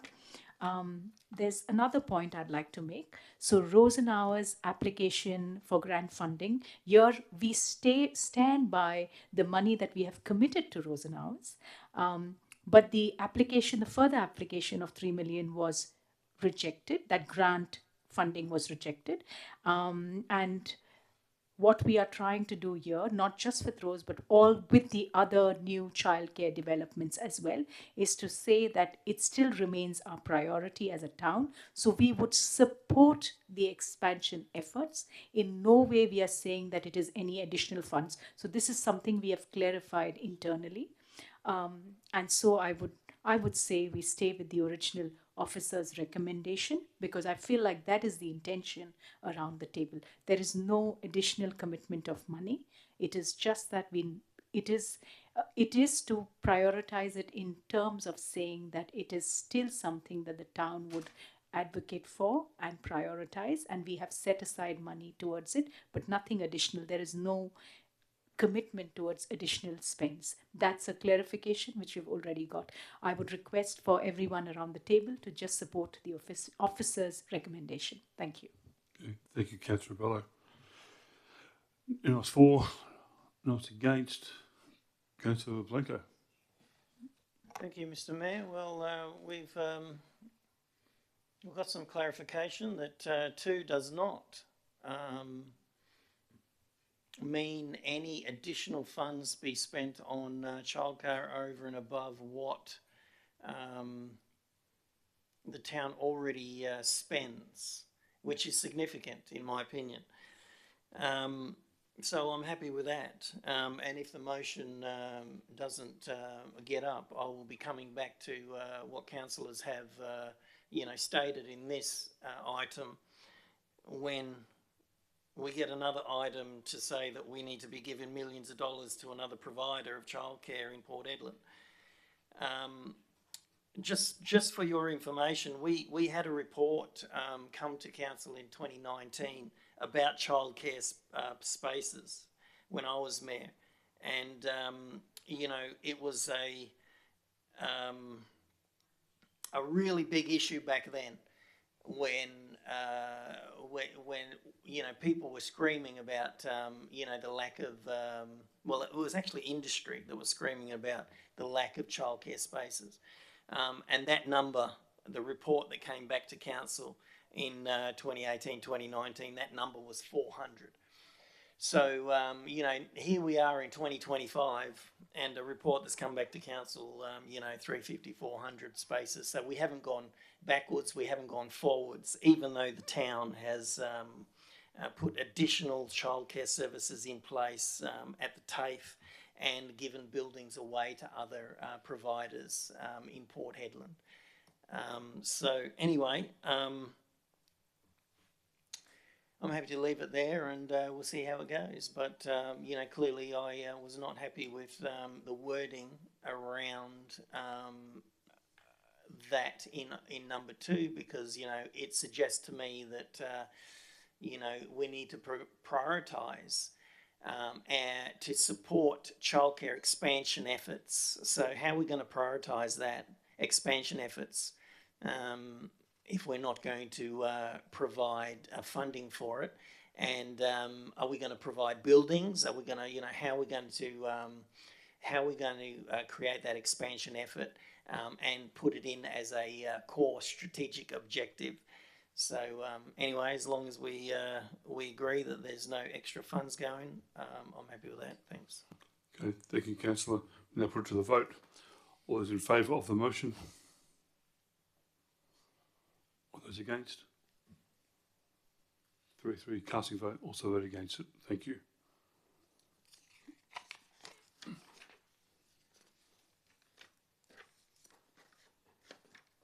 Okay, moving on. We'll go back to the substantive motion. Go back to the substantive motion. Yeah, cool. Yeah. To the town's jock. So you're the mover? We had a mover, we had a seconder. Yeah, now it's coming back to. Around the table again. I think it's me going against. Yes. Okay, councillor.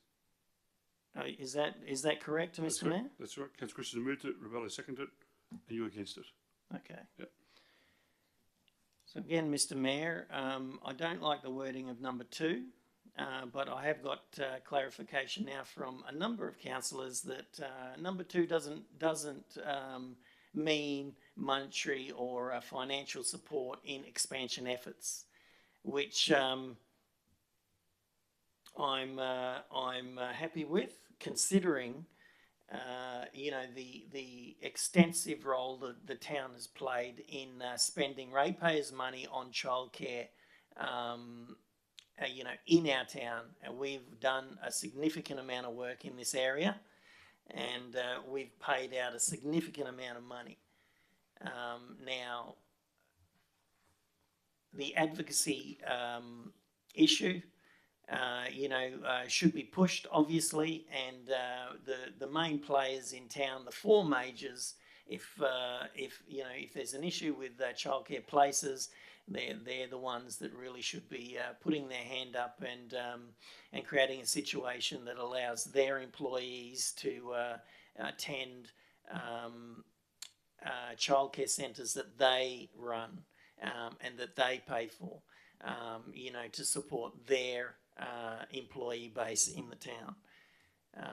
And that would be a good start in reducing the waiting list of 400 that we've had since 2018, and it hasn't gone up, which, you know, tells me that we've got a population issue in Headland. We're clearly not going up in population because we haven't got the we haven't had an increase in childcare vacancies since 2019. Thank you, Mr. Mayor. Okay, thank you, Councillor Blacko. And as for the motion, is against the motion? Yeah, so again, a bit more clarification on my point, because obviously I want to make sure it's abundantly clear where I stand with it. So when I was saying there was no monetary funds, I'm assuming that this is now not going to allow the administration to go ahead and spend money that's not already pre-approved budgets, etc.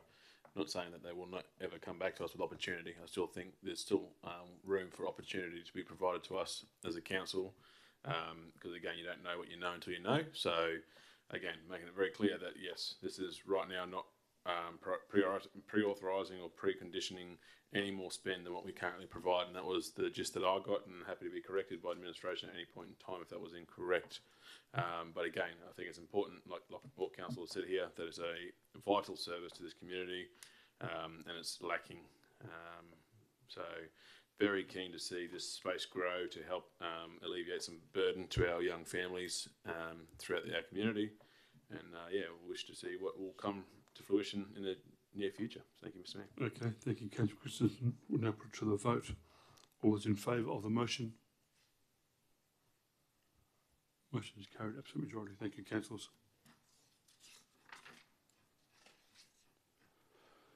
Moving on to 12.3.1. Okay. We have officer recommendation before us that requires a simple majority vote. The council received the report detailing the allocated of funds of asbestos remediation works at the town of the Port Hedland International Airport. Mover, thank you, Councillor Christensen. I have a seconder. Councillor Rebello, thank you. Is anyone against the motion? Okay, Councillor Christensen. Rightio. Much to my point previously about minutes and us receiving and noting items. Again, this is, I guess, why council's trying to tend to get away from noting and receiving items too much, because it opens debate on things that are not necessarily up for debate. So I thank the administration for providing us context and their stances and their accounts on what's happened and what's led to this position. Again, I'm interested to see why people would go against a motion to note or receive, sorry, let me say that again, why people go against a motion to receive a report. Other than that, again, I'll, like I did previously, reserve my right to have a debate, to rebuttal on other people's points after this. Thanks, Mr. Mayor. Okay, thank you, Councillor. Councillor Rebello. Pretty much on the same lines, that the recommendation is that the council receives this report, and so I'm in support of it. Thank you. Okay, thank you. Is anyone against the motion? Yes, Mr. Mayor, thank you. Okay. The reason we received the report is because I objected to the 1.1 million payment to the airport, and so the administration put a report together to tell us what was going on with this. Okay, that's the reason this report is here. So, you know, I'm happy to be corrected on that, but I don't see any other reason why a report would come to council. And I think we were told that when I objected to the 1.1 million or the 1.5 or 6 or whatever it is that we've paid that's not in the budget. Okay. So the report doesn't talk about the payments amount being in the current budget, and the authority of council being current. All right. The report talks about there's a decision by council that was made in 2020. That's what it talks about. Okay.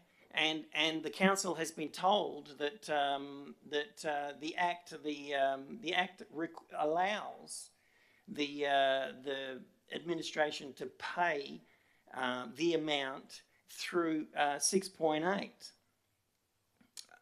Which does say that, money can be expended from the municipal fund, for obviously bills and so forth. But the Act is quite specific.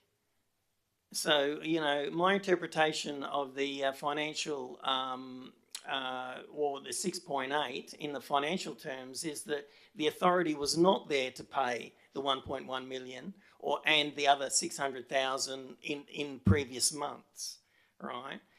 And 6.81A states the local government can only spend money from the Muni Fund if in the current budget or the previous budget to the current budget. This budget we're operating in now or the last budget, because the last budget may have rolled over funds into this one, okay? But when we talk about a decision that was made by the Commissioner in 2020 to allocate $11 million, to the airport, for the PFOS and the PFOS issue that was on there that every local government around Australia had, and also the asbestos that was buried on the airport land that we really didn't know about when we actually leased it out. It was found after the expansion to the runway was done. My understanding, I was mayor at the time, and my understanding was there was no way in the world it was going to cost $11 million. All right, we actually negotiated, for the removal of the asbestos far cheaper than that. So I don't know where, how it's evolved into 11 million. The report that was issued, basically said, with the PFOS issues that, if the earth wasn't disturbed, it wasn't going to be a problem. So, in my opinion, there's no authority by the admin to spend money from the Muni if it's not been listed in the budget, and definitely no authority to spend that sort of money from the Muni account, the municipal fund, which is the bank account of the town. Definitely no authority to spend that money if the decision was made 5 years ago. Okay, so I see how the report has worded it, and it's a little bit misleading because basically the report says that where is it? That the town can pay the money due to, decisions that have been made previously, and they comply with previous decisions. Yes, they may have complied with previous decisions in 2020 or 2021, but they definitely don't comply with it now. All right, so, the question that I've asked and that hasn't been answered is how did the town pay the $1.1 million out of our account when the authorisation was not there. The council had not approved a decision to spend or to pay the international airport the 1.1 million by absolute majority. There was no decision made. There was one made in 2020, but not since. And there was two payments made, which, that I seen in there that was, 1.6 million. No absolute majority decision was made by the council this year or last year in that. And, I challenge it. We should not be allowing these sort of things to happen. I've complained about this before. It's still happening. So, we really need to dig down, and the Audit and Finance Committee is the one that should be doing this. Need to find out exactly what happened there. How did that money actually get paid when it wasn't in the budget? That's the job of the Audit and Finance Committee. there we go. That's the reason why we got the report, and so I just wanted to mention that. Thank you. Okay. Thank you, Councillor Blanco. Anyone else for? Anyone else against? Okay, sum up. Councillor. Okay, so thank you, Councillor Blanco, for raising this for a report to be written. Again, I draw back to relevance. I'm trying to bite my tongue so we don't keep extending this out because I know decisions aren't always getting made, but I think it's important to make sure that we argue the relevance to the actual motion. And it's the second time I've had to say it tonight, but again, while it's important to share these thoughts, again, right now, all we're doing is receiving a report from concerns that you've raised, and thank you again. But again, we are receiving a report. If we wish to do any further action on top of that, more than welcome. And again, you've raised the fact that it could be at the ARC. As a member of the ARC and as the chair of the ARC, I welcome any councillor to come sit with me with concerns, issues, and let's talk through a method that you would deem appropriate for the ARC to address, and then see where we go from there. I think these sort of statements and comments and debates of that nature do nothing but put us back a bit, again, because nothing is ventured, nothing's gained here. So I don't understand why we sat through it all, but again, it is what it is. Everyone's entitled to having their opinion.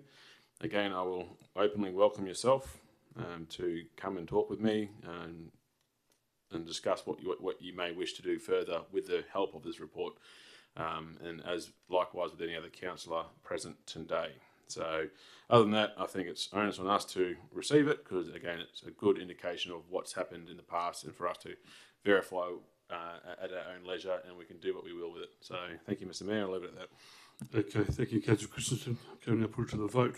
All those in favour of the report? Passed, absolute majority. Thank you. Okay, 12.3 is on block, 12.4 was all we've done. That's right, yeah, we're done. Yeah, okay. So 12.4, infrastructure services, there is nil. 12.5, 12.5.1, we have two offers before us. One requires a simple majority vote, the second requires an absolute majority vote. The first offer and recommendation is a simple majority vote. The council note the current elected members presenting on town of Port Hedland following external committees as attachment on number 1 to present to this report. So can I have a mover, please? Mr Mayor, can you just clarify did we pull 12.4.1 out? Tropical cyclone remediation work? Oh, we did, yes. Yeah. Okay, thanks. Yeah, okay. So can I have a mover, please, on this item? Thank you, Councillor Christensen. The seconder. Thank you, Councillor Rebello. Is anyone against? Motion's passed. Thank you, councillors. So offering record number 2 requires an absolute majority vote that council appoint elected members and representatives to the town of Port Hedland to the following external committees. The first one is the East Pilbara District Health Advisory Committee. Do any councillors like to vote on that? No? Okay. Headland Road Safety Group as a proxy. No. The Housing Steering Solutions Committee, proxy. Okay, Councillor Christensen. Pilbara Zone, Country Zone as a proxy.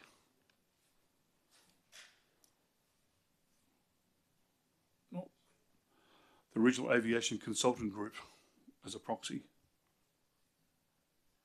Councillor Bello.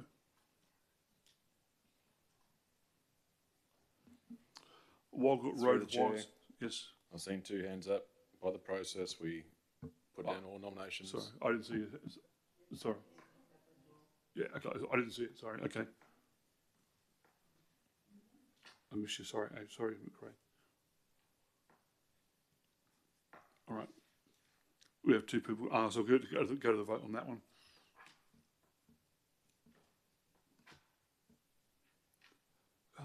We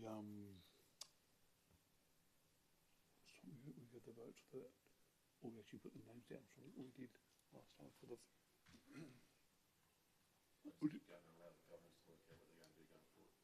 Yeah, could we have a voting thing? Yeah, okay, we'll come back to that one. Okay. Wagga Road Wise recognised advisory committee as a proxy. Nil. Okay. Excuse me, Tom. With the two people going on the aviation consulting, we normally have a ballot. Like, is that normally what we do?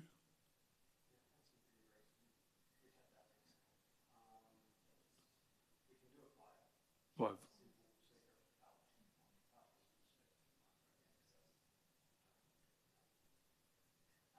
So yeah, we could do it like that if council agreed to do that. We get a name, but then through the chair, we could, subject to your agreement, we could run a simple secret ballot to get the preferred candidate of the council and put that to the council as part of the recommendation. Ultimately, though, the position is adopted by an absolute majority vote of the council. So, for lack of a better word, that ballot would not be binding, but it would help us to get a preferred candidate. Okay. All right. Okay. So can we bring that item then as a the ballot back to the council meeting, or do it now? Do it now. Okay. Yep. Yes, I'll give it a 5-minute pause. Yep.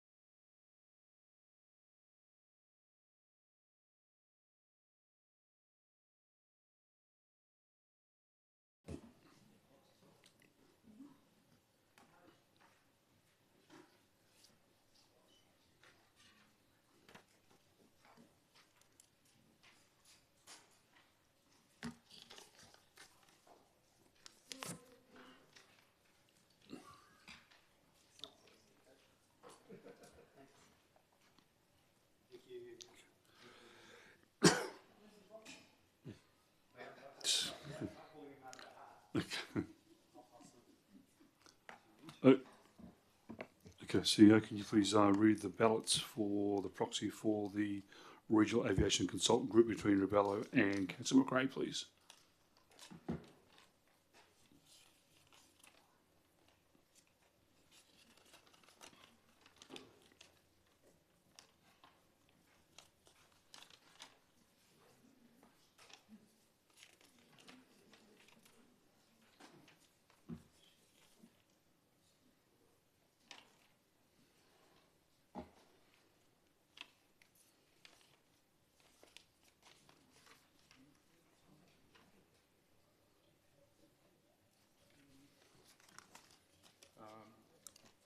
Turn your microphone on, CEO. So, yeah, sorry. Give me the results, please, CEO, of the ballot.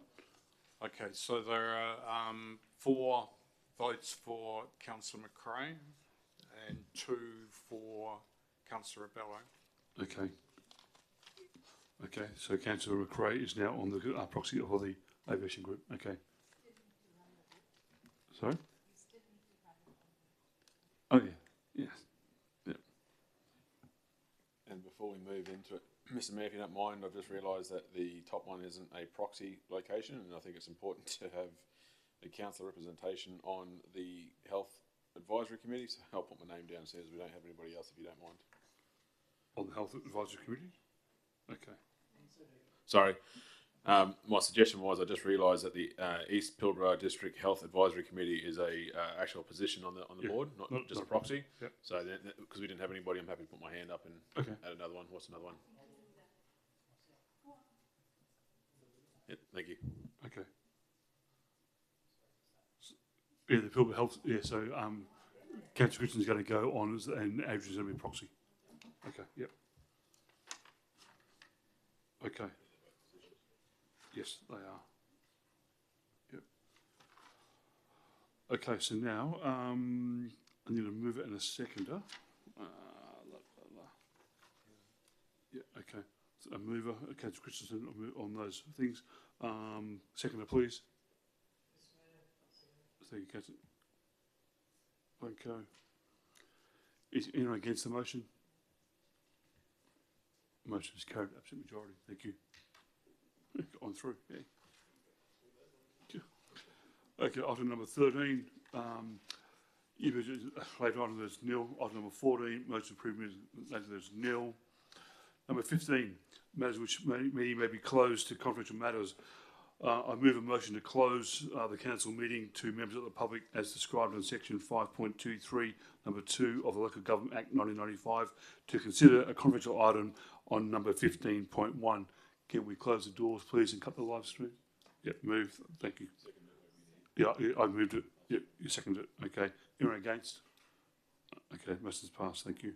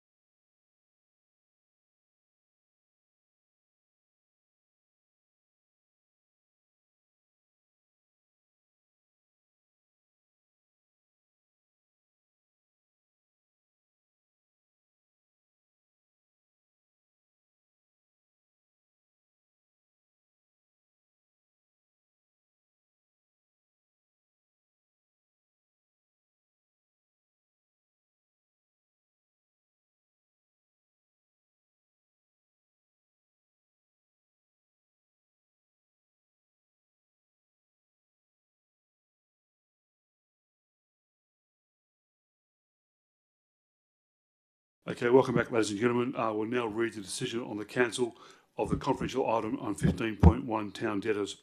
Of the recommendation was that council approve the write-off of up to 35% of rates and penalties in interest against the report subject property, and the motion was carried absolute majority. On to number 16, closure. 16.1, the next ordinary council meeting will be held on Wednesday, the 20th of May 2025 at 5:30 p.m. 16 point closure. Being there no further business, I declare the meeting closed at 10:25 p.m. I'd like to thank councillors, members of the public, CEO and the staff for their attendance tonight. Thank you very much.